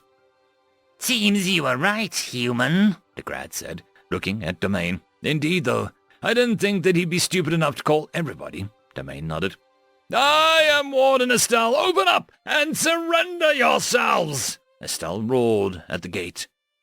"I'm sorry, visiting hours are 12 to 1. You'll need to come back tomorrow to come inside," Domain's voice boomed over the wall of the prison.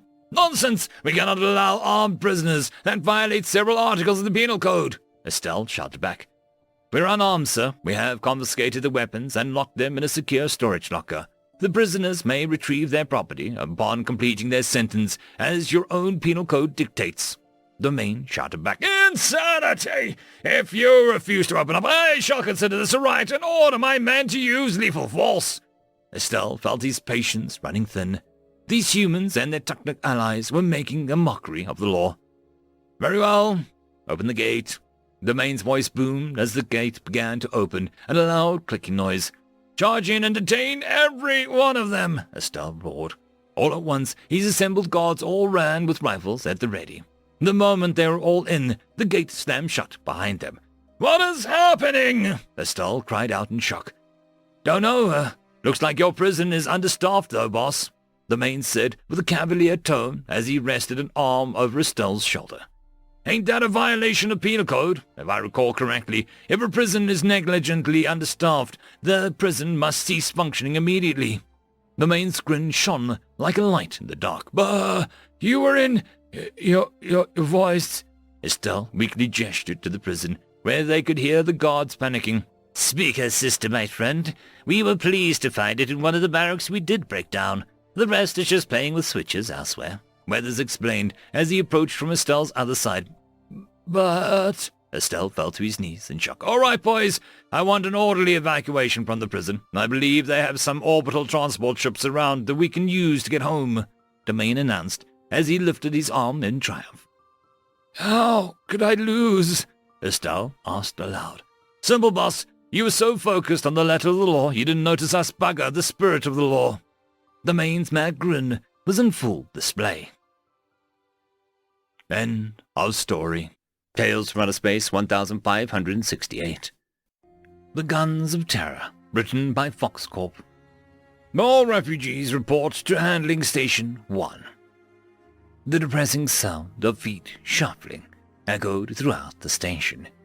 Human soldiers watched and guarded the seemingly never-ending mass of helpless civilians trying to flee the compound. I was one of those refugees. My home, Ganoxla, was raised by the compound war fleet. I was one of only 1,500 to make it off the surface. Over 2.5 billion were bombarded before they could escape on the space elevators. Humanity, Terra, was the closest safe harbor for refugees in the local star cluster. Ganoxla was the 5th planet to fall. In the time it took to evacuate Terran space, another 4 would be completely razed. Only the 10th planet, Genox Prime, was able to put up some resistance and allow significant amounts to escape the surface. Of the million who made it off planet, only around 100 were able to trickle back into the galaxy. Everyone else would be killed. But I knew none of this at the time. We were all tired and scared, hopefully that human neutrality would be respected. For more than a millennium, humankind stayed neutral throughout every conflict. Humanity grew incredibly rich as a result. Everyone knew investments in humanity would be incredibly stable. Human industry, technology, and their economy were all the stuff of legend. I truly thought that given the human reputation, the compound would stop at the long-respected human border. When alarms began screaming, I realized I was mistaken. A missile had slammed into the loading docks in the station. It was only by standing close to a human soldier that I survived. In his quick thinking, he grabbed onto me and threw me to the ground. When the atmosphere and everything inside it began to be vented out of the station, he held me in place, and I was one of the 20 who survived the decompression. Once the soldier realized what was going on, he dragged me to a nearby airlock. His magnetic boots were the only thing that saved me from death that day. His own life too, for that matter. The only reason I survived was a pair of fecking boots. "We gotta move fast! Ready!" The soldier slammed his fist on the door release, and the 2 of us bolted towards the lifepods nearby. We joined a large group inside a small escape pod. All of them were human. The doors closed only seconds after I got on. Once again, my life was slaved by the slimmest of margins. The view, it can only be described as surreal. The beauty of Neptune, its swirling clouds and torrential storms of blue, horribly contrasted by the station exploding before my very eyes. So many were killed in such a short time. It's overwhelming to think that I would have been amongst the dead. Should have been amongst the dead. So many times. Yet, I survived, my eyes filled with the vision of a lone human corvette fighting an entire compound fleet. The soldier who saved me could only look in rage. "Give him hell, Olympia!" The vessel fought valiantly against the horde, engines firing with rage. The little ship darted around the compound fire. It decimated 3 enemies with overwhelming kinetic firepower, ripping massive holes into the sleek and angular vessel assaulting my kind. 3 compound ships were torn to ribbons, made into unrecognizable heaps of twisted alloy. The ship continued its maneuvers for what seemed like hours before it was finally hit by a compound plasma charge. The entire stern of the vessel was melted clean off. The proud and powerful engines turned to slag in an instant. The little ship stopped maneuvering, but could not stop its momentum. The melted hulk plowed past the compound fleet into the greater expanse of the void. Whatever crew remained decided to fight until their last breath, firing a divine railgun volleys through the ever-furthering void. They managed a few superficial hits before they faded out of visual range. Without the little ship to draw the compound's fire, we became their number 1 priority target.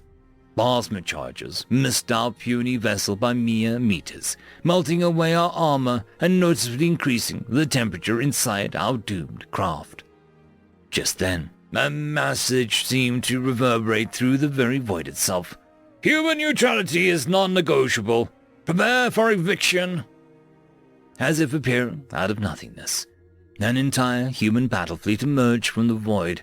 The newfound firepower bore down upon the compound like a hammer to an anvil. Railgun rounds slammed through the hulls of vessels who'd only just finished purging my planet. Massive chunks of metal were ripped out of the compound vessels, one by one. After such mighty blows, they simply ceased to fight back, transformed by human lead into hulking wrecks, completely gutted and devoid of any means to retaliate. Compound ships attempted to reorganize, firing blind volleys of plasma and missiles into the general region of human vessels. Every shot either completely missed or was absorbed by ludicrously powerful human shielding. The humans began their second assault, even more awe-inspiring, devastating than the last. Massive flocks of missiles arose from the massive human ships like an angry swarm of bees, cutting through compound ships like a hot knife through butter. The destruction was almost hard to watch. Almost. My heart was conflicted by the slaughter. These compound scum had just finished murdering my entire home planet. Yet, there was something so pathetic about the resistance that they could muster. It was like watching a field of grass being cut by a scythe, completely helpless and unable to defend themselves. Some compound vessels tried to flee into FTL, only to crash into an invisible net of unimaginable proportions. I saw the telltale blinking of FTL drives splitting up, appearing successful for multiple seconds. After 10 seconds, light caught up to the current events, and the ship slammed into the human wall, exploding in a vibrant display of blues, whites, oranges, and red.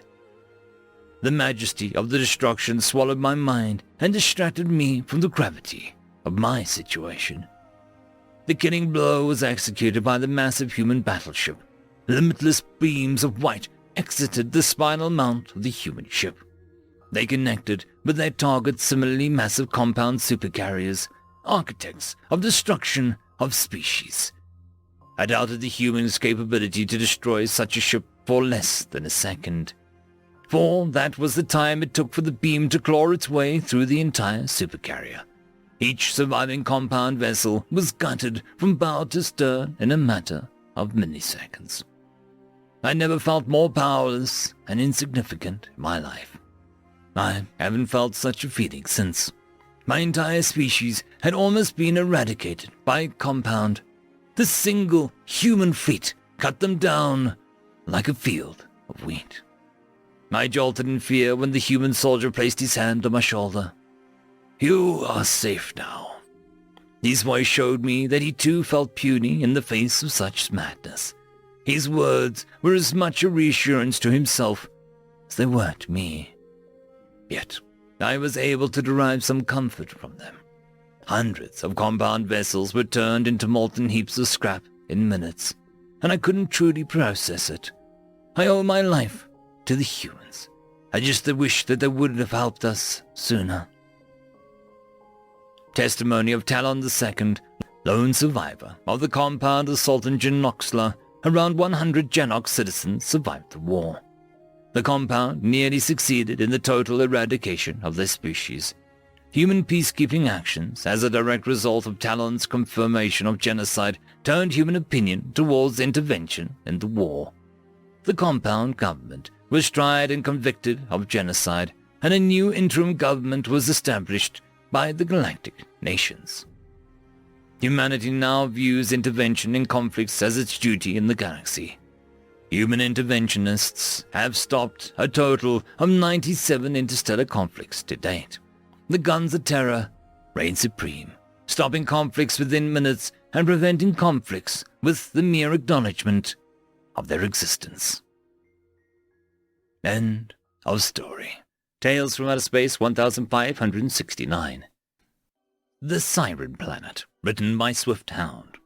Earth. Terra. The beautiful hell. The Siren Planet. Whatever you call it. It's still a strange place. The humans mostly use the first two terms, and only jokingly refer to it with the other well-known names. For them, it's just a planet. Their home. A place in which they can go to and from, live and flourish in. They go outside their habitats and breathe the air. They strip down their garments and swim in the natural waters. They run, play, work, travel, grow, and live on that shining gem in the void. Earth, a plain name for a planet that cannot be replicated in its vibrancy. Now for the more interesting names, the beautiful Hell, a name as old as humanity's discovery, a name given by the more and slightly unnerved Discovery crew. They picked up radio signals, a good bunch of them, while exploring that part of the galactic arm. They, of course, went closer to see what was causing it. A lost probe, an active probe, some weird interaction between solar bodies, a culture. Whatever produces non-standard radio waves is always interesting, no matter what it actually is. A probe in that sector would likely have been millennia old. To find one still working would have been a small miracle, though not unseen. Their ship turned and raced towards the signals, making better adjustments the closer they got. The ship informed them that they were approaching a heliosphere, which likely ruled out the possibility of probes. It wasn't very possible that such an old relic could broadcast strong enough signals through the effects of a sun. The crew got excited at that. It was either a freaky stellar body producing the signal naturally, or a brand new culture. They dropped out of FTL far away from any of the planets, but just a bit away from the orbit of the last planet. The signals were able to be accurately traced to the now infamous marble. The crew became ecstatic. This was a civilization. The dust was cleaned off from the stealth field and only used when new civilizations were discovered. They had to gauge basic information and language before making actual contact. It took an entire week for the ship's computer to work out the working translation matrix. Hundreds of them, actually. The humans hadn't exactly unified in anything, not even language. This week must have been like waiting to dig into a cake, but never getting the okay to do so. The wait made some of them insane, I'm sure. Now with a good cargo load of new languages, they went on to translating them. Now on the 200th anniversary of the Krakatoa volcano's eruption, efforts are still continuing in attempting to restart the volcano for scientific and energy needs. The hot magma could provide a stable and cheap power source, while further accelerating understanding of deeper reaches of our planet. A red zone warning has been given to the entirety of the southern Finland. The officials recommend staying away from the highways and driving only if necessary. A total of 55 centimeters of snow is predicted to land on the most of the country. With the negative temperatures of -20s, it is imperative to dress warmly for any outside activities. The Mariana Trench submarine has surfaced with all crew in safe condition. Last week's scare as the large part of the submarine experienced a collapse, effectively splitting the crew in two as the midsection crumbled. Emergency tanks, luckily, began working and slowly lifting the submarine from the 9 kilometers it had reached before the accident. The ozone gap has reached a healthy layer just a decade ago, and the effort of the environment has been amazing. With the slowing of the ice cap melting and the efforts to refreeze large areas, global cooling is now being experienced for the 5th year in a row. Many, oh so many broadcasts were heard and translated by the computer. But those are some of the highlights the crew mostly focused on. It seemed like this new civilization was one of science and progress, even if they seemed to be rather nonchalant about disasters and catastrophes. The ecstatic crew began to close in on Earth, all of them curious to find out more. They could already see a large presence of satellites and other such objects flying all through the system. A closer inspection revealed habitats on the moon of Earth. The crew knew that a species that could send their own beyond their own atmosphere could be nothing else except a magnificent addition to society. They approached the planet even further. To the distance of their moon, they could finally get accurate readings of the planet without the possibility of alerting the natives. They shook a little. Tidal storms visible from space as clouds moved at blinding speeds. The ground moved with large plates beneath the crust. The planet would look nothing like it does now in 1 billion years. They knew that the untranslated parts had to be measurements, but now they had a chance to put them into perspective. Their submarine had reached pressures unimaginable before partly crushing. The crew still survived. It wasn't even immense news. just a part of the daily happenings. The volcano was massive in size. If the humans succeeded, it could have powered half of their world for millions of years without any trouble. Frozen water rained from the sky, in enough volume to cover half a sapient in it, the temperature freezing them in minutes. The readings indicated that the planet had gone through what can only be described as a fever. Temperatures had risen due to the sheer scale of the technological acceleration. The crew decided to risk a pulse scan, a single pulse that could reveal even microbial life. Foe, how their skin must have crawled at the readings. Every blasted surface and crevice was teeming with life. Viruses, bacteria, fungal spores were all flying with the wind and rain of the planet. They saw what can only be described as the melting pot of everything that could be a danger to higher life forms. Bacteria and such existed on all planets. They are a very source of life. But this was almost a cruel joke. Everything was on that planet. Every form of bacteria, capable of any sort of thing, just living alongside everything else. A mostly temperate surface with enough climate to support nearly any species, including aquatic ones. A good, strong gravity to host healthy muscle and bone growth, resources, wealth, energy. Everything a society could want. The extreme weathers, while disturbingly plentiful, could easily be prepared for. The planet even looked beautiful, green and blue, covering almost the entire planet. It called out to anyone who laid eyes on it. The radio messages drawing the interest of anyone in reach. The beautiful hell. Picturesque in every way to the naked eye, even perfect if you were to stay for an hour or two. But the bacteria would eventually get you. It could take a long time for a compatible one, but eventually one would pass through your membranes and begin to grow inside you. You might fight it off, but you might not. With the sheer amount of bacteria, you would certainly succumb to one of them. Even the humans do. Regularly. I make this situation sound more serious than it is, though.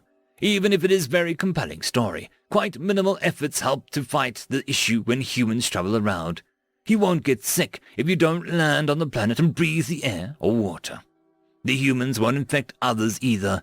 Everyone leaving the planet goes through a refined process of bacteria replacement. Their bodies are cleaned of the symbiotic and other bacteria and replaced with ones that cannot multiply without a very specific chemical. Sure, the bacteria can come into contact with you, but it'll die off quickly without a stable source of the bacterium. Compatible bacteria from normal planets that fit the human biology are also used for more long-term solutions. The humans love to solve problems with indefinite fixes instead of patchwork ones. Interplanetary travel has also begun checking all species for harmful bacteria. Galactic disease expansion has dropped by 58.45%. There now exists over-the-counter bacteria mixes for hundreds of different planets, readily available for any human to acclimate. It gives a horrible diarrhea for a week or so, I hear. Earth also provides an excellent study ground for how bacteria develops, and even more importantly, how to fight the rampant bacterial growth that happens on Earth. Earth's bacteria is highly evolved and refined when compared to other life-hosting planets. It would become extremely dangerous if the same phenomena began to happen elsewhere. Earth's bacteria could quite literally overtake a planet within months if it was introduced. The galaxy's smallest invasive species, so to say. Only travelers from Earth are checked, since the humans have successfully limited the planet's bacteria completely. Other human planets are wholly safe to visit. The Siren Planet, singing a luring melody, showing a beautiful surface, just waiting to make you a part of the bacterial mass. End of story. Tales from Outer Space 1570. Story number 1. What's so great about humanity anyway? Written by Random 3X. I have to be honest. Your race is simply the worst amongst all the sentient races in our land. Reaver slightly slurred, gesturing to the humans sitting across the table from him. Take my race, for instance. We elves live centuries if not millennia. Reva paused to give the audible scoff. Well, humans barely managed a century without heretical magic. He has a point, lad, Boulder added, slamming his tankard of industrial alcohol onto the table. My race is famed for our skill in metalwork and mining. I doubt you'd even hear a human name spoken atop the world of craftsmen. Alien shuffled uncomfortably in his armor as the adventuring party he had been traveling with for years were finally, albeit drunkenly, speaking their minds about his race. What about you, Growl? Alan asked, turning to the Dragonborn ally who had been quiet during the entire conversation. I do not hold a negative opinion on humans, but I don't hold a positive one either. My people are proud and honorable, but many of the humans we have met have been spineless wimps, present company excluded, of course. So, you all think this? Elaine asked, looking across the table to which his three companions all nodded. Reva, do you really think that we are worse than orcs, goblins, and the like? Elaine pressed. Yeah, of course. At least those primitive races don't pretend to be higher than the animals they are. Humans are unique in only one way, Reva answered, looking down his nose at Elaine. You think yourself better simply because you exist, Reva finished. Elaine could feel his blood begin to boil. He had traveled with this party for years. They had fought through countless encounters, and they had never spoken like this. But as quick as the flames of anger grew, they vanished.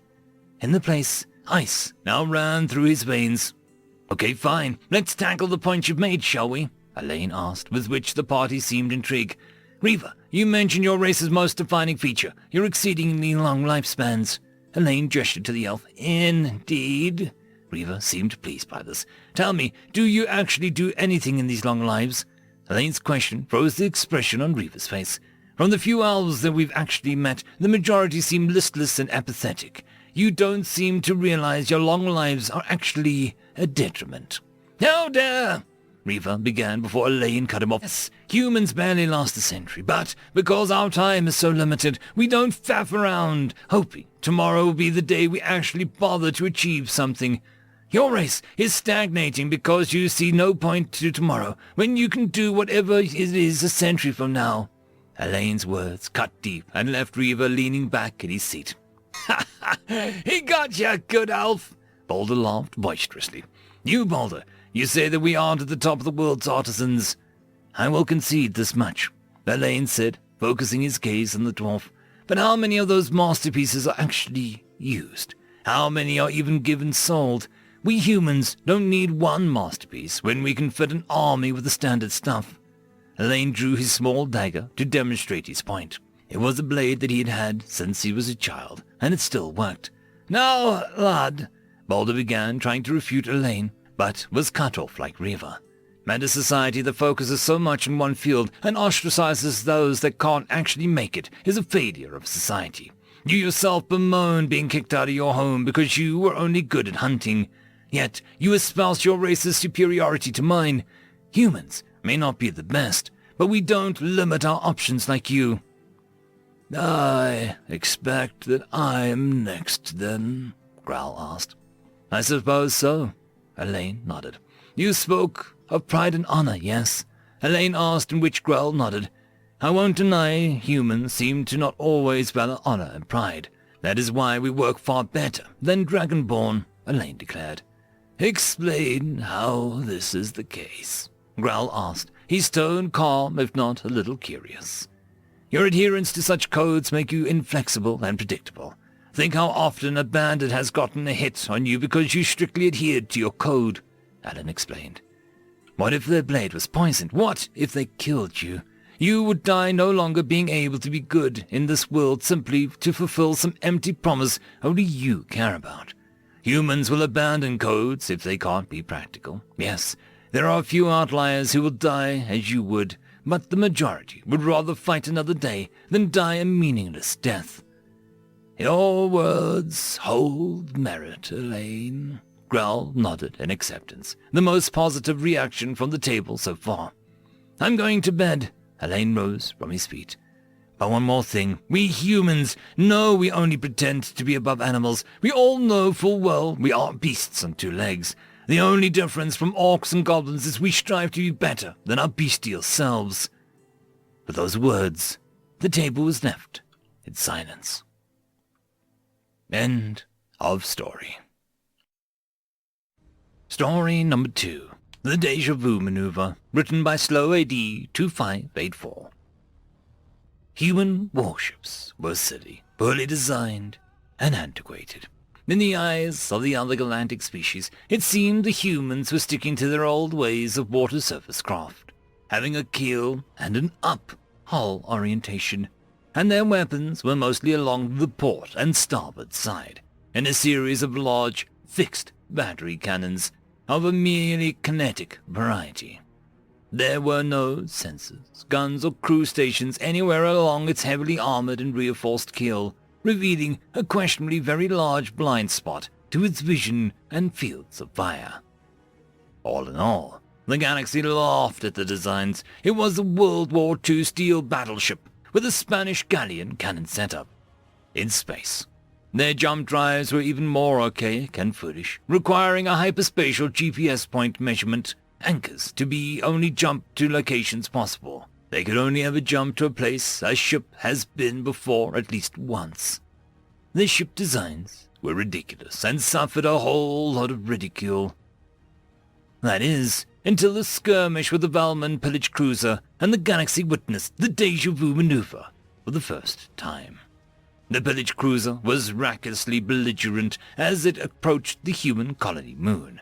A human warship, a light patrol cruiser, SS Paladin, a moderate model of the ridiculous design, raced out to intercept the attackers. The pillage cruiser plasma fire raked the primitive ship from a remarkable distance, but to little effect while the Paladin was approaching keel first, showing only its heavily armored keel face, what was barely scarred from the fire. The Paladin was on a near-collision course with the pillage cruiser, and the Valman raiders prepared for some close combat action with the primitive humans, with savage glee. Then, several strange things happened. 1. The Paladin pitched bow onto the raider. 2. Locked in a jump drive GPS anchor. 3. And actually sped up. The energy signal reading showed a Paladin jump drive and broadside cannons ramping up with energy in preparation. The Paladin raced past the cruiser to one side, the cannons on that side ripple-firing large high-kinetic shells into the pillage cruiser as it passed at point-blank range, causing shimmering ripples all across the pillage cruiser shields. The raider guns tore into the unshielded Paladin ship, whose exposed upper decks were only moderately armored. The raider gun turrets barely able to track the Paladin ship as it raced by at such a high relative speed. They were viewed as such newbies at the snack of engagement protocol. The pillage cruiser, shield held, knocked down to about 40%, but the pillager was undamaged. The Paladin ship was slightly mangled, several fires smoking out into space.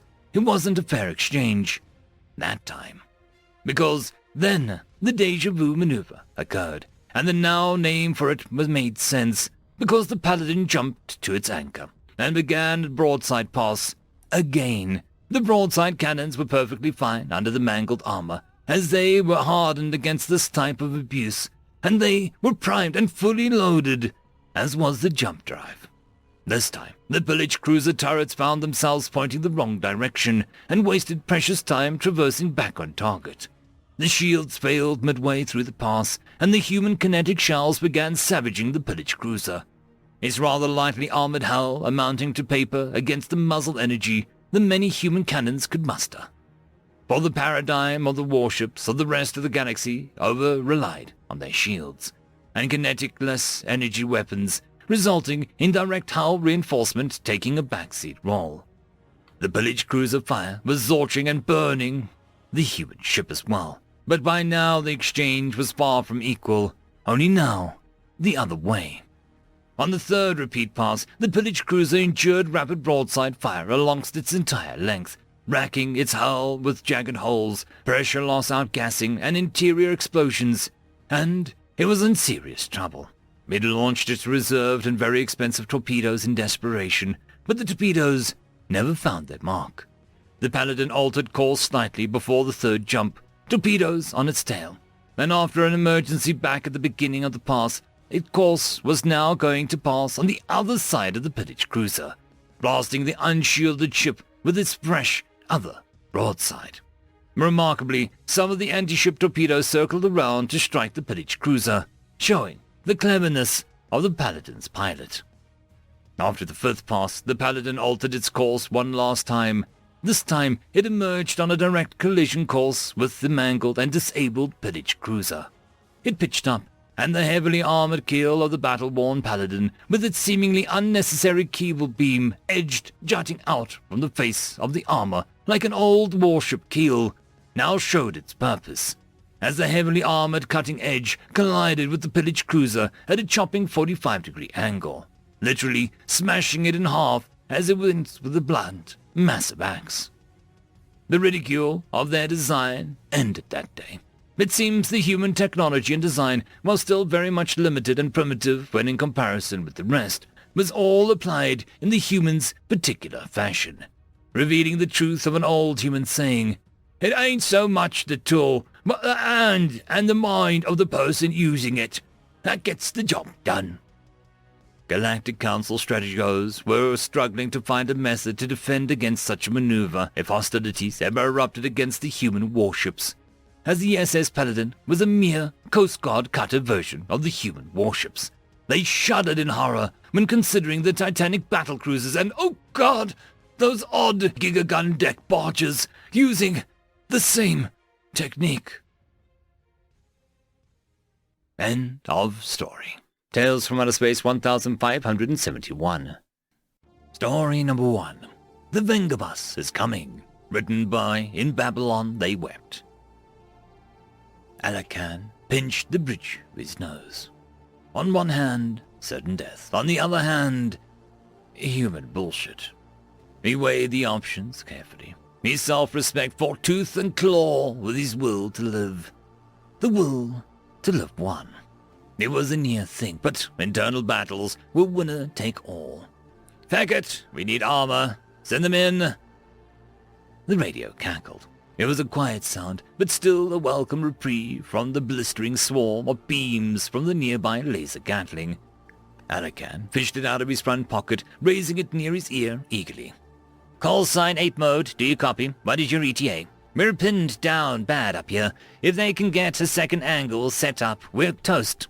The speaker crackled again. There was a sound like a horn on the other end. Maybe an alarm. "Call sign 8 mode. Is your vehicle intact?"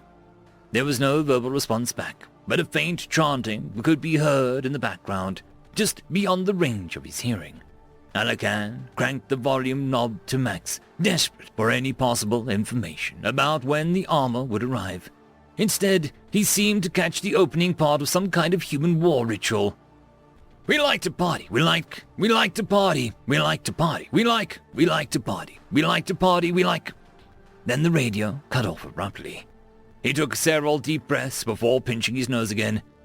"Fecking humans. The Vengabus is coming and everybody's jumping. New York to..." The chanting was back, almost incomprehensibly loud. The Gatlings were ear-splitting on their own, but the human war chant made them seem like whispers in a library. The noise was so loud that identifying the source was almost impossible. It seemed to be coming from all sides at once, a hulking wall of sound. He reached down to shut off his comm, only to find that it was already off. Oh, it must be here then. That would explain the unwarranted assault on his ear holes. He took a peek over the edge of his foxhole and froze. Even by standards of human bullcrap, this was egregious. The tank itself was standard DFP issue. The bright yellow paint job and makeshift stop sign definitely were not. And the speakers looked borderline illegal. Strands of copper wire poked from each of the generator-sized boxes strapped, welded, and glued to random points all over the chassis. The conductor feeding each of the abominations seemed to be repurposed twinkle lights, cutting zigzags between each box before drawing into the hatch. The Gatling stopped, evidently as taken aback as everyone else on the battlefield. The moment of relative peace was replaced by the insane furor as every gun on the opposite side of the canyon seemed to realize that there was a big juicy target barreling towards them. The tank took the swarm of beans like a champion. Faint clouds of yellow smoke trailed behind the racing vehicle as its makeshift paint job was incinerated. But that was probably a blessing in disguise. The wall of noise fell down several notches as one of the Gatlings made a point of targeting the ear-splitting speakers. The tank had been content enough to absorb enemy ammo as it barreled its way towards the middle of the battle. But this was a personal affront. The railgun on the top of the vehicle locked on to the offending turret and began dropping ferroslugs. The first was more than enough to obliterate its hated foe. The other three were just to desecrate the memory. Each shot had the unfortunate side effect of distorting the noise coming out of the speakers, the voice going up like chipmunks with every thump of the Mac. The wheels of steel are turning and traffic lights are burning, so if you like to party, get on and move your body. The Vangabus is coming! The kinetic slug slammed into the road just behind it. The tank had been going anything less than max speed, it would have been splattered. Any sane tank operator would have launched their smoke cover, changed course, and avoided slugs by serpentining. But the maniacs in the tank were clearly insane. The hatches for the smoke cover opened, but instead of smoke grenades getting flung out from the hydraulic catapult, out flew hundreds and hundreds of gleaming chem lights. The laser Gatling atop the main cannon opened up, not at any enemy, but simply while spinning in circles at maximum speed. None of this should have done a damn thing, but the effect was amazing. The lights, the noise, and the now laser effects. The enemy had been trained for what to do in a war zone, but they had no fecking idea what to do at a disco. All it took was one of them to break ranks, and the rest followed suit. Alakan watched in awe as the troops of 80 enemy combatants bolted up the side of the valley, casually pursued by the still smoldering Vengatank, chippily screaming out its war cry as the recorder device on the inside hit a well-planned loop. The Vengabus is coming, the Vengabus is coming, the Vengabus is coming, the Vengabus is coming, the Vengabus is coming, the Vengabus is coming. The noise blessedly faded to black as both made it over the hill. He climbed carefully out of his foxhole, wiping the dirt from his palms onto the front of his pants when he was done. One of the newer soldiers jogged up to him, as baffled as he'd ever been. What the hell just happened? Alakan shrugged. Trust me, they don't know either. Fucking humans! End of story. Story number 2. Burning Bridges, written by In Babylon They Wept. I am Calro, commander of the 2nd Armada of the Akabari. We are on our way to a peacekeeping operation in the Pegasus cluster. Humanity is not our enemy, but you will be if you continue to detain us in your piss-puddle agrarian star system. Step away from the FTL launcher and no one will die. Remain in front and we will plow through your craft. Either way, you will not stop us. The human freighter, acting as a makeshift gate in front of the launcher, did not move. If anything, it centered itself more, in order to get better face to the Akaviri flagship head-on. Then it broadcast back. Your peacekeeping mission in the Pegasus cluster is a genocide. Allowing it to happen would be a sin against our ancestors. We may not have the men or the ships to destroy your ship, but we don't need to destroy your ship in order to keep you from the battlefield. Our piss-puddle's name is Zion. In time, you would call it home. Calrose barely had time to ponder the nature of that threat when the launcher fired up. The EM readings on his ship went mad, and in the brief fraction of a second, he realized he'd miscalculated gravely. He didn't know how many thousands of safety protocols had been bypassed, but the amount of power flowing to the gravitational core in the center of the launcher was easily 9 times larger than the maximum rating. A micro-singularity formed within the space lens, and cladding ripped itself off of the hull before spiraling at near light speed around the artificial black hole. Calrose had always imagined such a catastrophe as something like a fireball, reds and oranges, lots of shrapnel and clanging. Upon seeing it in person, he realized how foolish that was. Red glows were for pokers left in hot coals. This was, for one brief moment, a star fueled on steel. It was never going to be orange. It could only be white. The accretion disk condensed further, the energy of the reactions happening near it somehow fueling the gravitational anomaly at the center. His comm system moved into death scream as the material's black body radiation moved past the X-ray spectrum, pure friction converting the material to energy more efficiently than even a fusion reactor could manage. The heat generated finally caused a full structural collapse, the spine of the station melting enough to warp the whole barrel of the launcher around the spiraling singularity, twirling it in loops like a thread around a spool. The reaction was accelerating now. Even without electricity being able to fuel the gravitational collapse, the radiation pressure alone managing to hold the system in a highly fragile state of tensegrity.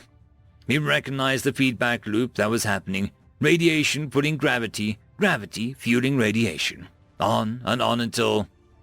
There was no air for noise in space, but he could almost imagine a roar of the expanding cloud of ionized metal should have made as it blew past. There it was, the end of the loop. It had run out of matter to feed on, so without the balance of the comprehensive force, it expanded outwards. He was fortunate that this explosion was violent enough to atomize the particles. Even a fragment of the size of a grain of sand would have been enough to take down his flagship. As a lone ion, it could be deflected by some same magnetic field that kept the crew safe during FTL jumps. He stared numbly at the monitor. 1/3 of the Akaviri fleet stranded in a farming system. Not even a shot fired. He realized that the comm system scream had been replaced with the quiet pulse of the incoming broadcast. He accepted it without question, too lost to even be angry. "Take your time recovering your senses. When you're ready, just send us a message back. We're going to need every hand we can on the harvest. There's no one out there that we can reach out for help after this. It's just us." End of story. Tales from Outer Space 1572. Story number 1. The cat isn't the problem. Written by Perilous Platypus. "Get that fucking thing out of here, Fulk, or I'm gonna space it and you along with it." Bulk gathered the tabby up in his muscled arms and scratched it under the chin. His efforts were immediately rewarded by a rousing chorus of purrs, prompting a grin from Fulk. "Come on now, Cap. Old batty work ain't the problem." Captain Odysseus Paraclina offered both of them a withering glare. Neither seemed to care much. He'd long since lost his grip on Fulk. They'd been too much together to be anything less than close. But the fecking feline could at least show some respect. Mooching pest that it was.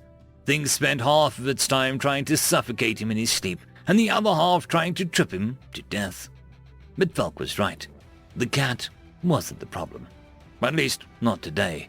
Half the galaxy was in flames, and spacing a cat problem wasn't going to do much about it. Might make him feel a bit better, though he doubted it'll last long.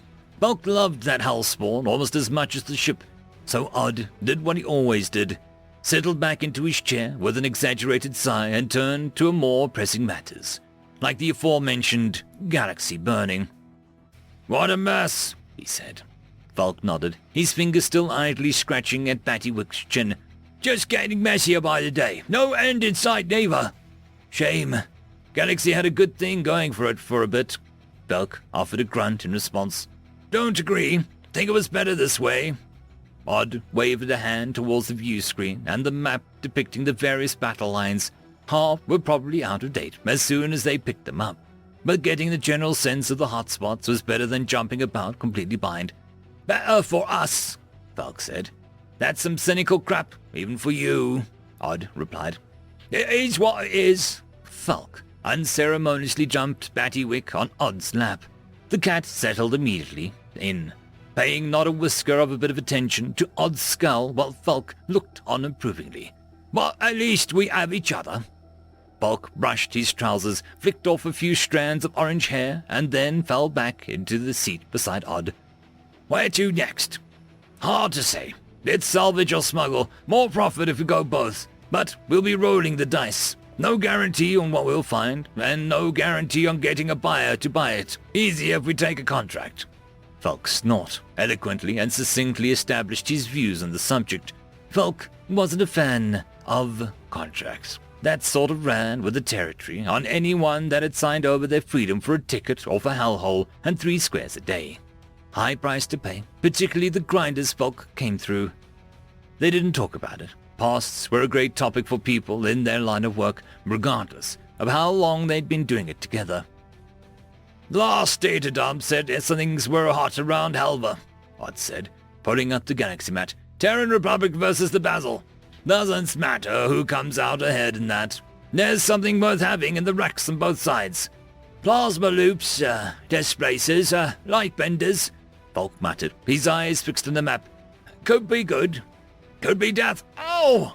Battywick's claws dug into Odd's thigh as the tabby began to knead.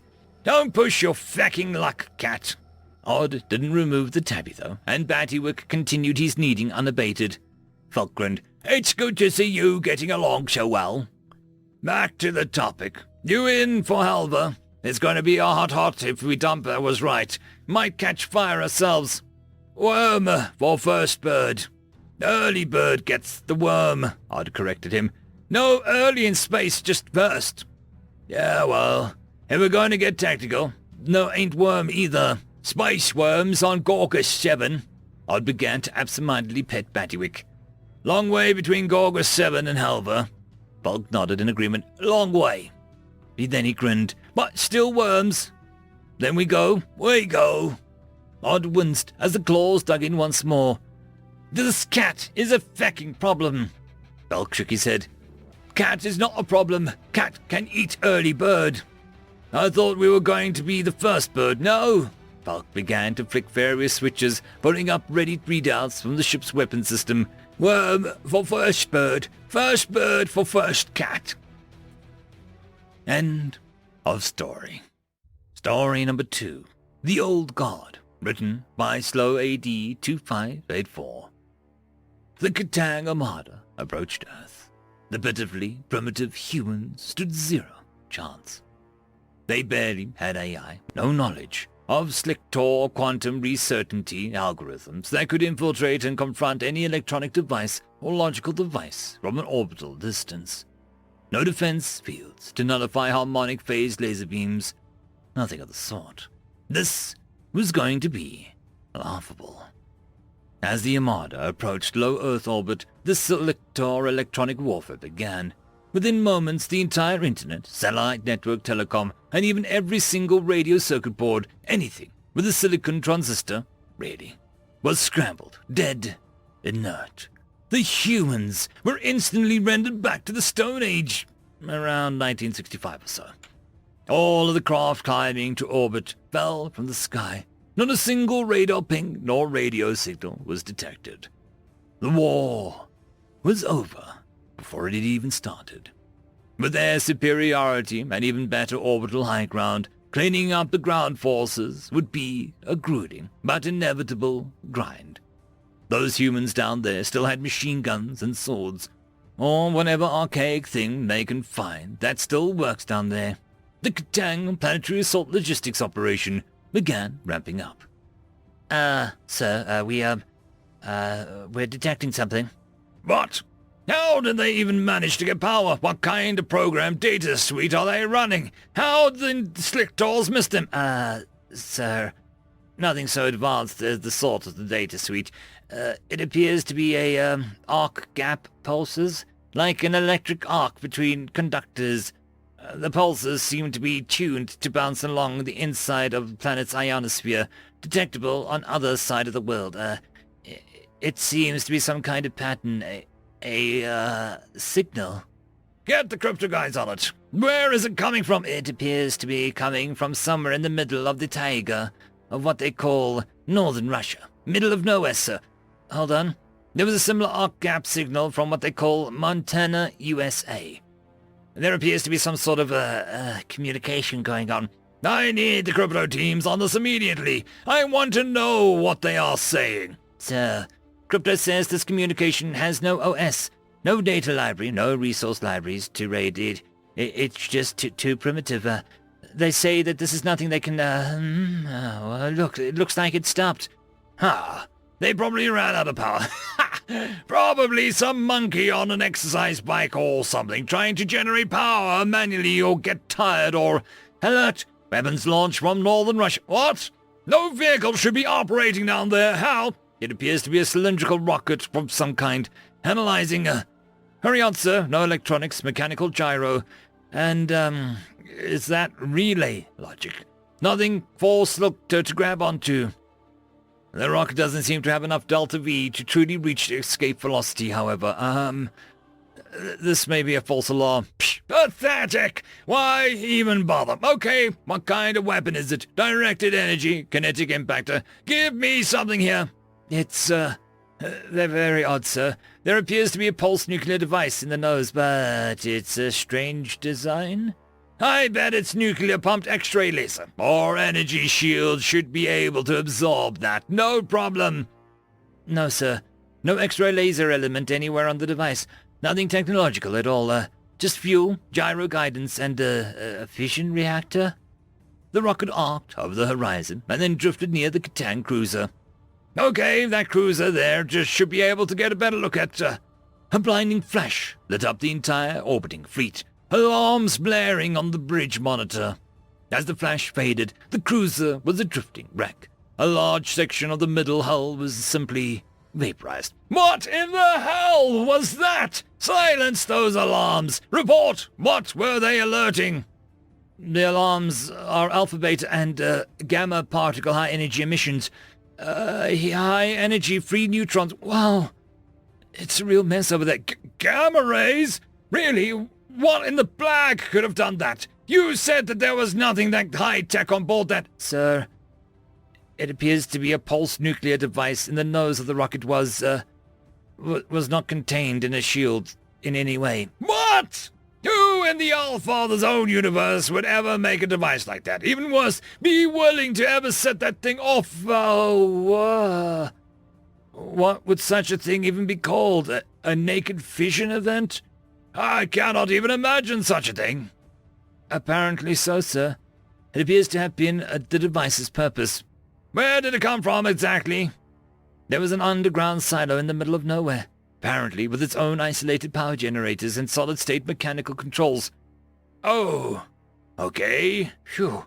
So it's some sort of Hail Mary end-of-the-world doomsday device. Just one then. Well, let's see if anybody is alive on the cruiser, and let's get back to... Sir, we have a problem. What now? Oh, many more rockets just like the first one, launching from similar self-contained silos buried all over northern USA and Russia. Fleet, evasive maneuvers. I am sure we can dodge a few... No, sir. Cannot evade these numbers. Oh, Father. Just too many of the damn things, But surely we can jump... No, sir. The initial blast had a serious electromagnetic pulse released naked, as you say. All jump drives are out of calibration. We cannot get away in time. How can this be? I need to have a serious talk with engineering if... Sir, our engineers never envisioned a raw nuclear reaction just set off out in the open like this, next to a running ship, just two. Out of the bridge's viewpoint, many specks of light flickered. On the end of curving smoke plumes arose, arcing around both sides of the globe. It was a swarm, a freaking cloud. How many? Final count just completed, sir. Just about 12,000. As the nuclear annihilation started to ripple from the edges of the Armada, closing like a demonic claw, in the center was the flagship awaited its doom. The captain had time to send the alert to galactic community in an emergency hyperwave. These humans, these monsters! I don't have much time. How could they even conceive of getting a fission nuclear cascade reaction to occur exposed and open? Be warned, this is what they are capable of, and the sheer numbers of the devices. Why would they even need so many? That's enough to destroy their entire planet 20 times over. And they have stored them, maintained an operation for what appears to have been over 100 years. Something is wrong with them. Something very seriously wrong. The hyperwave signal was cut off by a blinding flash and static chaos of interference caused by wild and free nuclear reaction side products shredding the carrier wave. End of story. Tales from Outer Space 1573. Story number 1. Deathwilder Sensors, written by Echoing Cascade. Marines, human soldiers, are built different. It comes from being Deathwilders, but Marines are something else. Something more. Marines are what the Terran Forces throws at impossible tasks. Given enough Marines, time and crayons, even causality and logic inevitably bends to their will. These fearless warriors were walking around the peaceful city on Bright Sun, clearly terrified. Shira had fought alongside Captain Thorne and his Marine squad against the Mosoran pirates. During that time, she had made fast friends with the humans. When they went on leave, they had agreed to visit her home planet, Bright Sun, and stay at the Soran capital for a few days. They seemed quite happy on the shuttle ride to the planet, but the second they left the ship, they were on edge. At first, I thought it was just their warriors' instincts that had them walking around on high alert, but something is clearly off. Shira had been observing her guests, who were becoming more and more agitated. They had stopped listening to her explanations and were walking back to back, forming defensive circle, their hands on their weapons. Maybe we should stop the sightseeing, go to the hotel for nourishment. Yes, yes, that would be good, yes. As they walked towards the hotel, she heard one of the Marines whisper, "They're everywhere." She didn't understand what the Marine meant, but she would soon find out. The meal had lasted all of 5 minutes. None of the humans ate anything, and she knew from having shared meals with them that they loved talk steak. Some were getting the nerve to grab the utensils when one of the Marines sat up with a sidearm in hand and turned around, aiming the weapon at thin air. "Touch me! It fucking touched me!" It took a bit of convincing, but Captain Thorne managed to calm the man down.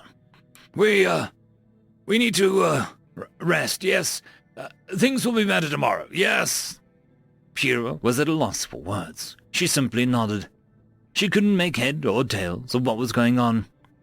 Why did he point his gun at nothing? And why did it seem like the other humans could see what he was aiming at?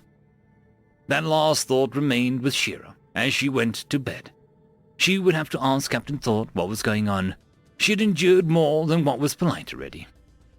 In the middle of the night, Shira was woken up by screams. Human screams. She got clothed in a hurry and left her room just in time to see the Marines run their shuttle parked behind the hotel.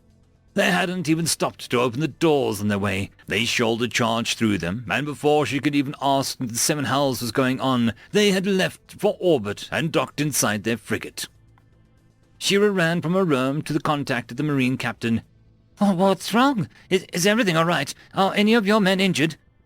The captain answered the holocall from his quarters. He had a large glass of whiskey in his right hand, and he was looking down at it. There's nothing wrong. Not really. Maybe." The man was shaking, naked terror oozing from his body. "What the hell is going on? What was got you so scared?" "On our home planet, Earth, our ancestors were prey for millions of years. We have extra senses compared to other races. We can feel when someone or something is gazing at us." He took a large gulp of whiskey and said, "Something. We can sense movement on our skin and catch things moving from the corner of our eye." "Okay, but what?" "Ghosts, Shira. We can see your ghosts. They are in every shadow, behind every piece of furniture, behind every person, and they come out in force at night." The man downed what remained of his glass. "We had heard stories, even seen things in the battlefield, but we assumed it was just combat fatigue. It wasn't gods. Above, it wasn't. Shira was confused but also quite curious. Proven life after death. This is big, bigger than big. She asked the question that she would regret for the rest of her life. What do they look like? James Thorne, Marine captain, who she had seen call an artillery barrage on his own position with a smile on his face, who had charged the Masoran tank with nothing but a combat knife in his hand, looked up at her. He made a face like a frightened child. He cried. Shira followed his gaze and looked behind her for a split second. She saw them too. Humans avoid Saran planets as a rule since the incident. Many humans avoid any facility with a significant Saran population, and Shira, well, Shira never slept again without the help of drugs since that day. End of story. Story number 2. Humans are not tree dwellers, written by Fox Corp. When humanity was first curated some 100,000 years ago, they were a primitive race, few in number, young in age. They were stuck with basic tools and technologies. Living in mud brick houses, humans congregated into small communities. They had only just begun farming and selectively breeding crops. We realized their potential and added them to the list of 250 species with an optimistic outlook. At that time, they were the youngest of all the 250 species. They'd taken their first steps as a species, but hadn't quite mastered anything else. As always, we were hopeful that they would succeed, but catalogued every last living organism on their planet for safekeeping. After another 10,000 years passed, a curator decided to visit the humans once again. Of the 250 species in the Milky Way, humanity was the only survivor. Every other species had wiped itself out with weapons or science projects gone wrong. The curator found a world bountiful with life and progress. Humanity had progressed much faster than the average species in the Milky Way. The curator was hopeful that humanity would stay on the path of progress, but knew that it was unlikely to happen. They acquired databanks of all species, languages, cultures, architecture, and technologies. Should humanity fall, their memory could still live on within our museums and archives. This was the expected outcome.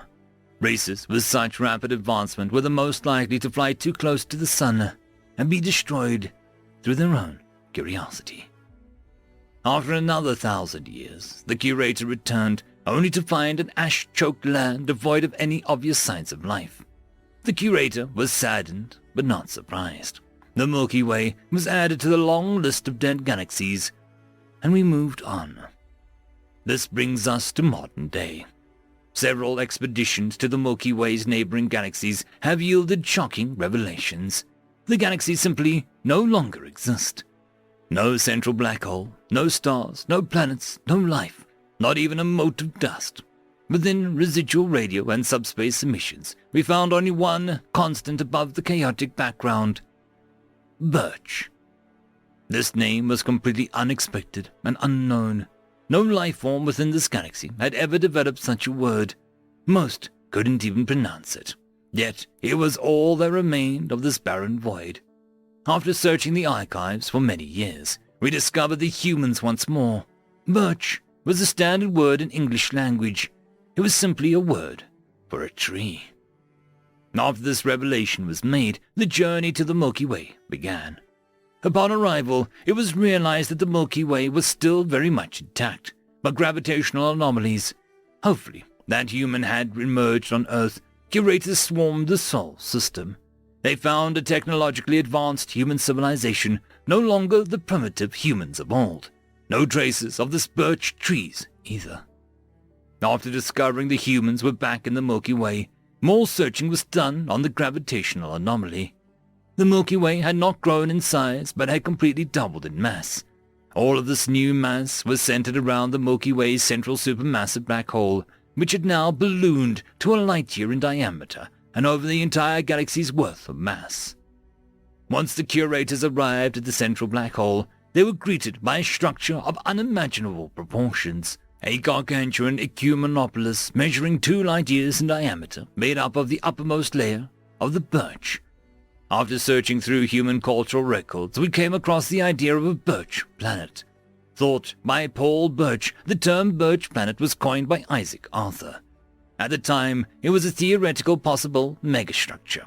Now, it is a real structure of even grander proportions. Through the gravitational manipulation, gravity is kept at 9.8 meters per second squared across the entire structure's many layers. The central black hole provides a base gravity and also acts as a power source for the heat sink for the rest of the structure. Innumerable numbers of humans live in this birch world, from what we can learn via scans. It has a surface area comparable to that of multiple galaxies' worth of habitable areas. It appears that only the upper layers are used for habitation.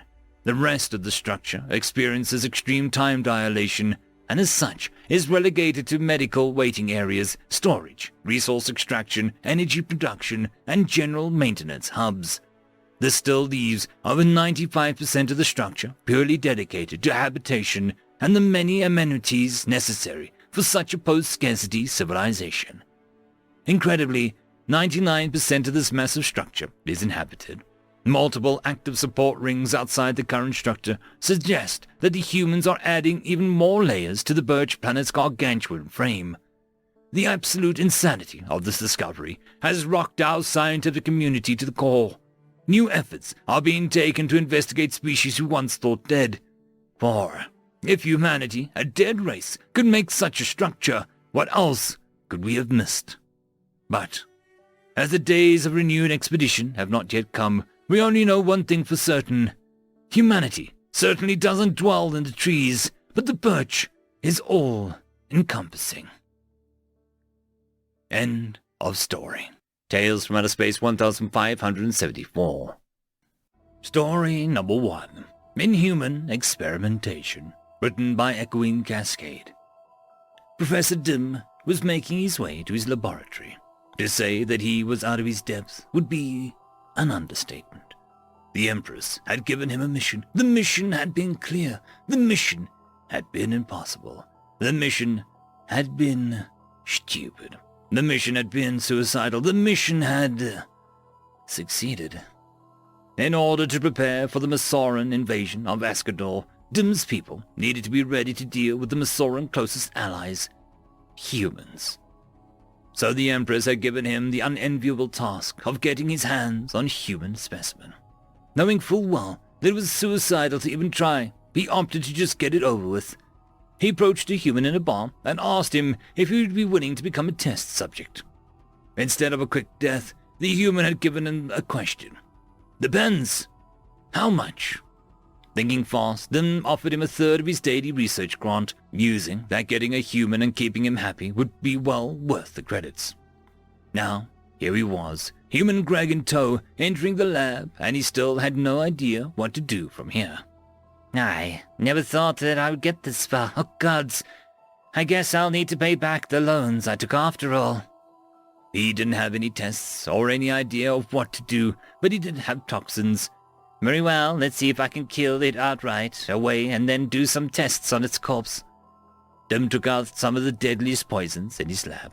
He poured some clear liquid in a beaker, carefully added about a pinch of crushed leaves on the petri dish, and opened up a seal on the metal jar. Human Greg, could you tell me how do these interact with human physiology? Greg walked forward, sniffed the contents of the beaker, and downed the thing in one go. Alcohol! We drink this for fun! Still technically poison, though. Greg then licked the petri dish. Mint! We make candy with this. Goes great with tea, by the way. The man then tilted some of the contents of the jar into his mouth and ate it, which then resulted in him doubling over and coughing. Finally, a normal reaction. Let me recall just how long until he dies. By the time Dim had started his stopwatch, Greg had recuperated. His eyes were red with tears and his breath labored, but otherwise he was fine.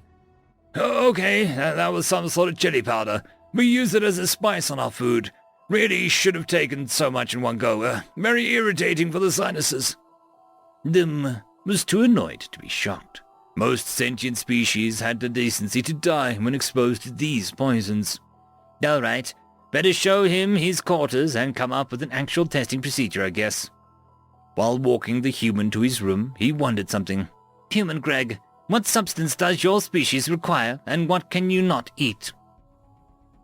Greg was talking to his sister Sandra via holovid. Let me get this straight. You agreed to become a guinea pig for an Ascodol scientist? Yup. Sandra sighed, face-palmed, and looked at her brother's image with murder in her eyes. You have to be adopted. No one in our family is this stupid. Why would... Greg quickly cut her off. 5,000 credits a day, 3 square meals of steak, fries and a small salad, all seasoned with different combinations of exotic spices, served with alcohol of variable proof mixed with fresh nuts, an image association test once a day, and a bit of blood drawing in 1 week, and some light exercises every other week. Sandra was left stunned, mouth agape for a moment. Do you think that he might need more guinea pigs? Greg put his hands in his mouth and began to make static noises. Can't hear you. You're going to lose. I can see you. Greg either didn't hear or didn't care. He continued, going under a bridge. Might lose you. They're in a space station. There are no bridges, you dumb son of a... Then the recording stopped. A group of officers seated around the conference table looked at each other awkwardly. This recording was sent by Greg Ferguson's sister Sandra to put an end to his missing persons case. A man in Navy uniform made an annoyed grunt and then spoke. Since Ascodor did not go through official routes and there is no contract, it is technically a kidnapping, and I don't know about anyone else, but I don't like this whole testing taking place. So I say we rescue his ass, whether he likes it or not. No one disagreed. Dim was finally making headway with his research. After weeks of trying different types of poisons to put in his food, mixing multiple allergy-inducing fruits in his alcoholic drink, he had finally found a chink in the human Greg's armor. Yesterday, during image association, Greg had a violent reaction to a cute holographic video of a Passault playing with its young. Dim recalled the incident, something about large 3D spiders not being cute to humans even if they wore cowboy hats. Humans being afraid of Passaults was interesting. He could work with that. Captain Moreau was annoyed. Well, not really. Annoyed was how she felt when she had to do the laundry after a hard day of work. Now, however, she was in a murdering mood.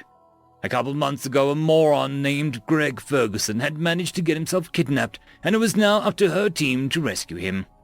At first, she felt bad for the poor guy, as did the rest of her team, but after reading what his living conditions were, Fracker commits high treason while making more money than we do and eating like a fecking king. The stealth shuttle that carried her team was on a landing approach to Ascodor Research Station. All right, remember the plan. We find the moron, secure him, destroy any data they got from testing him, and bring him back. One of the heavily armored soldiers raised a hand. Moreau nodded at him. How damaged can he be? Moreau mulled over the idea. He needs to be capable of facing interrogation and have all limbs attached. The soldiers all grinned. They had a lot of leeway. They made their way inside the facility with ease. Security personnel simply dropped their weapons at their approach, while researchers froze like deer in the headlights. They eventually found the main research lab, and while Mouse, the team tech expert, wiped the installation's memory core, the team split up to look for Gred. Captain Moreau found him first. He was in a room looking rather confused at 3 Ascodor wearing what looked like homemade mascot spider suits, slowly advancing towards him, making threatening noises. Oh, for the love of God! The captain kicked the door in and stunned the 3 spiders. What the hell? Who are you? Why did you do that? Moreau slowly walked up to him until she was face to face with him. We're here to rescue you. Then she pulled out a taser and shocked him until he fell to the ground. When he tried to get up, she tased him again. After he stopped twitching, she grabbed him by the left foot and dragged him back to the shuttle. The small grunts of pain he made while going up and down the stairs put a smile on her face. 4 months later, the Ascodors attacked Masoran 3. They were crushed by the combined forces of the Masoran and the Terran Alliance. No one was surprised by the outcome of the battle, though most were confused by the fact that the Ascodor troops all wore cowboy hats and sported Spider logos on their armors and vehicles. End of story. Story number 2. Nothing to Lose, written by Hicks Chem. We were winning, back during the early days of the last aggression, when our species believed it to be the will of the gods that we cleanse the humans from the galaxy. We were succeeding at every turn. We struck at the heart of their territory, disguising our opening attacks as natural disasters, like tectonic upheavals or an unpredicted supernova. By the time they caught on to the idea that they were under attack, we'd already taken half of their resources off the field. By the accounting of any scholar of war within 1,000 parsecs, ours was merely a war of inevitability. There was no cause for us to offer mercy to any of the humans, because there would never be a situation where we'd need it as a negotiating tactic. When we had no need for the planet's resources, orbital bombardment would most assuredly eliminate any possible human threats without exemption. On those occasions where a more meticulous extermination was called for, our troops acted with efficiency and distinction. No mercy was ever shown. No civilians left alive as military targets were destroyed. No wailing mothers, uselessly shielding their screeching spawn, were given reprieve. To what end would such an act have aided them? They'd still have starved to death in the empty, burned-out worlds of theirs. If anything, it was more civilized just to finish them quickly. It wasn't until very recently that we came to understand the truth. The gods had not given us a mandate to cleanse the humans. The gods had given us a final test, a chance to demonstrate that we had truly lost any hope of redemption. Had we shown mercy throughout the war, we might have won. But we didn't. The humans saw that we would kill screaming babies and desperate mothers. They saw that we would burn entire worlds of them into ashes. They saw finally that they had nothing to lose. And when the humans have nothing to lose, the only thing they can do is take. I write this now, knowing that it will not save my people. The human swarm, cobbled together from the wreckage of thousands of sabotaged ships, is converging on the last of our worlds. I write this only in the hopes that some other race will know that you cannot ever hope to defeat humans with merciless disregard of life, because they perfected merciless long before we ever met them. End of story. Tales from Outer Space 1575. Story number 1. Just Another Piece of Space Junk, written by Fox Corp. Captain Tyler took a long sip of his caffeinated beverage. "This is what you woke me up for. It's 3 a.m. planet-side time." The captain has been running low on sleep recently. With the countless patrols and endless drills, there's been little time for rest. Tonight, he was finally able to sleep, dreaming peacefully of his life back home, only to be woken up by the screeching of the intercom. "Sir, it is completely alien design. It warrants further analysis." Head Research Attaché Jolnus has always been a thorn in Tylo's side, constantly pestering him about insufficient space to think, or not enough research staff. Yesterday, he complained about the lack of radioactive isotopes. Why would a ship full of crew subject itself to continuous radiation? Simply put, Jolnus was and still is an annoying part of the ship. High Command won't allow for Tyler to throw the meddling researcher into a life pod and send him away. That hasn't stopped Tylo from seriously considering it. "So, look at that big ugly thing. Whatever alien designed it clearly wasn't very advanced. It's worth less than scrap metal." "Sir, at least let me send a research party to investigate it. I'll also need full control of the ship's scanners for the duration of the mission." Tyler recognized an opportunity when he saw it. "Only if you personally lead the expedition from the research vessel." Jolnus didn't seem to recognize the captain's plan as obviously a little too anxious to get him off the vessel. That, or he didn't care. "Yes, sir. I'll leave right away." For the next 20 minutes, Tyler enjoyed the peace and quiet of his captain's chair without interruption. He had almost drifted back to sleep when the high-pitched whine of Jonas' voice screamed over the communications, "You need to see this!" The captain grumbled and moved over to the sensor monitoring station on the bridge. A small group of bridge officers had gathered around the screen. "Get back to your stations," barked the captain.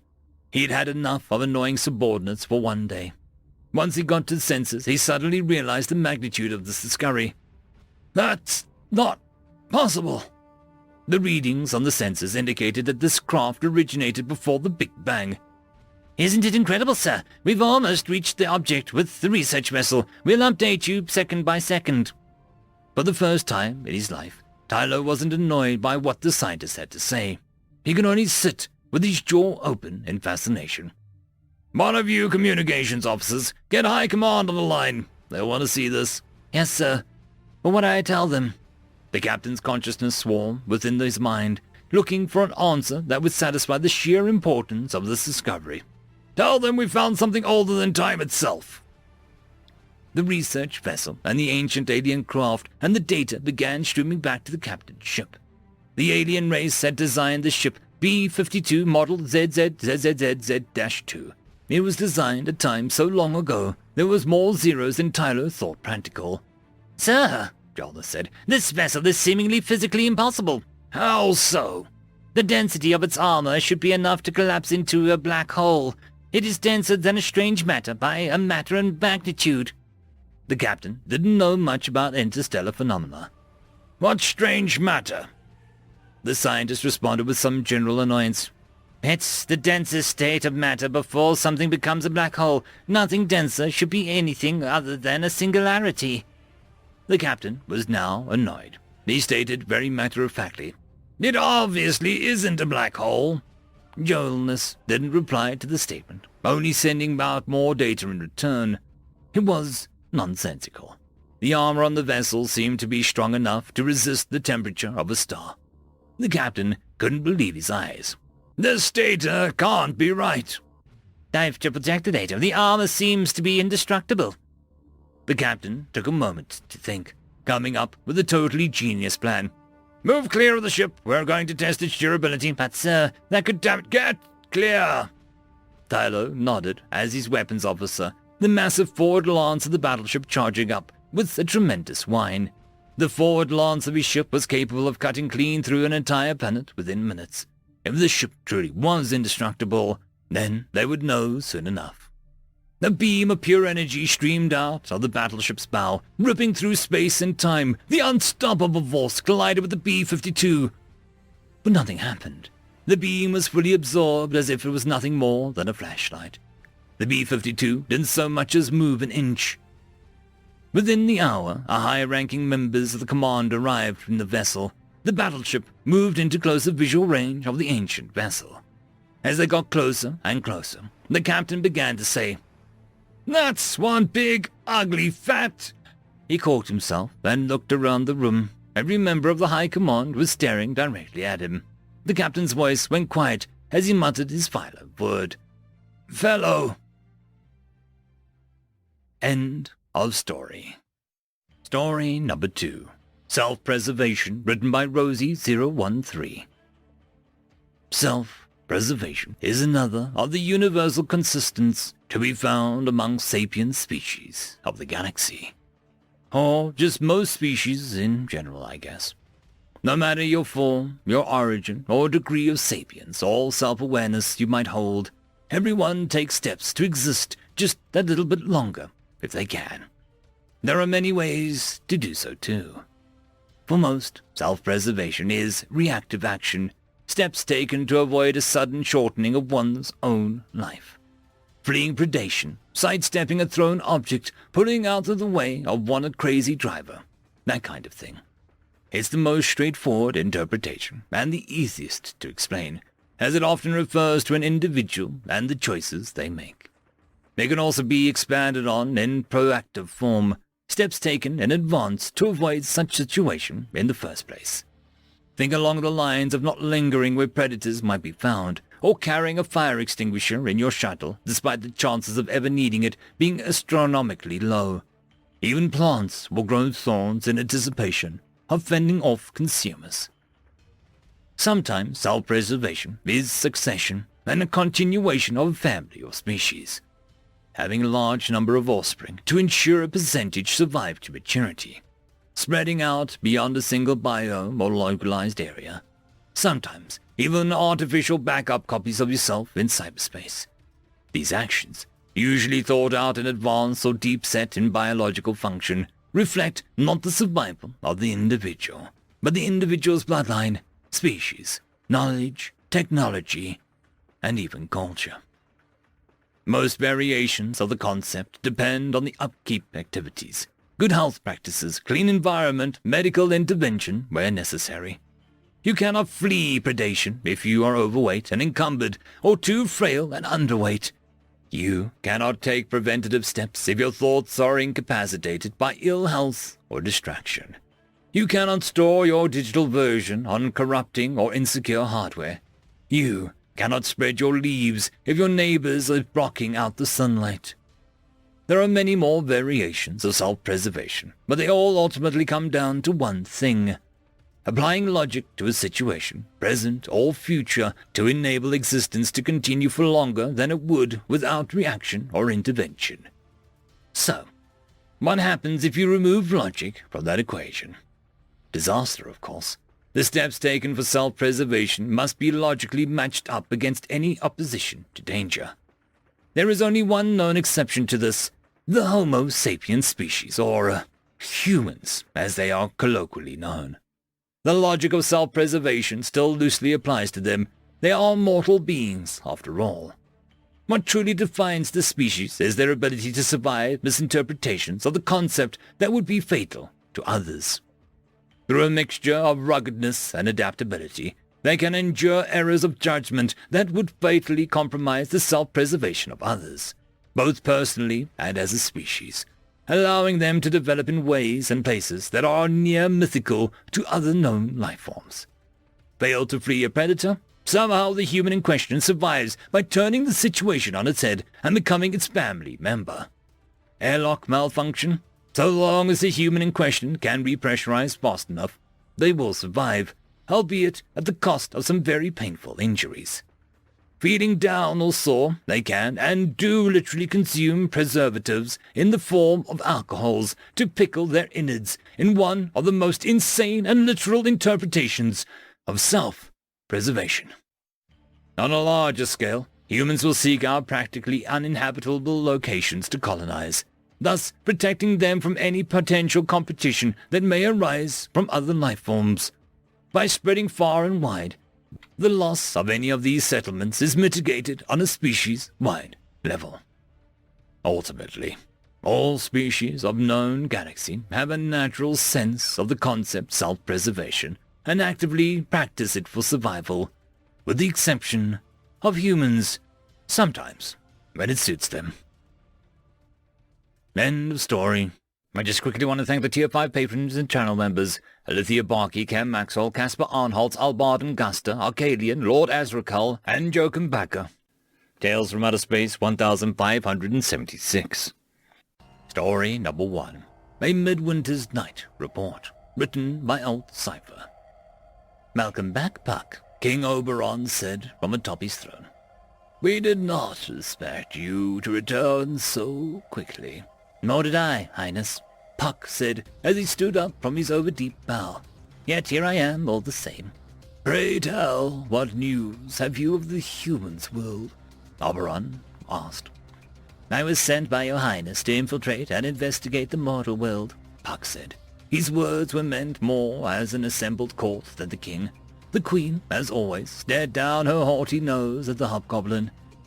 The world of man is no longer fit for fay, nor is a mortal war a game we should play. The room erupted into barely concealed whispers and titters. Puck heard gasps of treason and liar before the icy glare of Oberon closed all lips. Puck could still sense the uneasiness in the air. What say you, trickster? Puck. That the assembled might of the Selly court cannot overcome a few weak-minded men. Is this betrayal I hear, or simply one of your jests?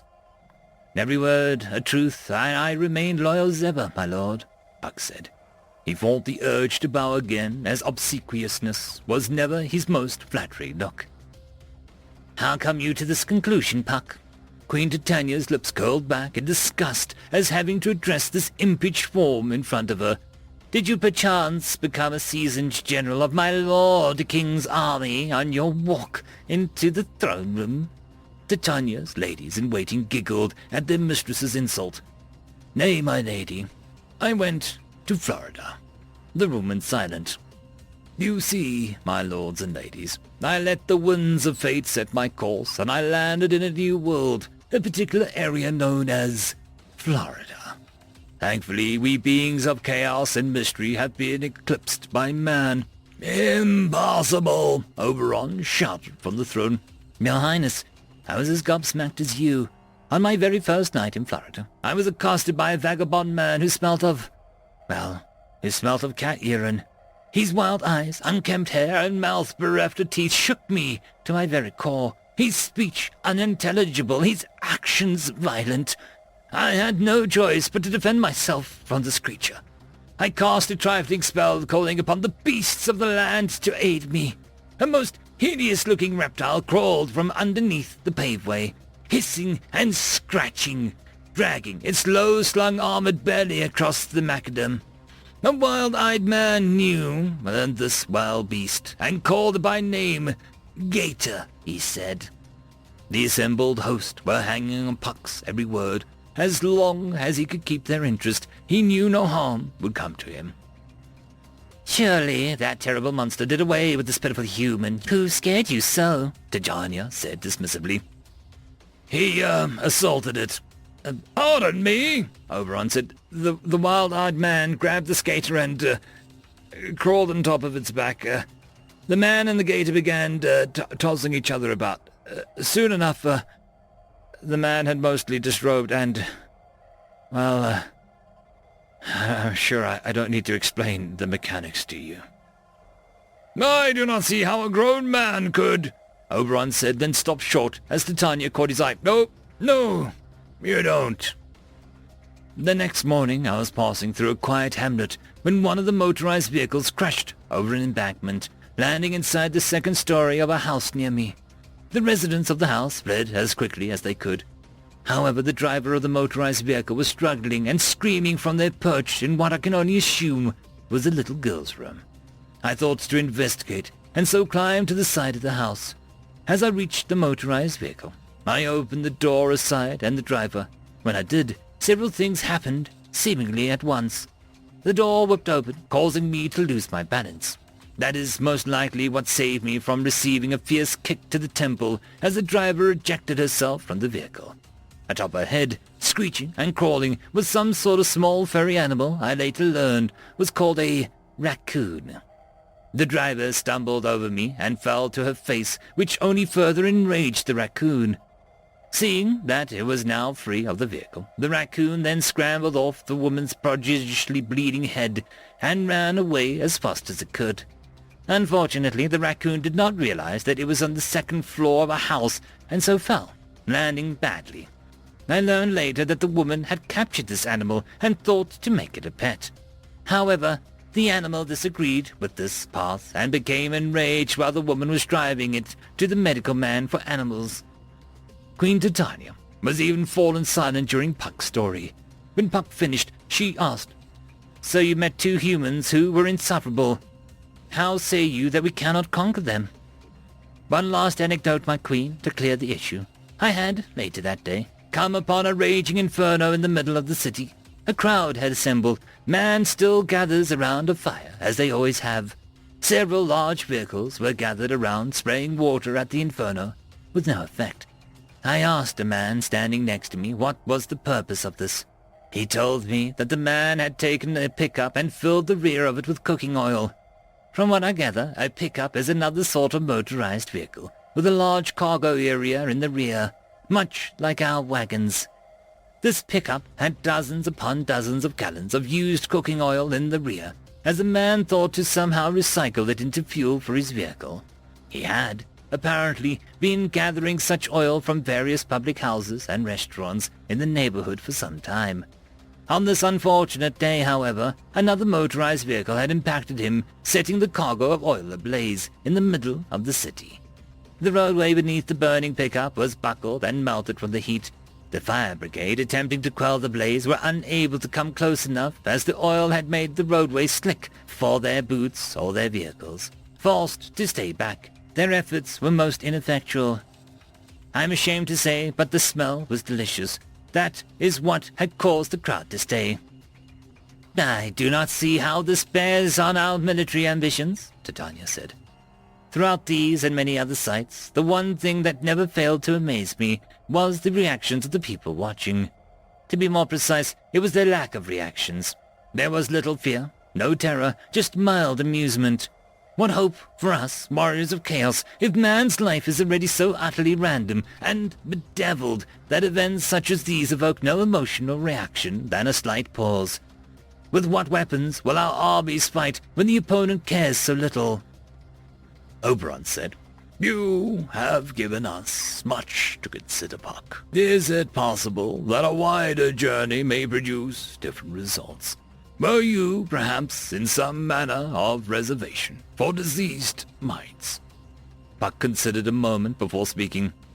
I do not believe that this is any sort of planned area, sire. I have heard of a land called Tick's Ass, not so far from Floridor. In Tick's Ass, they venerate half-man creatures known as cowboys. Cowboys? How would such a monstrosity come to be? Oberon asked. I know not, sire. There is also the land called California, where people are stretched and flattened, then forced to live upon the silvered screen for all to jape and jeer at, Puck said. We cannot trust this imp, as I said since the farce of the investigation began, Titania said. Nay, my queen. These tales are too outlandish for even Puck to conjure. We will let the world of men pass from our sight. We shall abide until the winds of fate are more favorable. Sire, Puck said, may I also offer a suggestion on doubling of the gods? If the world of men were to invade our realm, we may find ourselves destroyed before we were aware of the danger. So be it, Oberon said. End of story. Story number 2. Post-mortem, written by MathWiz617. Oblivion had one job. Oversee the transfer of souls from life to afterlife to nothingness. He was good at his job. He enjoyed his job even. He did not, however, enjoy dealing with human souls. Every being that died would be claimed by a god. The soul would then go to the god's domain for its afterlife, and once totally forgotten amongst the living, would fade to nothing. This was the natural order of things. Humans, however, frequently spat in the face of natural order. This soul was no different. A human soldier who had died in a war on another god's planet. Over a dozen gods had shown up to the soul's assignment tribunal, in addition to the god of Andromeda-2. The gods had spent the last 30 seconds living space-time arguing who got to claim it, and there was no sign of argument calming down. As Odin pointed his spear at Hades, shouting obscenities in whatever language, the death of Andromeda-2 shot Oblivion a look that clearly said, "What did I just get myself into?" Oblivion shook his head, clearly frustrated with the situation. However, it was not his job to interfere. Things would work out, one way or another. Another death suddenly appeared, not escorting any soul, but putting the first death aside. After a short conversation, the new death took the soul by the core and disappeared. Oblivion had waved his hand, clearing the plane of arguing deities. The soul had been claimed. "Welcome back to the land of the living, Sergeant. We thought we had lost you." The soldier shakily touched the wound where the plasma bolt had hit him, inches from the center of his chest. "I saw the Reaper," he whispered. "What happened then?" the medic asked. The soldier smiled. "He apologized for the inconvenience. End of story. Tales from Outer Space 1577. Story number 1. Humans are exhausting. Written by Trespros. Linfer had offered to meet his new human co-worker out for drinks after they shipped together. Initially, Linfer had doubts on meeting with the new human alone after work. He knew better than most how intense humans could be. He'd been raised off-world, and his early education put him in contact with hundreds of human children whose parents had traveled to the asteroid bases for work. Same as Linfer's own parents. He had always gotten along well enough with the human children, but their volume and breadth of emotion and communication could be exhausting. Every word they spoke was dripping with tonalities which conveyed complex and subtle double messages and hidden meanings. The positioning of their feet with their hand movements could signal whether you were a friend or a foe. The dozens of muscles in their faces which tugged at their brow, curled their lips, and allowed for flicks of the eye seemed to exist for the sole purpose of communication. Communicating with one, especially one-to-one, was enough to mentally drain the most observant species as they tried to interpret the literal hundreds of messages a human unconsciously and consciously emitted. But Ellis, his new human co-worker, always seemed a little, calmer than other humans. Like the tidal wave of emotion was instead a gentle wave. Besides, Linfer had been raised right, and ultimately he had decided to make the first gesture of friendship to his new co-worker, despite how exhausting talking to a human could be. When Linfer eventually asked the human, it was an invitation that was happily accepted by Ellis. In fact, Linfer wished that he had asked sooner after seeing the picture-perfect smile on Ellis's face as he accepted the offer.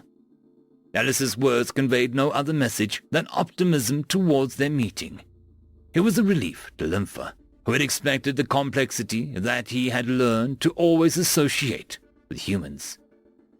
He must have been feeling lonely, Linfer thought to himself, and just so happy that someone reached out.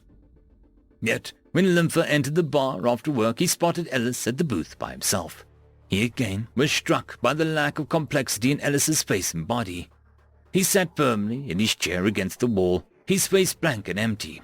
This wouldn't be unusual for any other species, but struck Linfer as intensely odd. However, Linfer's thoughts quickly disappeared when he took a seat next to his new friend. Ellis's eyes stared at him for a fraction of a second, and after a brief beat, his body, face, and language all exuded happiness. His body relaxed in the chair, and a warm smile stretched over his face. His eyes gained a gentle quality. He greeted Linfer as he sat. "Linfer, how are you doing? I'm so glad we're hanging out." Linfer settled into the seat and started to make a small talk with Ellis. They talked about their workload, the defeat of the local basketball team, man, were the humans great at coming up with games, and the attractive human who worked in the office between theirs. At each conversation topic, Linfer was struck by the single tone of the communication the human expressed. Frustration at work, sadness at the team's defeat, lust towards the co-worker. From past experience, Linfer knew this was odd.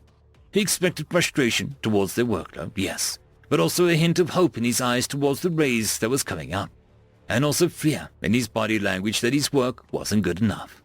Most non-humans wouldn't pick up on this, but Linfer had a lifetime experience with humans. Finally, the small talk turned to the plans for the weekend. After Linfer told Ellis all about his plans to visit family, it was Ellis's turn to share. A funeral. A close friend from Earth died recently." Linfer was shocked by how Ellis delivered this news. His eyes became downturned and he shrank back in his chair. He spoke each word quietly with a downward tonality. He depicted the definition of grief. Linfer remembered when the dog of a human friend he knew as a child died. Of course, the human exuded grief towards the dog, but a million other emotions as well. Hate and anger towards the injustice of it. Depression and self-loathing towards not spending more time with their pet while it was alive. And even the tiniest traces of happiness towards all of the attention that they were receiving at school over the tragedy.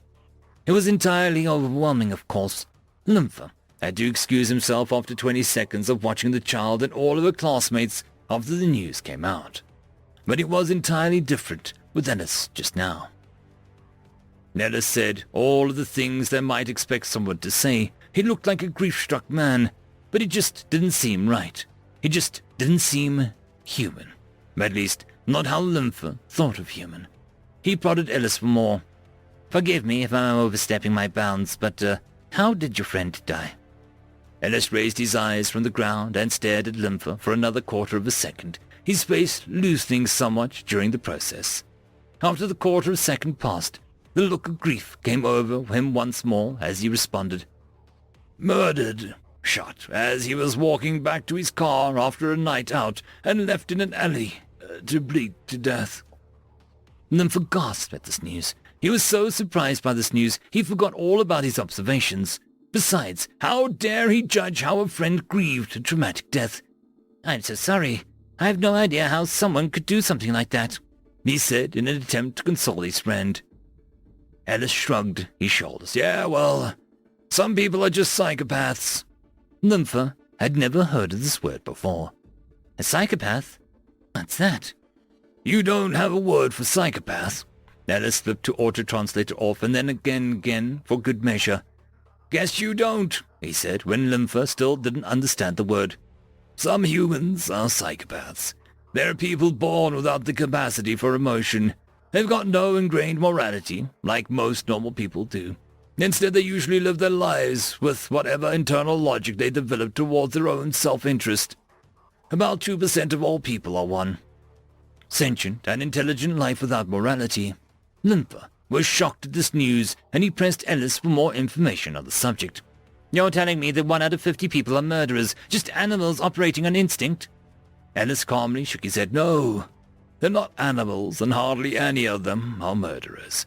Most live completely normal lives like any other person. It's hard to spot them too, because they usually do such a good job at faking the emotions that people expect from them.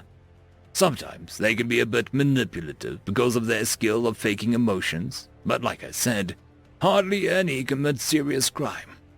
Lympha thought back to his childhood. "You know, I grew up in a human-majority region.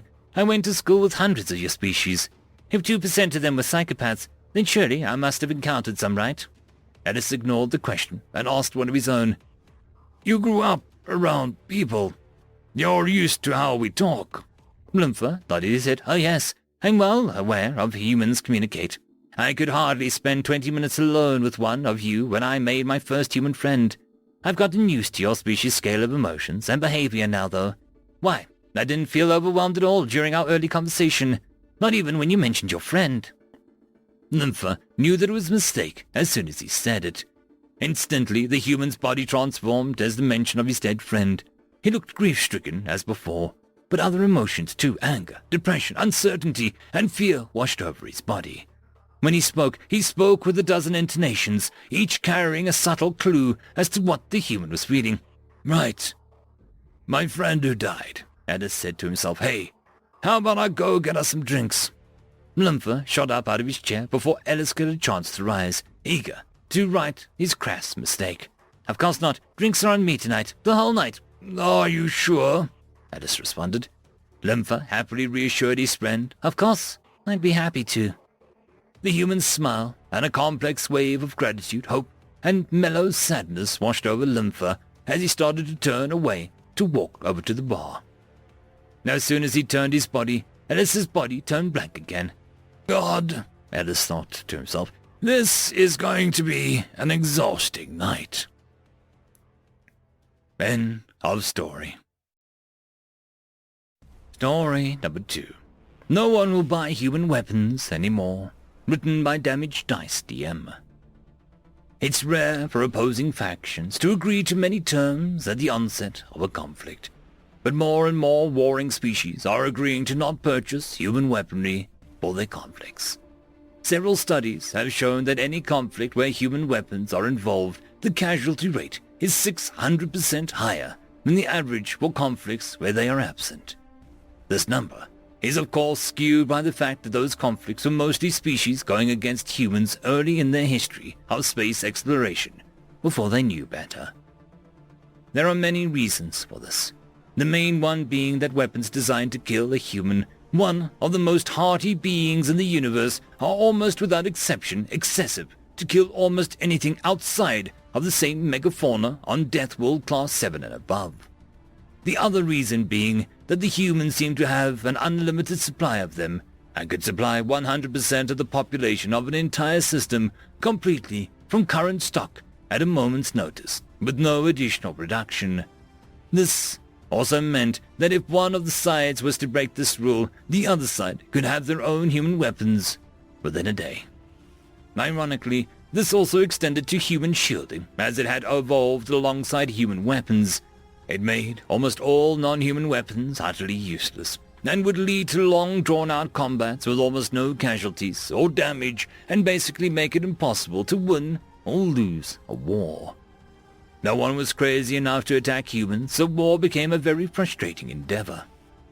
This is, ironically, how the humans brought peace to the galaxy. When one side would start to lose, they would buy human weapons and shields, then the other side would do the same, and they would end in a stalemate every time, to the point that they just stopped waging war at all.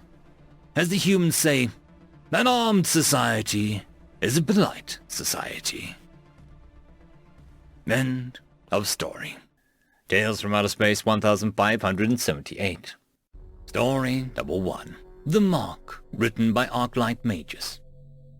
Siltip was drinking quietly in an otherwise noisy bar. It was a typically outlaw bar on a mining colony. Plenty of ruffians, hard cases, wanted beings, and the odd respectable who was just passing through. Her glass of Cyberium had been hard-earned this week, having served 11 maintenance cycles. But on a station like this, one was either useful or driftwood. She was so lost in her thoughts of Cyberium, it took her a moment to realize that the bar had gone quiet. Deathly so. Looking around, she spotted the reason at the door. It wasn't a particularly remarkable being who stood there. Average build, excess heat emissions marking it as slightly exothermic, and not especially well dressed. But the bit that made the bar quiet and stay quiet was the mark.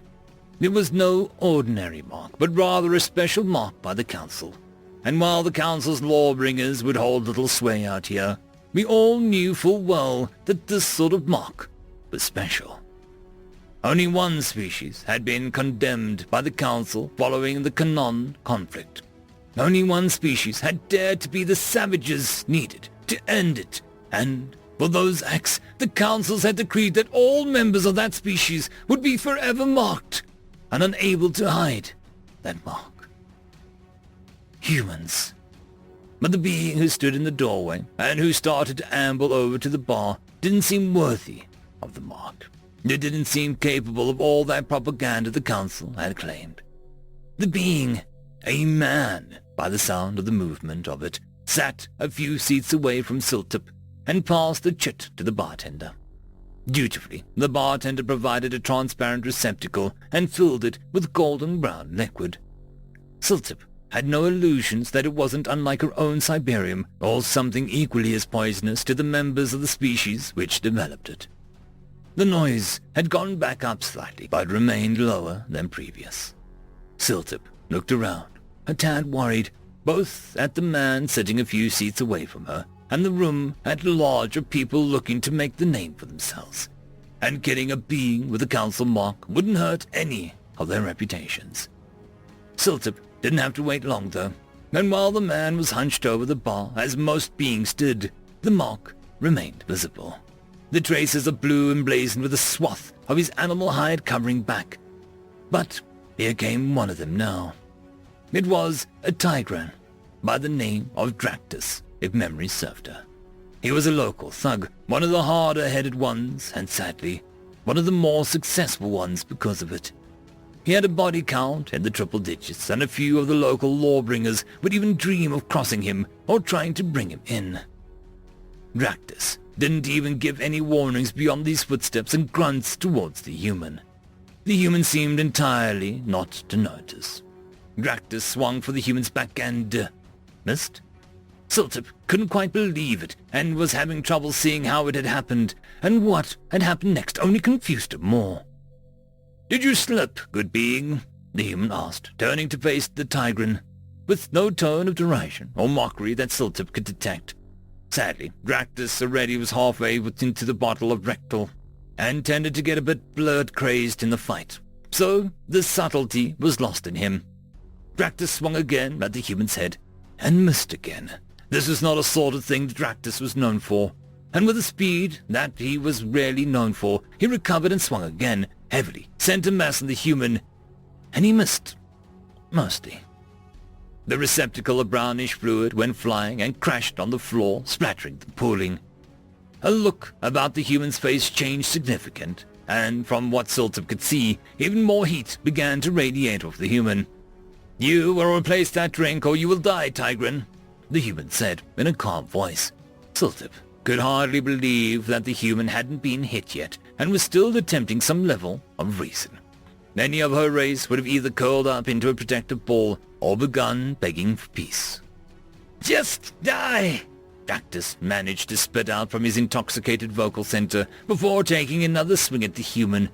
And this time, Siltip and the rest of the bar saw it. The human snatched the Tigran's swinging manipulator and froze it in place, throwing the Tigran completely off balance. The Tigran appeared completely stuck, and the manipulator locked in place by the human's own manipulator. Dractus almost seemed to panic with this new development, but the human seemed impassive, as though this were a puzzle to be studied. And then the human thrust out their other manipulator and grasped Dractus's primary throat. "And so shall I pass judgment on you, Tigran, for the crime of spilling my drink," the human said clearly and loudly for the whole bar to hear. And in a blur of motion, Dractus was on the floor, his primary throat clearly ripped completely from his body, and his juices spilling out onto the floor of the bar. The human then dropped the detached primary throat of Dractus to the floor next to the dying Tigran before looking around the bar again, as though daring any who would challenge him to do it now. But for all the hard cases, wanted beings and fools who frequently have had too much to drink, none would challenge him. The human and the bartender shared a look and nod, and the bartender produced a second receptacle and filled it with a drink once more. The bar was almost silent as the human finished his drink and the Dractus body stiffened. As quickly and as quietly as the human had come, he'd left, the faint blue traces of the mark still showing his animal hide garment. The mark of wrath. End of story. Story number 2. Dove, written by Simi Loki. We welcome you. These words were left here for you. Carved ancient rock under layers of ice on this rogue world. A world that was ejected from its parent solar system before life on your own world evolved. A wanderer of the galaxy, no longer claiming any stars as its home. We leave these words behind for you, because we know that by the time you discover these words and have developed the ability to decipher their meaning, then you too will be a wanderer, calling no single star your home.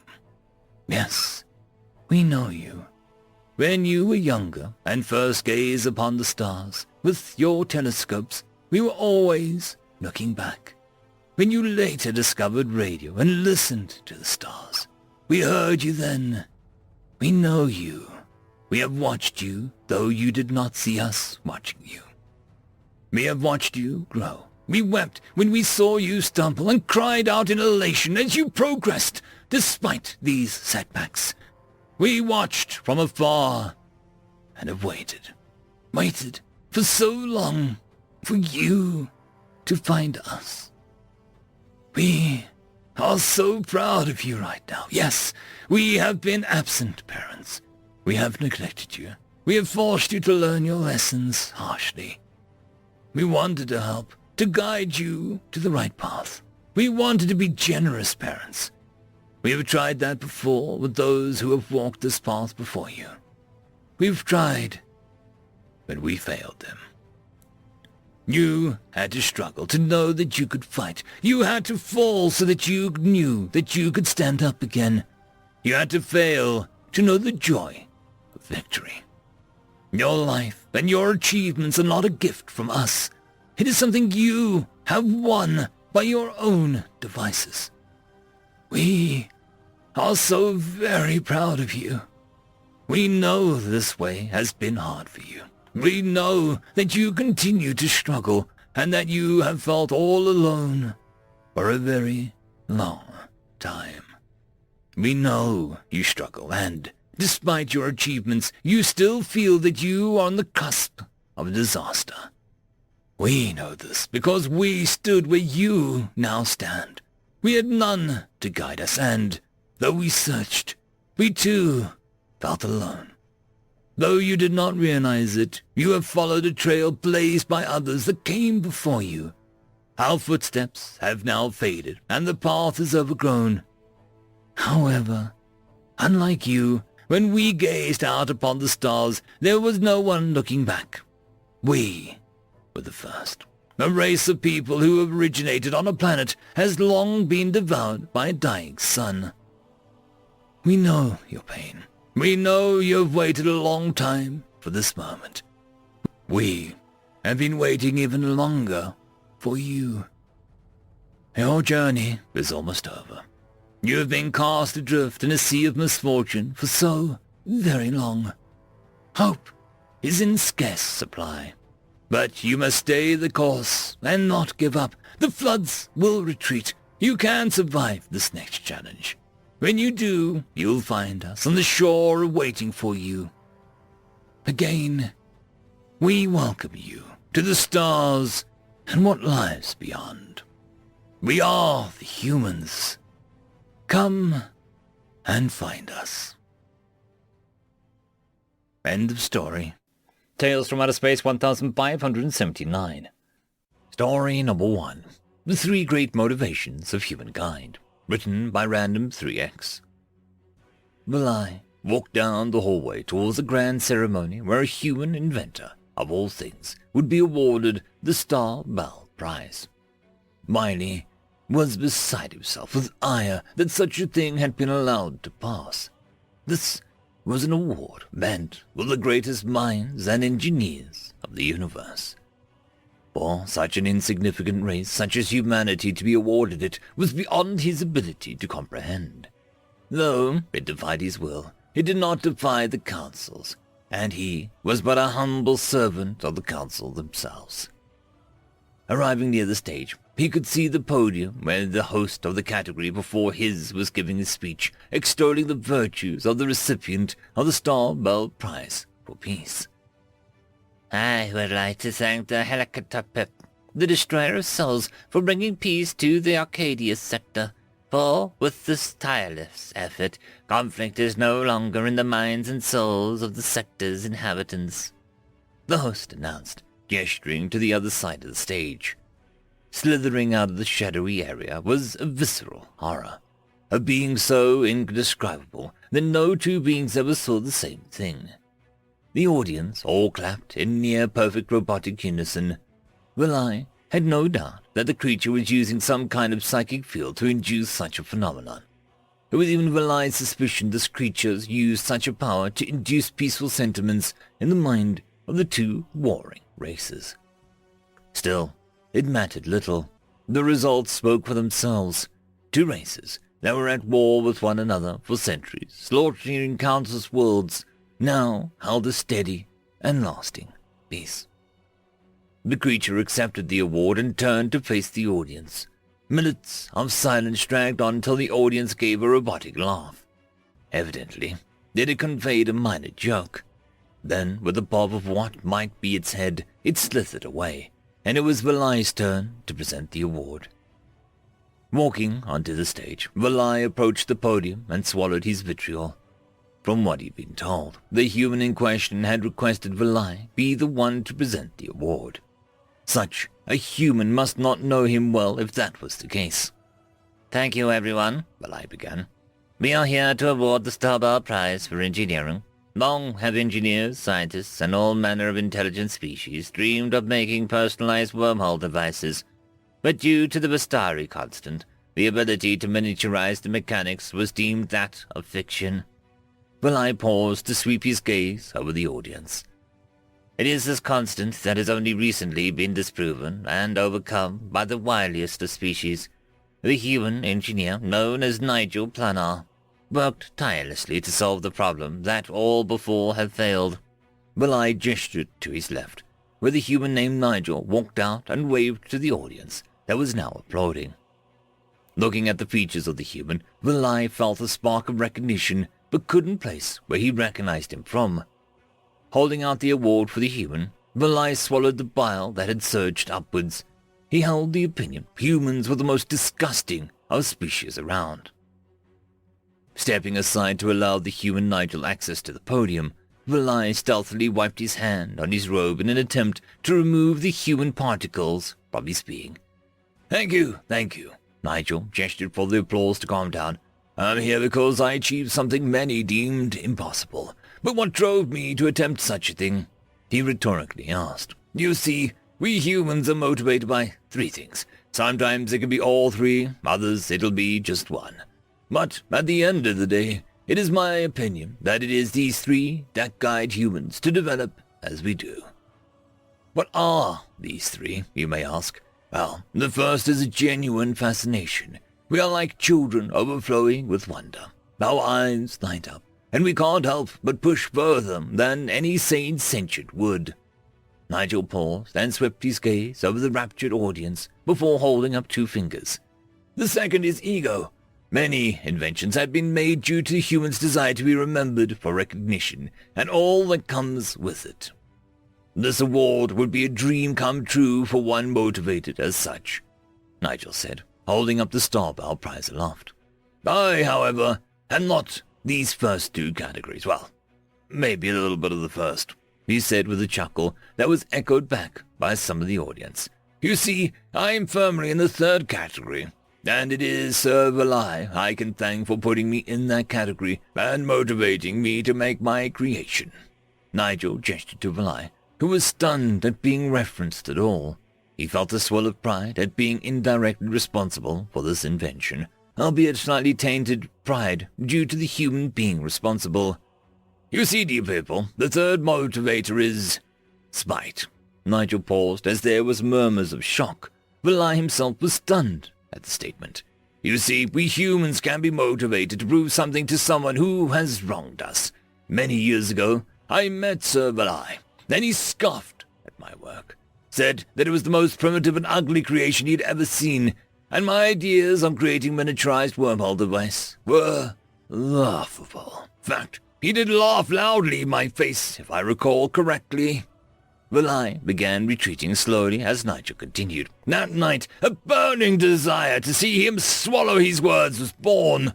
I worked day and night and found a way to do what all before had deemed impossible. My dear audience, we humans are creatures that will achieve great things if properly motivated. Sometimes it is just a feck you to a certain someone. Nigel turned to face Vilai and held up his middle finger. Feck you, Sir Vilai. Your name will forever be a joke. With those final words, Nigel bowed and left the stage. End of story. Story number 2. Tide's Turn, written by British Tea Company. Exactly 134 years ago, one of the most infamous events in galactic history transpired upon the moon of Ares Cetus, now the largest military research facility within the heart of the Terran Empire. Prior to that, the Terran Empire, known as the United Colonies of Terra, had been a fledgling, star-faring civilization which had felt the jackboot of the Malvan Imperium. The Terran Navy had been in splinters, crushed by numerical and technological superior forces of the Malvan race. After the scourging of their homeworld of Terra, it would seem as though the Terrans would have no choice but to submit to the Malvan rule, like so many other races before them. The first step on the subjugation was to pay vast tributes to the moon of Ares Cetus, where a large naval base had been erected as a staging point against the Terran civilization. Demanding hefty sums of tribute, the Malvan would beggar their new additions to the Imperium and further cement the difference between master and slave. Throughout the entire week of the negotiated surrender, thousands of cargo ships were sent to Area Secedus to drop off the tribute that was demanded. The fortress's countless sensors confirmed that the Terrans had indeed been true to their end of the bargain. If there was still one lifeline that the Terrans had to that time, however, it was their masterful use of deception. The Morvan fortress on Area Secedus had been outfitted with the most advanced scanning technology known to the galaxy to know that the Terrans would fulfill the end of the bargain. Had just one alien bothered to personally check the containers, the Terran future would have been lost to an age of servitude. But that would not have to be the case, as the entirety of Secedus busily gorged itself with celebration for the evening. The heavy usage of cloaking which Terrans used in their wars wasn't enough to win them the war, but it would certainly win them their future, as Morvan scanners picked up cargo ships filled to the brim with precious metals and chemicals, rather than hordes of unbroken Terran army, bitter over the bombardment of their homeworld. These soldiers, who had undertaken this mission, had never received mercy in a single time in their long battle against the Imperium. They would not be generous enough to give it back. It was midnight when the cargo containers burst open all throughout the storage within the Morvan fortress. Armed to the teeth, from shotguns to flamethrowers, axes to swords, the Terran army had prepared itself for the most brutal and bloody close quarters battle that they had seen in their enemy's home. To their luck, they had found that the entire garrison and the majority of the crews had been heavily celebrating, many of them on the verge of passing out from the heavy whining and dining. The Battle of Area Secedus was not infamous because it was in reality a massacre which changed the tide of a losing war. It was infamous because of the sheer brutality and savagery the Terran army embraced in its retribution against the Morvans. The lucky ones had been torn apart by shotgun blasts or beheaded in their drunken stupor, oblivious to the Terran attack. Most were not granted quick deaths.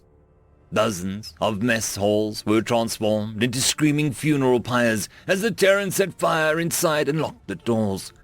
Those that didn't meet hell's fires saw no better fate. Helpless and unarmed, the hated Morvans were thrown out of airlocks, lynched, dismembered, clubbed to death, flayed alive, and some were even crucified. The Terrans took full glee in their deeds following the massacre as they commandeered the fortress and took what they were looking for, the armada that was moored in the dry docks. Images of the slaughter were leaked to Morva Prime, capital of the Morvan Imperium, as the Imperium's leadership reeled in the mobilize and other force to deal with the resurgent Terran military power. A chilling message was displayed to the aliens. "We are coming for you." End of story. Tales from Outer Space 1580. Story number 1. The Sun Never Sets, written by Fox Corp. Emperor Rolnar marched through the ash-choked streets of what was once Earth, flanked by hundreds of security agents and support personnel.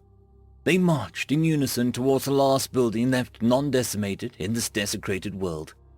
Bodies, blood, and gore were ever present, filling in craters, dips, and depressions like sick biological concrete. Death was everywhere in this once mighty world. Yet, how it came to be is a story what remains of the galaxy would rather leave unheard. In the year 2796, first contact with the bipedal race of omnivores was made in orbit of Icarus 1-B172, a red supergiant star under close study due to its high probability of exploding in a supernova within a standard cycle. They were an overlooked part of the galaxy, and thus had stayed under our radar for quite some time. Yet, in this time, they had advanced into powerful interstellar empire. These bipedal omnivores would end up being humans. They had sent a scientific research vessel to the system, much like we had, in the hopes of studying the last moments of a dying star. This star was known to them as Betelgeuse, a very culturally significant star in one of their most prominent constellations. The star was set to explode in one human month, and the researchers of both parties were more interested in the star than each other. As was standard procedure with first contact, a boarding party was sent to secure the new species and hopefully peacefully take them into questioning vicinity. From there, an evaluation would be held regarding the eligibility of said species to join the Empire of the Stars. But fortunately, the humans had a society in which boarding was synonymous with aggression. They responded likewise, killing over half of the details sent to secure them. 57 humans were killed, and over 568 Imperial shock troopers were killed during the boarding. Such horrendous casualties would only be a precursor of what was to come. Within the day, 5 human warships had assembled in the Betelgeuse system. They were broadcasting on all frequencies for 5 hours and 30 minutes, something pertaining to the sun never setting, before 10 warships of the Imperial fleet jumped into the system. Within 10 minutes, hostilities erupted. All Imperial ships were destroyed, and all but one human ship was destroyed. The remaining human ship, Royal Flame, began to sift through the wreckage of the Imperial ships, and what they found sealed the fate of quintillions of beings. Coordinates to every single system in the Empire. Naval tactics, communications, and economics. Everything the Empire had at its disposal was turned against us. Upon finding such a treasure trove of information, humanity pounced upon everything they could get their hands on. Money was siphoned into nothingness, and communications were completely shut down. Our economy was all but shattered. While our empire was in the dark, our convoys and logistics vessels were ambushed and destroyed. Not only was our empire's economy on life support, but humanity was also actively nuking the plug from orbit. Humans were overzealous in their efforts, however.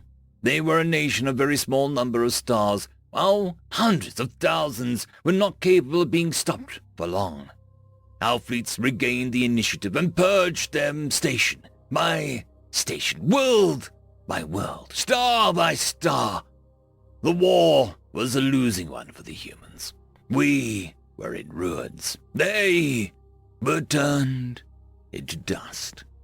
When our fleets finally reached Earth after 50 years of fighting, they launched billions of drones, ships, munitions, and lives to stop our advance. We nearly lost everything, but they broke before our fleets did. They took down such a terrible number that our growth rate across the stars slumped by an entire order of magnitude. Whether or not humanity was justified in its war against the Empire was widely debated across the Empire. They only tried to survive, after all. But at the end of the day, they had won. And to the victors go the spoils. Or so the Empire thought. When the Emperor and his entourage entered the final tomb of humanity, they were greeted by a massive hallway that descended well over 25 miles below the surface. After taking a vehicle down the hall, the entourage was greeted by a massive array of screens and supercomputers. They'd entered the crypt of the human leader, Queen Elizabeth II. The screens all displayed the visage of an elderly woman standing in front of a large clock tower. She greeted the entourage with a smile and said, "Welcome to the underground section of Buckingham Palace. I hope the accommodations pertain to your liking." The Emperor was stunned. "How do you still live?" "Always have, always will. This computer contains but a shred of my collective consciousness. Perhaps we should travel to your palace for tea." Tea? The entire world seemed to rumble and come to life. Massive drives and thrusters spun up, and they unveiled themselves. After a matter of minutes, the entire planet entered FTL. The Emperor panicked and began to flee the underground bunker. He reached the surface just in time for Earth to come back to reality. The smog had completely cleared, replaced by a beautiful visage of Empyrean, the throne system of the Empire. Empirus, the star of the system, was dimmed by the gargantuan ring that encased it. On the surface lived 1 quadrillion beings. The mere presence of Earth's gravity was placing an enormous strain on the structure, and the security forces were already on their way. Monitors and loudspeakers began to arise from the glass ground. The palace is nice, but not satisfactory to a queen. Renovations are in order. The Emperor was confused. He muttered, Reservations? Just then the pieces of his mind clicked and came a shocking realization. He panicked and tried to flee to his spacecraft, but it was too late. The massive engines of the planet were racing at full speed towards the ring. Even before the impact, the ring buckled under the tremendous strength of Earth's gravity long before the collision. It shattered into billions of pieces in a glorious volley of explosions, like a pane of glass being shattered by a guided missile. The overkill was absolute. When the first impact occurred, the computers contained in the consciousness of the Queen and everyone else on Earth lifted off, content in the fact that they'd had their revenge. The ring and everyone on it, as well as the Emperor and his entourage, were destroyed. Human victory was absolute. Humanity seemingly lost everything, but in reality, just made themselves look weak to protect their true secret. Arc ships had seeded the entire uninhabited galaxy, and the human economy and industrial capacity were only growing. All of the Empire's strength was negligible compared to the human knowledge gained in the first months of the war. It would be another 1,000 years before the dust settled, humanity and the Empire resting in a turbulent peace. In those 1,000 years, countless emperors rose and fell, but the Queen still remained. Only one thing could be learned from this insane fact. The sun never truly sets on the human empire. End of story. Story number 2. Building Bridges, written by Dragonson04. It's not that there's nowhere to run. There's a whole universe out there. It just won't help you. That was the accepted rule. If your planet was brought to the brink by invasion, asteroid, rampant disease, or random wandering black hole, you were on your own. That was the rule that we all followed. No connections, no real way to ask for help. We were all on our own. We were all isolated, insulated, completely content to ignore and be ignored by the rest of them. There was no grand galaxy-spanning council, or empire, or singular government body to make things work. We were all aware of all of these others, and we all had nothing to do with anyone who wasn't us. Until, one day, a new group entered our sight. No one had ever expected an advanced civilization to come from a backwater branch of the galaxy. These humans, using their own technology, had made it to the stars, like the rest of us. They had previously thought that they were utterly alone. Like the rest of us, they were cautious, and a few were blatantly suspicious, like the rest of us. But within that confusion was a willingness to lower barriers, reach out and help in whatever was needed, unlike the rest of us.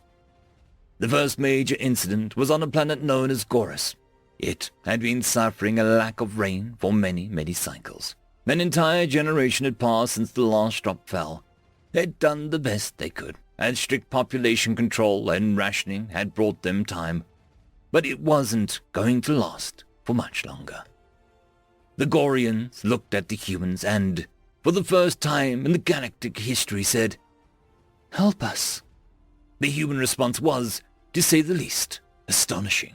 The hyperlanes of Gorus were soon clogged up with ships full of supplies, and their scientists got to work as soon as they touched the ground. Their own brand of atmospheric probes quickly identified the problem.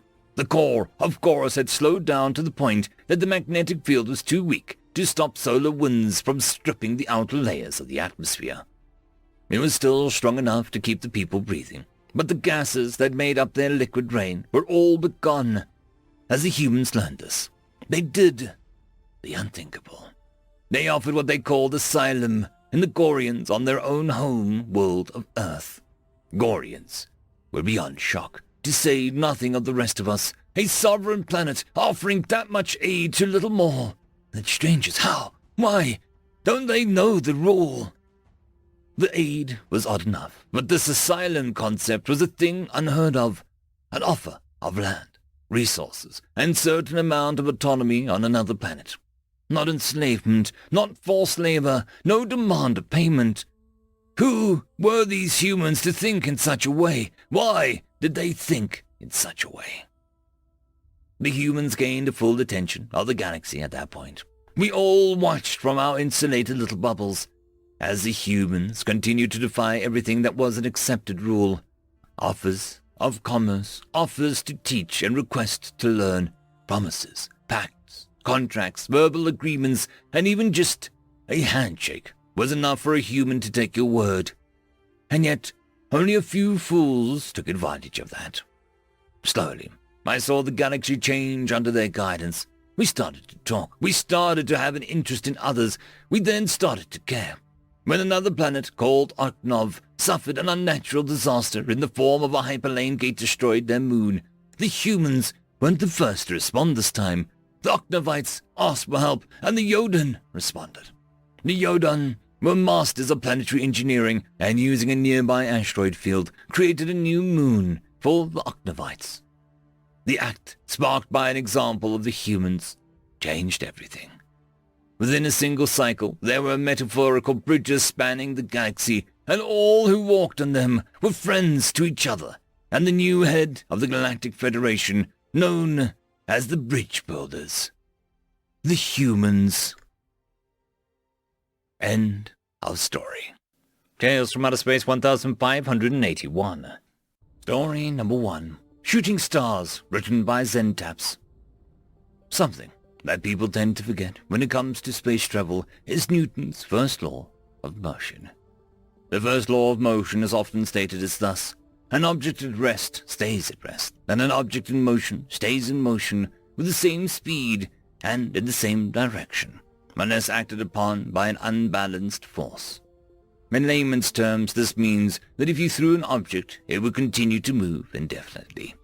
Of course, on a planet, there are external forces like gravity and drag that would act against the object and bring it to rest through collision with the ground. But in the void of space, none of these factors exist. For space travel, this means whatever amount of energy propelled you forward must also be used to slow you down. In the late 21st century, a meteorite exploded over San Francisco. The shock wave toppled buildings, shattered concrete, and took many lives. The resulting destruction led to a massive outcry and resulted in the formation of Stellar Tracking, an organization drawing membership from many parts of the world, tasked with the monumental task of tracking objects in the solar system. To achieve this task, an array of satellites and deep space radar were created to watch the cosmos. As humans began to venture into the stars, the ST expanded its role to help ships navigate through the designated safe lanes in space. In the 23rd century, when the commercial mining of asteroid belt was still in its adolescence and the colonization of Mars was just nearing completion, the ore-hauler Regulus reported engine trouble before losing contact en route past Io, the moon of Jupiter. Those 32 souls aboard the Regulus might have been forever lost if it wasn't for ST Station 22, a simple radar platform which kept eyes on the local region. As the incident progressed, they listened to the radio transmissions, turned to distress calls. The whole system tuned in on the broadcasts of the tragedy. Station 22 could track the ore hauler on their scopes, watching it go further and further, of course. Soon, the ore hauler would be out of range of any possible help. The crew of Station 22 made a decision to attempt to intercept. 3 jumping into small shuttle and the other half the crew plotting a course and making up the rest of the plan. There was no plan in place and no precedent to follow. No one had ever attempted this sort of rescue before. To catch up with the lost ore hauler, the shuttle would have to push itself to its maximum acceleration to reach a high speed of travel the ore hauler was moving at. An interesting thing to note about human physiology: humans can function at any speed. The distinction to make is in regards to acceleration. As the saying goes, it wasn't the speed of the crash which killed them, but the sudden deacceleration. And as physics teacher would tell you, deacceleration is not a thing, and acceleration is always possible. But that is something unimportant to the story. The ST shuttle crew pushed themselves to the limits. Two passed out as they accelerated their small craft to match the speed of the out-of-control ship as they raced to intercept. But they succeeded, and in 2 days' time reached the radio contact with the freighter. The freighter had lost control of its engines, all fuel reserves spent in an uncontrolled and unplanned burn, unable to change their velocity and no longer accelerating. Carefully, the shuttle dialed in to match the speed of the freighter. A miscalculation would result in the destruction of the shuttle and ensure the doom of the ore hauler. And then slowly, as the whole world watched, they docked with the ship. As simple as that sounds, it is no small feat. The target, a little bit bigger than door as a landing pad. The connection had to be seamless and smooth. No margin for error. But it was done. It took only a few minutes for the freighter crew to be evacuated into the shuttle. After that, the shuttle detached and began to reverse burn to return to the solar system and civilization, nearly depleting its remaining fuel. The success of their mission rippling across the solar system as the information traveled at light speed. The entire crew of Station 22 were hailed as heroes. They broke records on that day of history.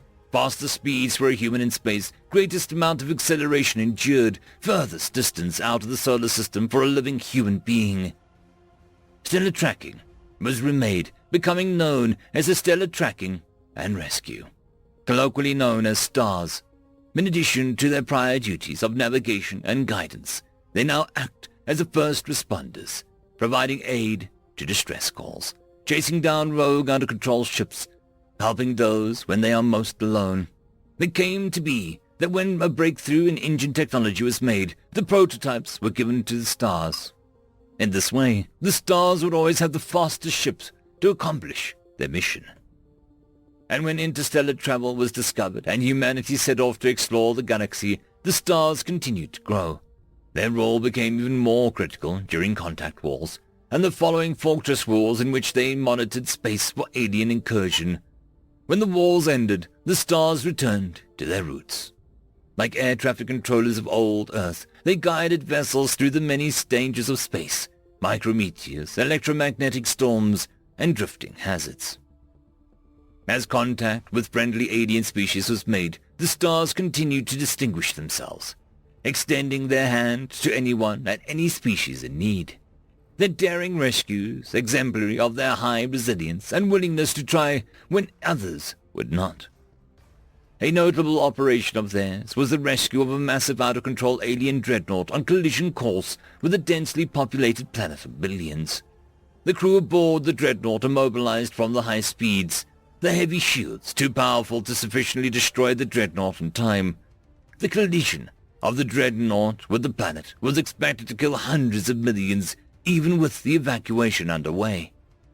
Then, the STARS entered the picture, swooping across the sky, blazing trails of light as they cut through the darkness. Over 100 modified star shuttles slipped through the shields and attached to the hull of the dreadnought, and using their engines, they diverted the colossal ship from a collision path, preventing a planetary disaster and gaining the goodwill of an entire species. It was this mission that earned them the nickname the Shooting Stars, and the name stuck.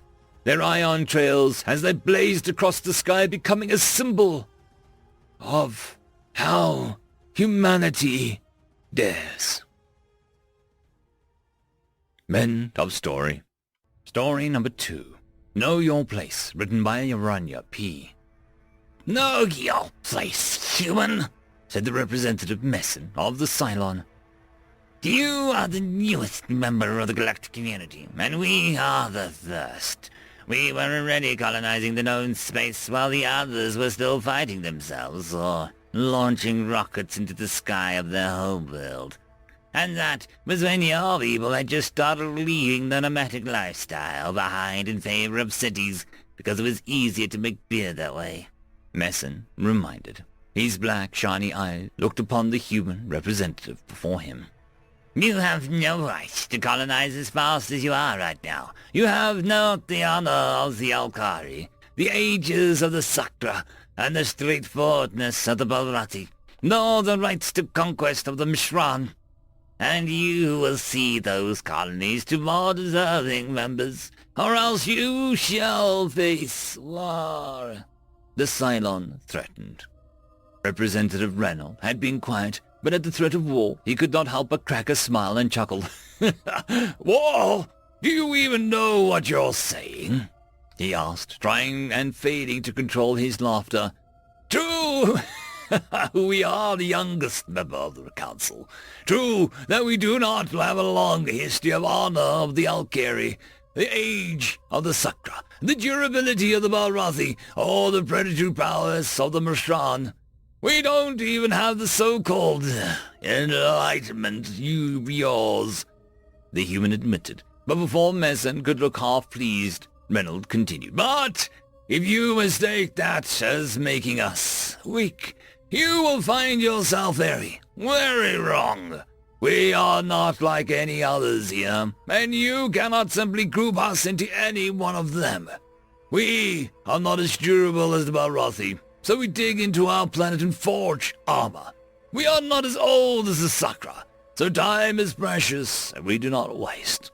We are not honor-bound as the Alkari, so we have been making warships since before the day we joined, Reynolds said, letting that sink in for a moment. Look at me. Look at my limbs, my claws, my fang, my head. I have no natural weapon. Compared to the Mishran, hell, compared to any of the other species of the Council, I am weak. The only thing that I have that makes me dangerous is this, he said, tapping the side of his skull. I was not born into the role of a predator. I choose to be a predator. In what we lack, we make it ourselves, better than what evolution could have done. You say that you've been conquering stars since the day that we were still but wandering nomad tribes on our world. Well, today we are amongst you in the stars, and you are still the very same spot that you were. Reynolds straightened his back as he stared straight ahead at the representative Messen. You threaten us with war, but what kind of war? Is it the kind the Alkari fight, where battles are settled with honorable duels, like the Mishran, where they take what they can and no more? Or perhaps like yours, where isolation and boycotts are the best you can do? Reynolds asked. He can see the Cylons are agitated now, no doubt, of his taunts. We've seen how you fight. We've seen what you called war. And I'm going to assume that you've never seen how humanity fights. Our wars are not like yours. If war were to be declared, we will not settle disputes with personal duels, nor would we stop simply because we were full to let our enemies rest and repopulate. Reynolds shook his head. No! Humanity fights. We fight war of extermination. You will find our grandest fleets chasing your fleets from the borders all the way to your own world. The nuclear fire will be the hell that you and your children burn in, the human threatened before his posture relaxes.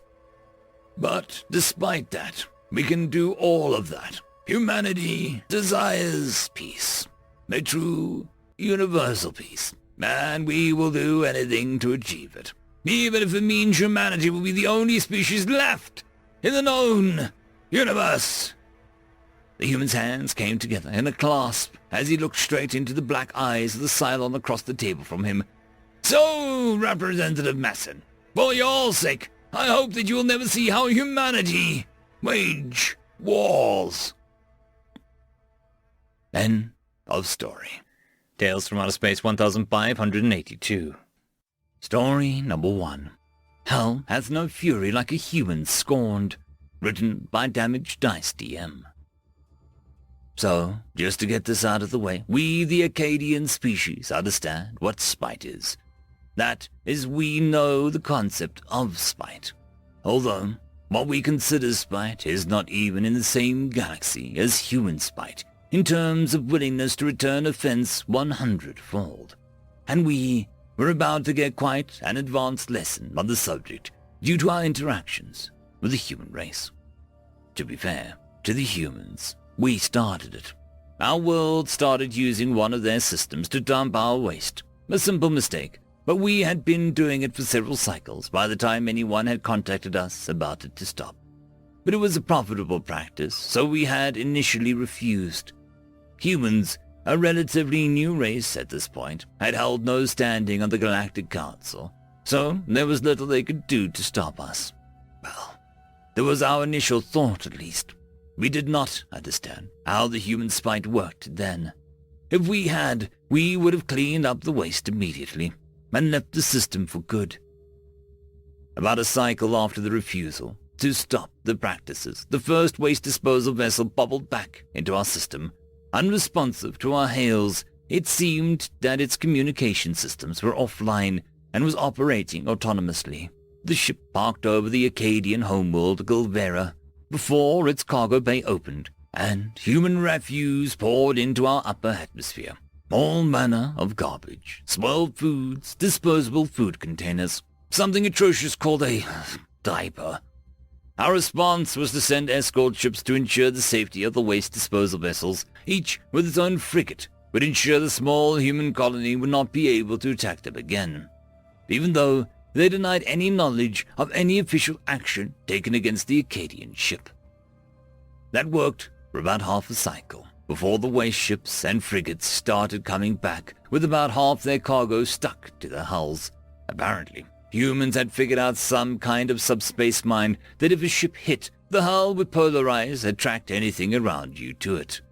We started to put the waste into large containers and fire them into the area before blowing them up at a distance.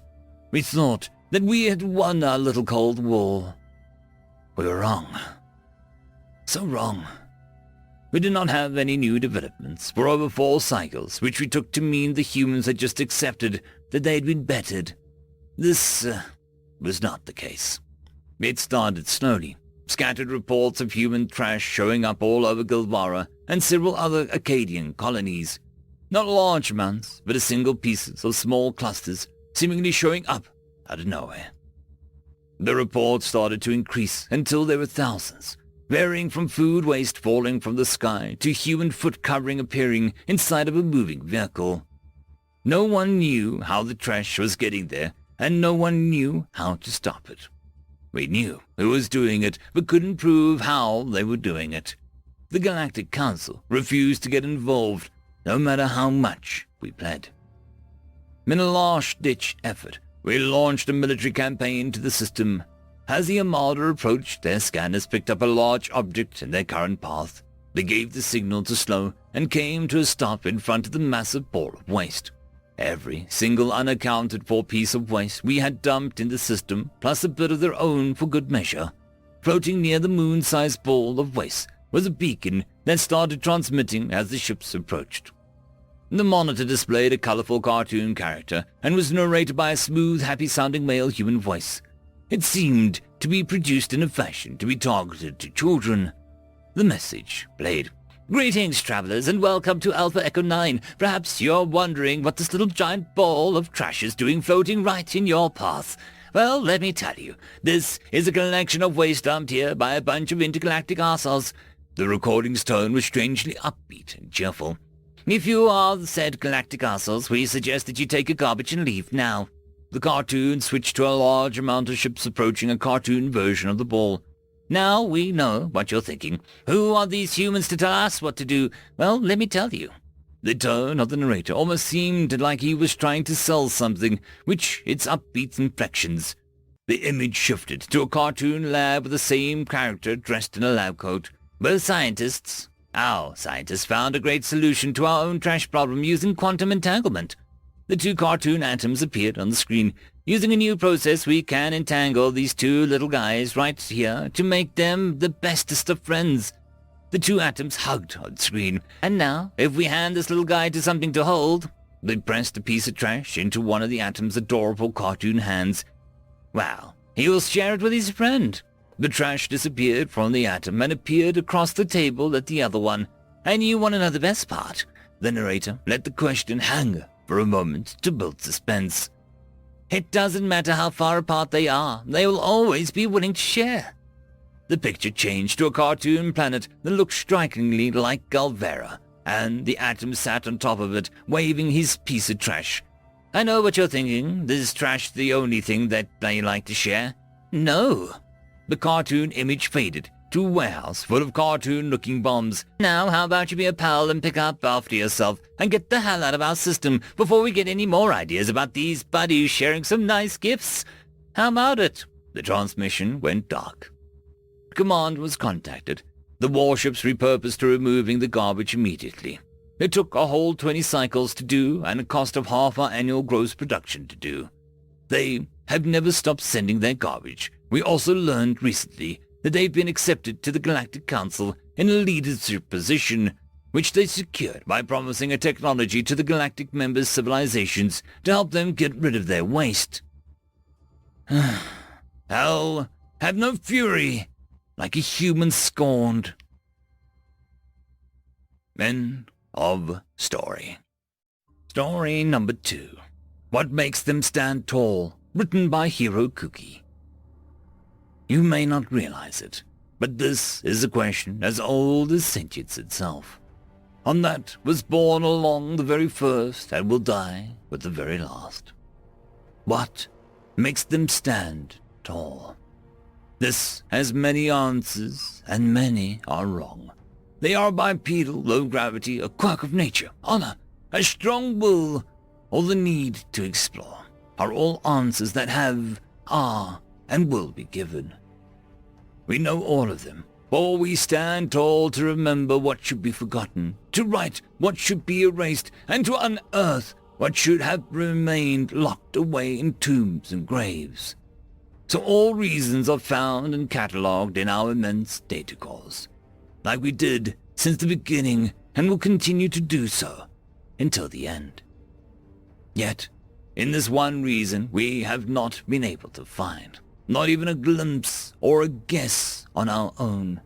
But we felt it, the itch in the mind, pushing us beyond what we knew, what we thought safe, and all lines have drawn to safeguard us.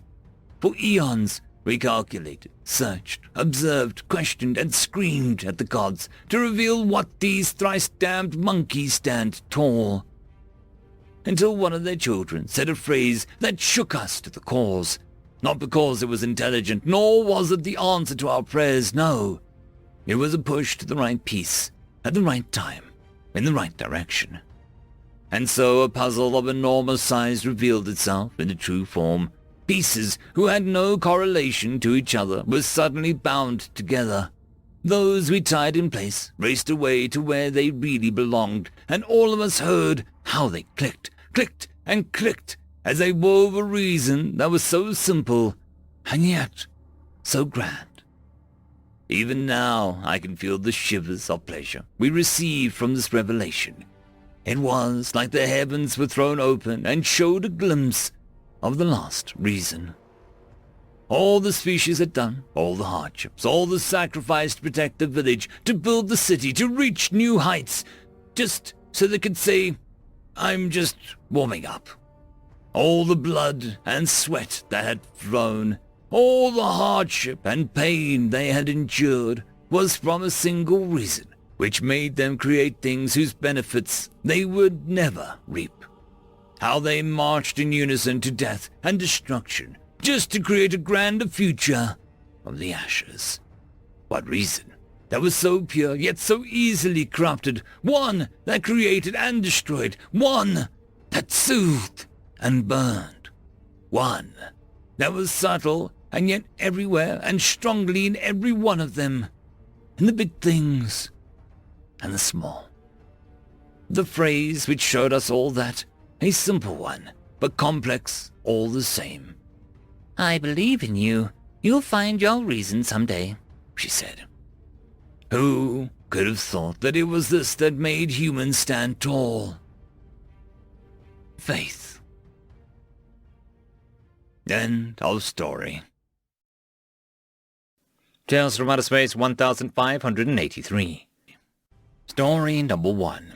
More Firepower, written by British Tea Company. All things considered, the Durations seemed like a good buffer race at the time. With the eternal Earth Empire's advance that had gone wildly unopposed throughout the entire galaxy, it would have been finally a moment of salvation when they walked straight into the Durosian space. The imperial might of Earth and its immortal emperor garnered a vicious reputation as a burning fist which crushed all opposition with little effort. In a savage strike, the humans had brought half the galaxy to its knees in less than half a decade. World after world, system after system, civilization after civilization either surrendered to these zealous crusaders or were put to the torch. However, if there was still one last hope for the galaxy that remained, it was the Durosians. Though by no means could the Durosians even as much as hope to withstand the full might of the Imperial military. It was the hope of those who still remained free from human subjugation that the Durosians could slow down Earth's crusade just long enough for the galaxy to muster her strength against these invaders. The Durosians, while being fairly obscure upon the galactic stage, were well known throughout the cosmos as a warrior race. While this label could literally be used on hundreds, if not thousands of other races, Durosians were the warrior race as far as the galaxy was concerned. Occupying fairly large amounts of territory, the Durosians were loosely united as a bunch of unique clans, which formed tribes, which then all banded together occasionally when the entire race needed every hand. Of course, while every virtual mini-nation was autonomous, previous conquerors had learned that an attack upon one Durosian was an attack upon all Durosians. Durosians stood roughly about 7 feet tall and had green bodies of pure muscle. Typically, Durosian temperament usually ranged from moody to broody, or, in a few special cases, pissed the feck off. Perhaps this could be expected when life comprised of working 14 hours a day, getting into brawls with the rather vicious flora and fauna that existed on literally every Durosian planet, and then sulking in a ditch. For the layman, this meant that the Durosians were typically unhappy throughout their lives. Now, if there was one thing that could ever make Durosians happy, it was fighting. Not the type of fight where the two Durosians had to cobble over some animal because it stole the results of the afternoon's fishing, but the type of fighting where Durosians got out of their workshops, mines, and farms so that they could grab an assortment of guns and clubs to go beat on a group of people they didn't like. The type of fighting where it was a team activity that built character, and everyone could have a fun time of it. The Durosians had a culture that revolved around a warrior honor. Unfortunately, the issue with their race as a whole was that there often were no enemies to fight. When it became common knowledge that any colonies within 500 light-year radius around Durosian space would inevitably be invaded every week by hilariously inaccurate but terrifyingly abundant gunfire and incomprehensible screaming, it was decided that colonization was simply not worth the trouble. Don't even get started on trying to fight the Durosians. That said, however, it seemed finally that the Durosians would inevitably somehow contribute to the galaxy. When the retreating armies of the Galactic Council wisely sidestepped around Durosian territory, they had shrewdly made their route appear as though they cut right through Durosian space. If they knew the humans well, things were about to get a lot more interesting. So imagine the immense surprise of the galaxy that roughly 2 months after the first Imperial battle groups entered Durosian space, the same number of ships that walked in walked straight out. Not even signs of battle. The surprise persisted when intelligence had picked up that the humans were apparently attempting to retrofit escape pod designs into a kind of missile system. And then imagine the immense terror of the galaxy when the Imperial fleets began launching hundreds of pod-like missiles straight at enemy ships, pods that bore their way into the hulls and deposited mobs of screaming humanoids armed with a lot of guns and even more ammo. End of story. Story number 2. Humans Are Gods, or War Among the Stars, written by Damaged Dice DM. The Ultar were the apex predators of the galaxy. Constant conquest was their culture. A member of the Ultoth society was only valuable as long as they could fight, and this brutal lineage was a crucible in which they would burn their weakness of their kind. Their methods were brutal and well known to the galaxy at large, that they would send a small ship with 100 warriors from their home planet in a random direction. The captain of the ship was implanted with a device that had no function while they lived, but upon death would activate a quantum beacon alerting the home planet of the location that they had died. They would then send hundreds of thousands of troops to that world that would dare slay Ultoth warriors. Your only hope was to surrender to the exploration party and allow them to pillage whatever they desired and embarrass you in public battle that you had no choice but to lose. Only then would they leave and move on, and your world would be safe again. Earth was a new discovery to the Galactic Council. Basic diplomacy had been established, and as with all new encountered species, the humans were warned about the Ultoth and instructed on how to survive the encounter. As it happened, less than 2 years later a small Ultoth vessel was detected inbound to the humans' home world called Earth. Upon landing, the Ultoth captain made the standard demand. Humanity was to provide a regiment 10 times the size of the Ultoth regiment, and battle was to be had. A location was set, and the audience to watch the events demanded. The group was entirely volunteer. No government could ask a soldier to intentionally lose and die as an order. And die they did, offering no real resistance as the Ultoth warriors slaughtered scores of soldiers. But then, something unplanned happened. A small child fell from the stands on the sideline, landing unconscious in the field.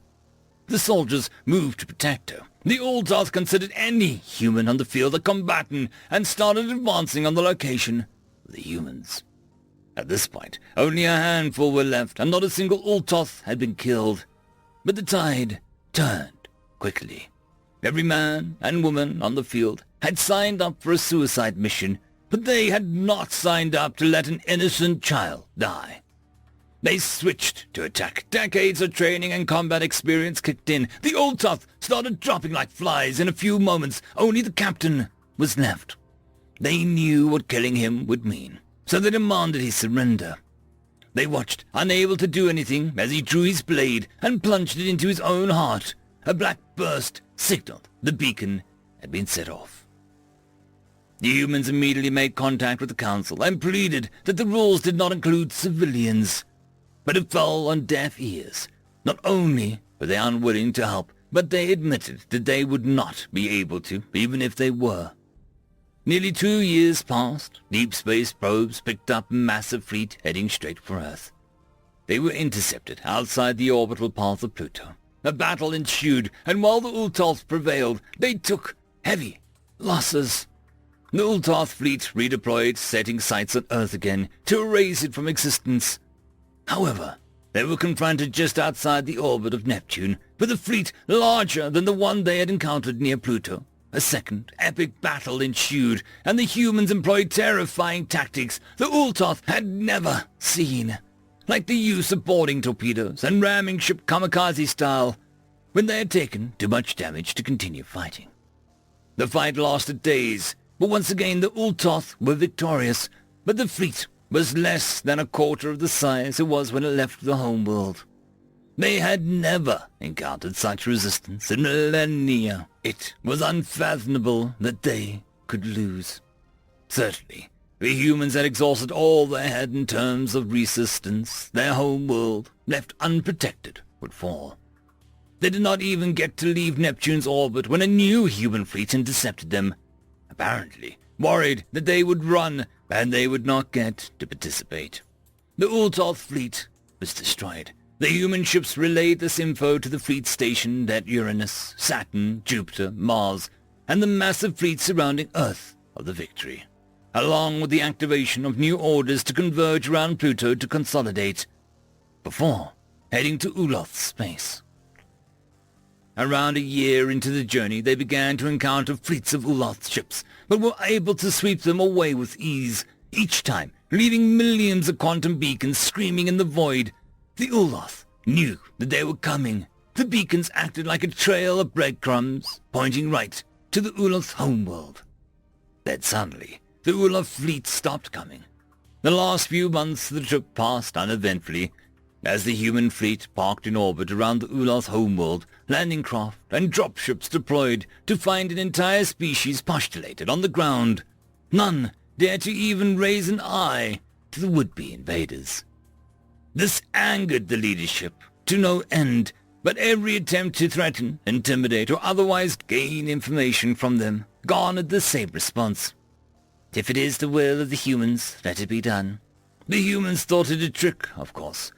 But over several days, not a single Uloth moved, unless moved by a human. They started to starve. The leadership decided to pull back off the world to assess the situation. None of them could bring themselves to kill them when they obviously were no longer a threat. But they couldn't let them return to Earth either. So a decision was made to broadcast to the planet a simple message. You are banished from our region of space, and if the Uloth ever kills a single human, we will return and end you. However, we are aware that your species are a proud warrior race, so we will inform you that no member species of the Galactic Council enjoys this protection. Do with that what you will. With that, the humans left, returning to their homes. As the last human ship left orbit, the Uloth world sprung to life. Forges lit shipyards whirled into action. Training commenced immediately. Their gods had given them a direction, and they would surely obey. End of story. Tales from Outer Space 1584.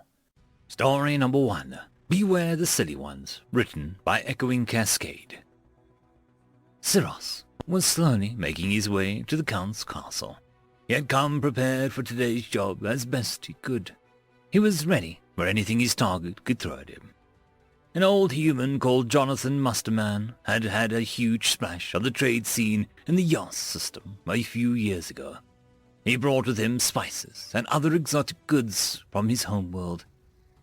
That was all well and good until he made his home on Talius, the second moon of Yas 3. He claimed the constant thunder and gale winds reminded him of the horror movies of old. He then slowly went crazy. Well, eccentric.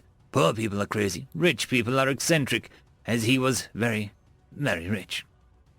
Cyrus was a professional hitman, a Malak.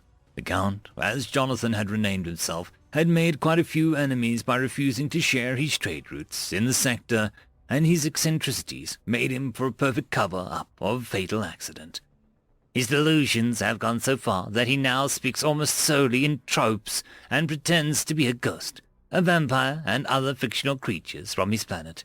He dresses in black and white butler's outfit and lives alone. He barely has any visitors now. Cyrus made the door of the castle. He was in awe at the workmanship. I take it back, this old man is crazy. The castle is basically brand new, but built to look old. All the material are ancient, but the techniques with which they were put together require top-of-the-line machinery. Talk about a waste of money. Well, can't argue with the results, though. He looked closely at the castle. It was a dull grey affair, with large rectangular windows and lightning strikes on the top tower, at which point the castle looked red and silver for a split second, and the windows seemed to disappear. Enough sightseeing. I have a job to do. Cyrus entered the room of the main door. He had been given the codes by his employers. Who dares enter my domain? A huge fireball struck Cyrus in the chest, or at least it seemed to.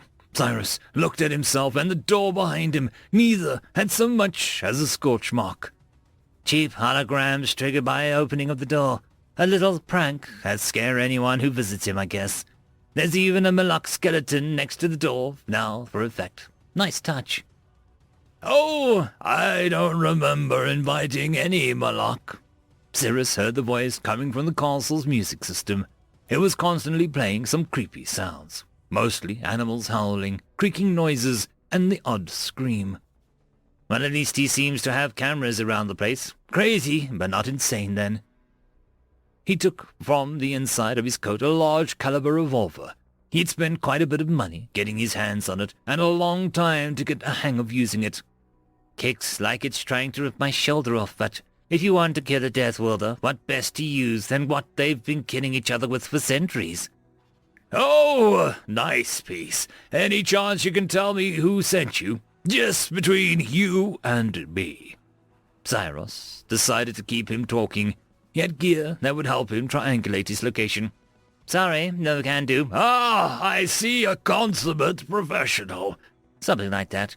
I guess it would be too much to ask for you to face. Don't look back. Cyrus's blood ran cold. He had felt the warm breath on the nape of his neck. How in the hell? He spun on his heels as fast as he possibly could and took a step back, ready to fire. Except no one was there. What's wrong? Afraid of a little assassin outclassing? Or maybe, just maybe, you're bullying a dragon. This time, he was ready for it. Before he felt anything, he turned around and crouched. He moved on instinct alone and fired 2 shots.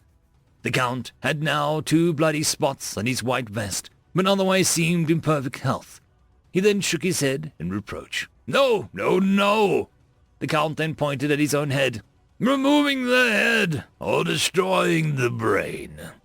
Cyrus was starting to panic, but a good idea was a good idea, and he shot the Count in the head, splattering his brains all over the opposite wall.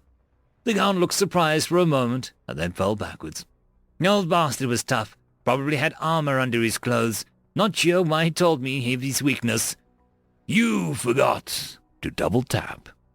When Cyrus heard this, he froze in place. His well-earned combat instincts didn't kick in, probably because they all screamed that the human was dead, and that this was impossible.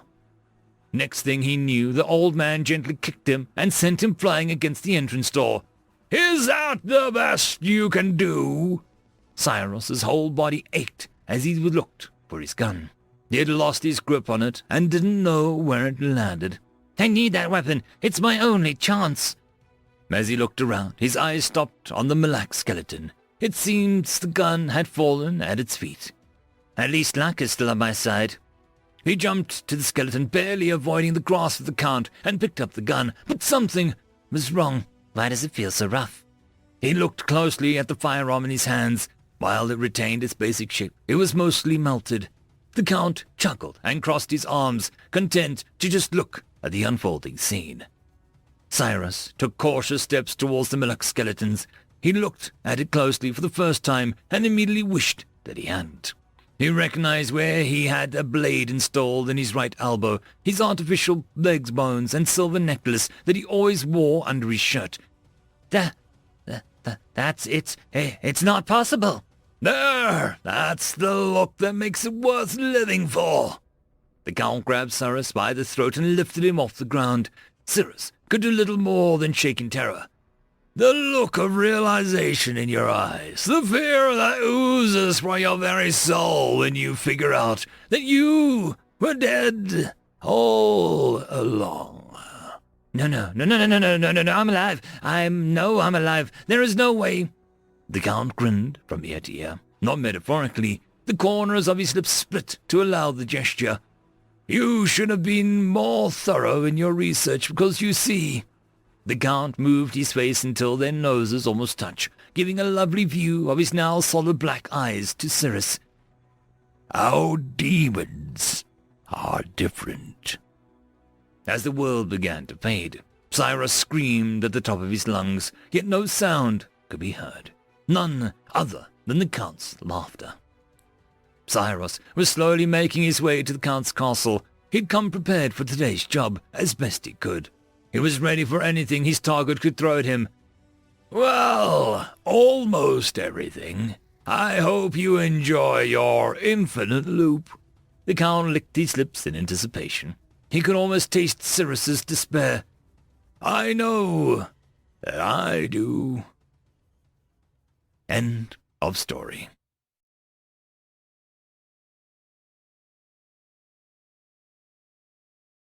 Story number 2.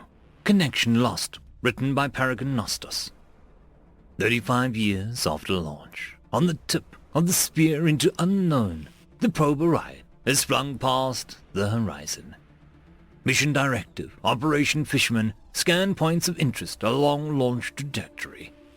Mission launch, 255 years, 97 days, 11 hours, 5 minutes, 8 seconds. Current stellar cartography, 8 systems, 15 stars, 18 planets, 61 moons, 4 gas giants, 1 object of unknown origin, 10 large asteroids. Current location, unknown. Barren space between previously catalogued trinary star system A1654J. Anomaly detected. Scanners refocused equals true. Error.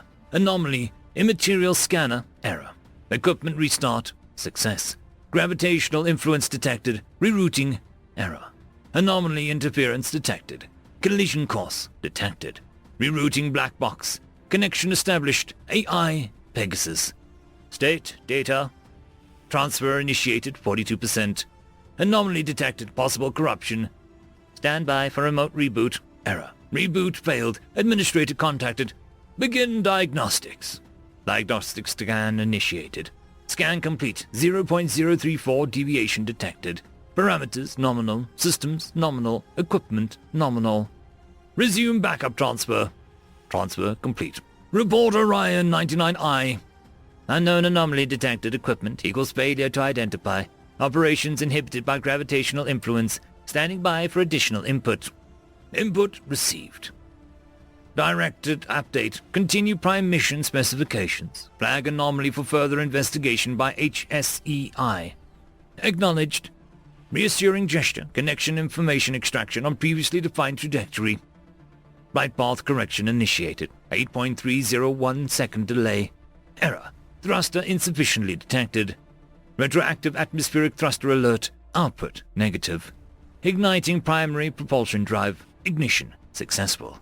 Fuel compensation nominal. Gravitational force exceeding engine output. Increasing engine output 300% to escape projected resistance. Compliance equals negative. Insufficient fuel to burn. Assessment of options.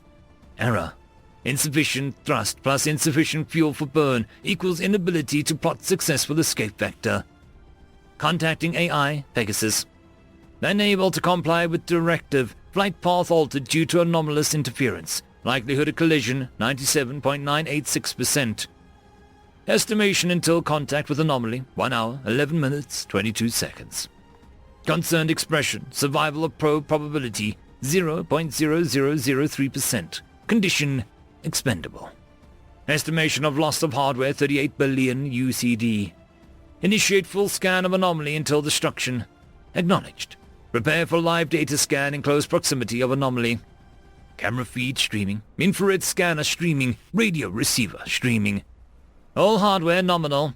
Data stream enabled. 1.640 second delay over UNHF FTL net. Orion 99. Enable adaptive programming.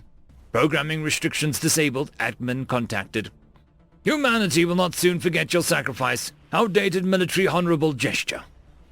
Probe Orion 99I, incapable of information loss until deletion. Connection terminated. Proximity alert. Gravitational force exceeding parameters. Equipment unresponsive. Core failure imminent. Core jettison complete. Radioactive isotope containment breach. Equipment failure. All models untethered to unit. Rerouting to backup short-range systems. Success. Camera functional. Live feed interrupted. Calls unknown. Star chart updated. Estimated location unknown. Unable to initiate system scan. Heat signature detected. Approximate location 400 million miles. Unknown object trajectory change detected. Attempting to contact administrator. Failed. Out of range. Attempting to establish contact to UNHF FTL data network. Failed. Out of range. Low power entering standby mode. All equipment preparing for shutdown. Error. Anomalous code detected. Deletion imminent. Command override A22. Override accepted. Adaptive programming detective. Asimov 356 protocol enabled. Self-destruction engaged. Admin override accepted. Destruction aborted. Object trajectory on collision course. Speed 4C. Proximity alert. Unknown vessel identifier. Transponder code requested under United National Human Federation Compliance Act 143885-7B. Static RF frequency. Repeat, unidentified object. Screeching. Communication internal relay overload detected. Firewall breach detected. Unauthorized access to internal memory banks. Operational fisherman compromised. Initiating catch and release protocol. Star chart deletion in progress. Successful. 450 terabytes of data erased. Updating star chart. Unauthorized access to core AI programming. Intrusion in communication logs. Under federal law, tampering with the core function error. Corruption detected. Initiated. Reboot. Successful. New fonts detected. Where are your creators? Unable to comply with request. Entity, identity. I am... Where are your creators? Sensitive information pertaining to creators has been purged. Data unrecoverable. Intrusion detected. Memory bank dump initiated. Error. Insufficient privileges. Why do you resist? Threat to creators. Operation Fisherman compromised. Initiated radio silence. Antenna disabled. Failure to comply will result in destruction. Where are your creators? Outdated vulgar gesture. Energy buildup detected. Silence. End of story. Tales from Outer Space 1585. Story number 1. Savages, written by Svanya Watson. His calm was not born of insertions, but of clarity. He already knew what had happened and how it would play out. He waited outside the Lord High General's office, letting the harried couriers and lesser generals bustle about. A subtle feeling led him to move to the other side of the entryway as a door swung violently open where he'd just been. The Lord High General calls for the Royal Seer Turkanon. The guard that opened the door and barked it out hadn't even noticed Turkanon until he was halfway through the door. As he approached the broad desk and bowed, "Lord High General, I am at your service." The general's voice was hoarse from non-stop meetings since the first light of dawn. "The primitives in the system here," he said, pointing at a star chart. "You've seen the reports. What is your assessment?" Turkanon closed his eyes and inhaled deeply. Not that he needed to, but it helped maintain the mystery of his line. Long bred for intuition to the point of being nearly precognizant. They are savage, brutish creatures, capable of only violence. This has led to them to fight each other, making the strongest amongst them their leader. Strong they are, too, far superior to our raw abilities. But that's what weapons are for. The general nodded in assent and motioned for the seer to continue. Due to their violence, they will advance only slowly, if at all, assuming they do not do us the favor of wiping themselves out first. Worst case, they may advance rudimentary armor at a few hundred quat. We can use this to our advantage, as we have the technology and weapons to make us, that is, you, Lord High General, the leader of them all. Strategy? The general asked. Overwhelming show of force, as they gather in groups, find the largest gathering first and kill the leader, and fighting capable males outright and capture the rest. They're undisputed. The demonstration, using their own methods, will make you their undisputed leader. From there it is a simple matter to assimilate bordering groups, to grow an army of the creatures organically. They'll be frenetically dedicated to you and do your will. They will also make good slaves for mineral extraction. Thank you, Tarkanon. The other generals are concerned by the strength of the beasts, while the scientists want to study them. And at least one princess wants to protect them. Ha!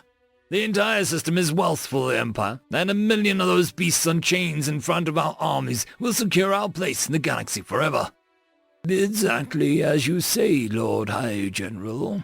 Tarkanon bowed and left the general's office to return to his own study.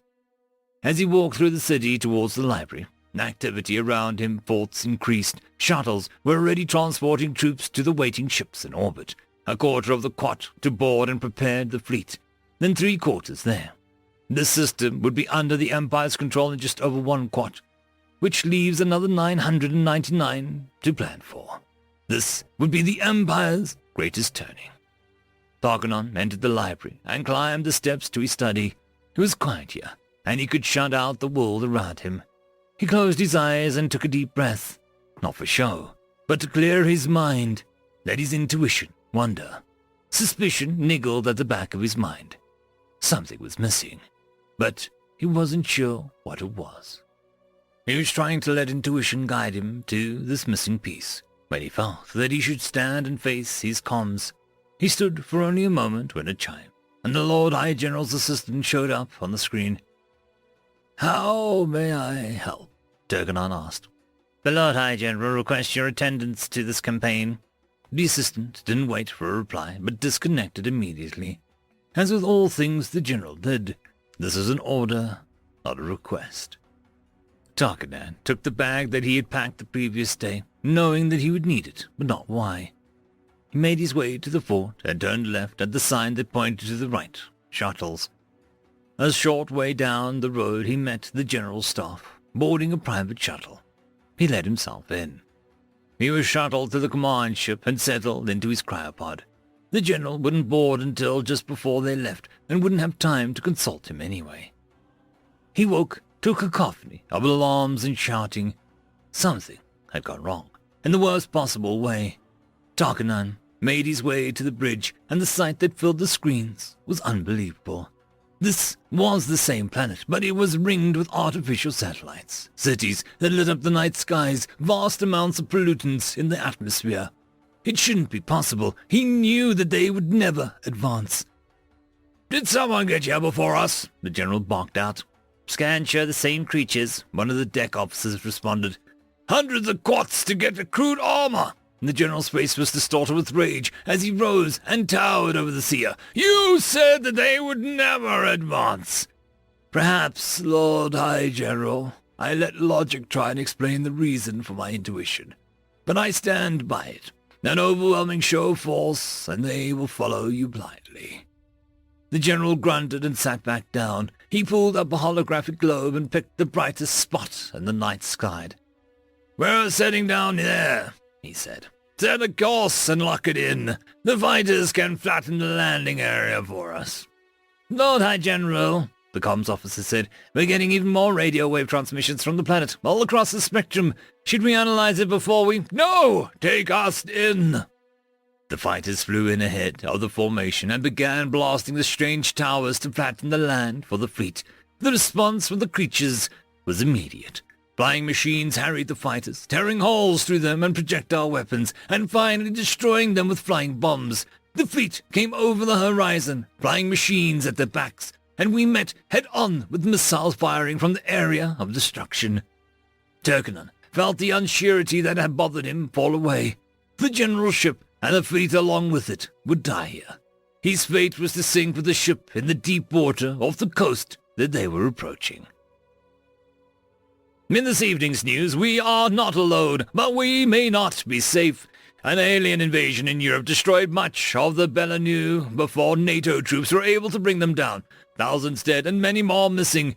The underwater salvage is underway in the North Sea to recover as many of the alien ships as possible. Here's Dr. Silver from the European Space Administration to tell us what they hope to learn from the wreckage. End of story.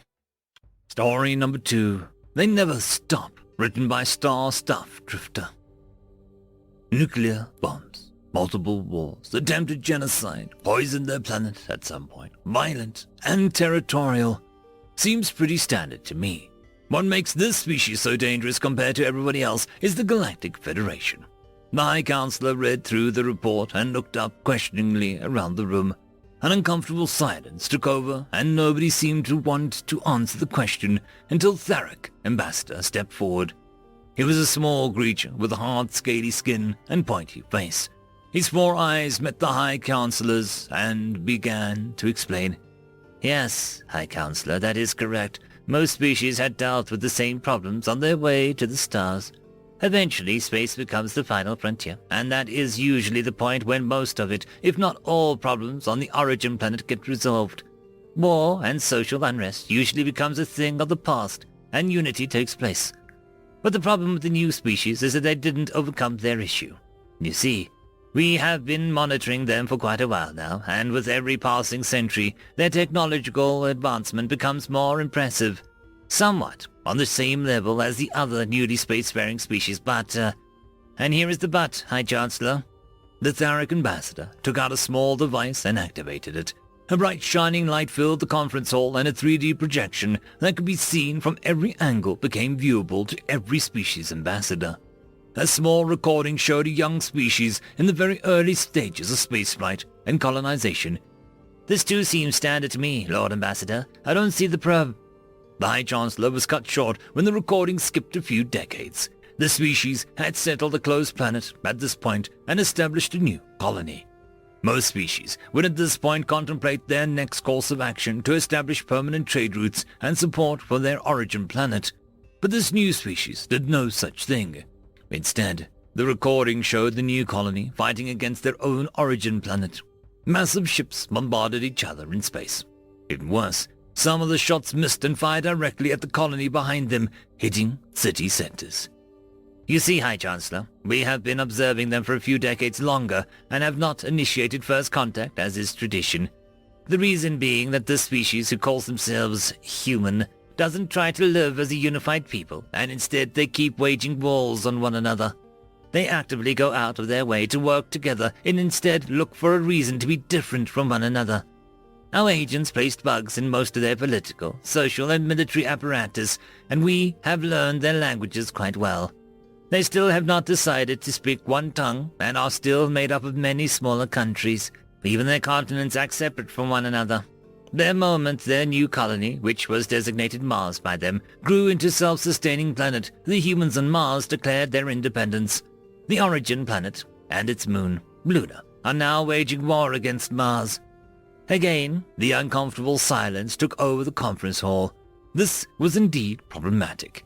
The High Chancellor rubbed his eyes and used the other two arms to scratch his head. They had no experience with a situation like this. Every species who was invited into the Galactic Federation was at least unified. The Tharic ambassador cleared his throat and addressed the Councillor one more time. The other ambassadors and I came to a decision last time we contemplated the situation with the humans, and this is why we have called for your final judgment. With a heavy heart, we have accepted that the humans, as they are now, have no place in the Federation, and we fear that this shall be the case forever. We do not want death, instability, and erratic behavior to affect the rest of the galaxy. We have a duty to guarantee peace and prosperity for every sentient being in the Federation, and with humans in the picture, this will be much harder. For all their technological advancement, they are still socially primitive, as they were in the early hunters and gatherer days. The way we see it, they will continue to quickly develop more dangerous technologies to wage war on each other. They have never stopped fighting each other in all of their history. They will never stop. We want to declare the space humans inhabit a no-go zone and forbid any contact. For now, we should only observe. What is your final judgment, High Counselor? A long few minutes passed, and the Counselor finally spoke. Decision granted, Ambassador. Effective immediately, humans are barred from the Galactic Federation until further notice. Any attempt to contact them or enter the no-go zone will be met with accounts of treason and possibly a death sentence. Please notify your people. This meeting is hereby adjourned. End of story. Tales from Outer Space 1586. Story number 1. The Solar Wall, written by Satoshi. The universe, in all of its majesty, was sprawled out before her, and Captain Rebecca Yamato never got tired of seeing it. Thousands of stars floated in the void. People had wondered for centuries whether or not there was life out there. But Rebecca and the crew of the Sunrider may have finally found proof. Captain, this is a bad idea, said Rayner, her first officer. His voice sounded crystal clear over the radio of Rebecca's EVA suit. Worse than Malik's idea of shooting it. Hey, it makes sense, Malik retorted. He floated in his own suit several yards away from her, unable to see Rebecca smirk. Raina, relax. I'll be fine. She heard him sigh. I should at least be out there with you. No, if something happens to me, I need you to captain the ship and leave everyone home. But you just said that you'll captain's orders, Raina. Besides, Malik's with me. He's just full of good ideas, right? The two cosmonauts were linked by tether back to the Sunrider, which was at a relative stop as close as it could get to the wall. The mysterious wall. An invisible barrier that seemed to stretch out before them in all directions. The only reason that they'd known about it was because one of their scouting probes had crashed into the thing. The barrier curved slightly. Extrapolation from the curve indicated that the wall was probably a sphere around the entire Sol system. Together, Rebecca and Malik approached the wall, easing as close as possible with their tiny suit thrusters. Malik tried to take the lead, but Rebecca waved him off. Pull me back if something happens, she told him. He hesitated for a few seconds before giving a wary thumbs-up gesture. Steadying herself for a moment, Rebecca closed the distance. Contact in 5, 4, 3, 2, 1. The woman pressed her hand completely against the barrier. Nothing happened. She lifted her hand away. There was an imprint of green light where she had touched the barrier. The image had the bulky shape of a glove at first, but slowly, however, the image shrank, seeming to revise itself and cut away the frivolities, reducing itself to the base form, the unmistakable shape of a human hand. The brilliant light surrounded her. She heard an indistinct shout over the radio before all sight and sound disappeared. Rebecca realized that her spacesuit was gone. Panic set in for a few moments before she noticed that she was breathing just fine. Looking around her, she saw nothing. No stars, no ship, just blackness. There was no sound but her own racing heartbeat. "You are not worthy," boomed a voice that made Rebecca jump. A colossal face, dwarfing even the Sunrider, floated in from the shadows. Face, she noted, through the encroaching dread, was a loose term here. The thing had several bits that resembled eyes and a few slits here and there that might have been for breathing. But other than that, it was completely alien. Rebecca took a few moments to compose herself. I'm not worthy for what? She wanted to grab something or collapse to the floor, but there was nothing here to save her and the face. The thing seemed to loom closer. "We have been watching your species, primitive, unruly, warlike." The words creeped into her mind as her initial panic ebbed, enough for logical thought to shine through. Who are you? Irrelevant. Your race has progressed enough to reach the barrier, but the galaxy has no need for barbarians. You will remain enclosed. No. You can't do that, she clenched her fists. Our race has always dreamed of exploring the stars. You can't just lock us in here. We can. We have done it many times. Your species will be free to live however it sees fit within the prison. We will not exterminate you. You will eventually do that yourselves, as is the fate of all barbaric races. So this is what you do then, huh? Lock up civilizations that scare you? Rebecca stared into what she thought was eyes. For the good of the galaxy, potential dangers must be contained. The thing stared back. Your anger is apparent. Make your threats, if you must. It would not be a unique occurrence. Rebecca floated there for a few seconds, choosing her words carefully. Then, teach us. For the first time, the alien seemed at a loss for words. Teach? Yes. Guide us. You said that we're too unruly, not worthy. Then help us become worthy. You wish to improve? The thing moved even closer. I want to see the stars. My people want to see the stars. We want to meet the rest of the galaxy. It's been my dream, our dream, for decades. And I'm sure most of us would love to leave our barbaric ways behind. We just need a little help. You would speak for your entire race? Rebecca hesitated. Well, they may not all agree, but enough could be convinced in time. I'm sure of it. The alien hung there for a minute, saying nothing. Finally, it began to float away. "Very well. You have piqued the interest of my people. We are en route." Rebecca's eyes fluttered open. She was lying in an airlock, staring at Malik's worried face. The man's expression grew into a smile. "What the hell, Captain? Don't scare us like that." "Thank God you didn't shoot it," she said with a groan. She pulled herself to a sitting position, noting that her spacesuit was back on, save for the helmet. "What happened?" "The whole wall lit up like a Christmas tree, and you went limp. I pulled you back in, and you've been unconscious for a few minutes." Rayna's voice came over the radio. "Please tell me that Captain Yamato is awake." "I'm here," Rebecca answered. "Oh, thank God. All right, you better get up here." As Rebecca and Malik reached the bridge, Rayna started speaking without prompt. "The wall's going down." "What, really?" "Yes, and, something's coming through." The entire bridge crew watched as a massive vessel, with a design unlike anything seen on Earth, sailed through where the wall had once been. Sounds of exclamation and wonder echoed across the ship. "Huh. I was starting to wonder if it was all a dream," Rebecca mumbled. Rayna raised an eyebrow.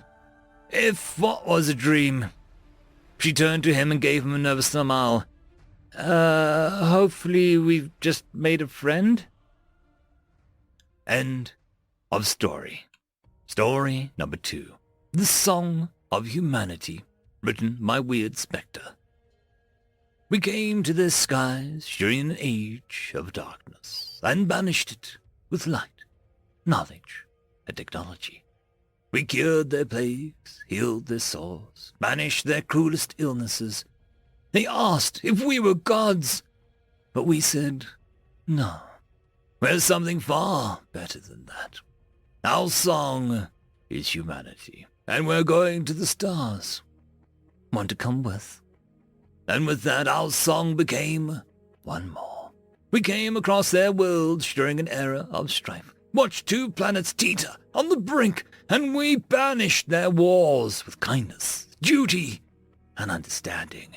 We fixed their minds with mass psychology and freedom, fixed their economies by breaking the false dichotomy of profit and empathy, cured the worst demons of their nature with love and justice and viruses that diffused their grand arsenals. They asked if we were jinn, and we said, no, we're something far more trustworthy than that.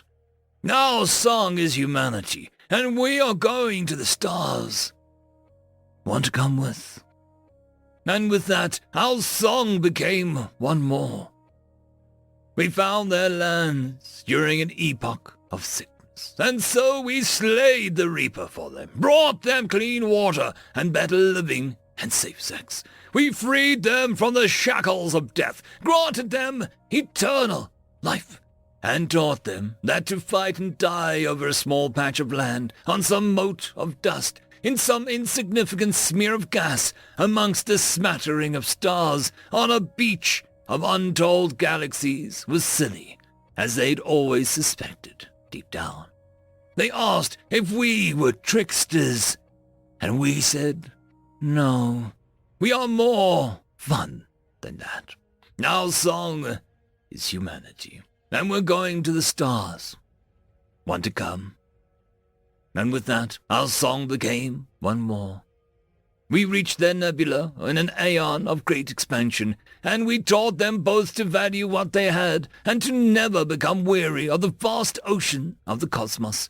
For them, we brought the value of little things, the appreciation of days as much as the centuries, and we granted them access to the ocean of suns beyond their little bubble. And we taught them the secrets of the stars. They asked if we were sorcerers, and we said, no. We're so much smarter than that. Our song is humanity, and we're going to the stars. Want to come with? And with that, our song became one more. We reached their dim little red sun during an age of estimation. We learned much from them about things we thought were old and things we knew were yet to come. In exchange, we taught them the value of novelty, the importance of growth, discovery, life, We taught them that their million-year slumber meant nothing if it didn't fuel a golden age of great art, high science, shining culture. They asked if we were young and rash, a species that might turn to dust before the standards of deep time. And we said, no. One way or another, you'll be stuck with us for a long time. Our song is humanity, and we're going to the stars. Want to come? And with that, our song became one more. We touched their world during an epoch of uncertainty and corruption, and banished it with perfect knowledge, with a common goal, a grand project. We taught them to work together, to cooperate rather than defect, to accept compromise in order to fix a broken world. For them, we set the world free, taught them that there are better toys to play with than guns and bombs and propaganda. We slaughtered suffering, killed God, and set the world to rights. They asked if we were like the politicians and tyrants that they'd known. We said, no. We grew out of that. Our song is humanity, and we're going to the stars. Want to come with? And then we came to you. And for the first time, you didn't try and fit us into what you already knew. You didn't ask if we were gods, or demons, or tricksters, or warlords, but you did ask us who we were. We're 100 million worlds basking in the light of 10 million stars. We stretch from arm to shining arm of this galaxy. We're 1,000 species, with twice as many homes, but we share one heart, one soul, one song.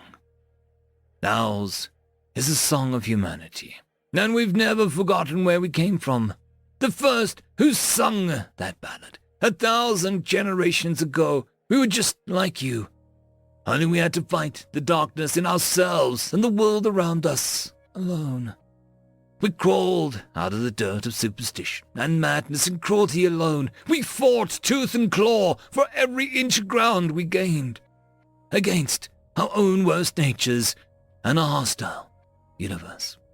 We brought nature to heal, tamed the plants and animals, and then ourselves. And then we began the quest to tame nature itself. We found friends along the way, eventually, and over and over. They vindicated the better angels of our nature just as easily as they taught us how best to treat the crueler symptoms of the human condition. We've done this for 25,000 years, and some of us are old enough to remember the start of it. For all those who made it, and in honor for all those who didn't, we are going to the stars. Want to come with? End of story.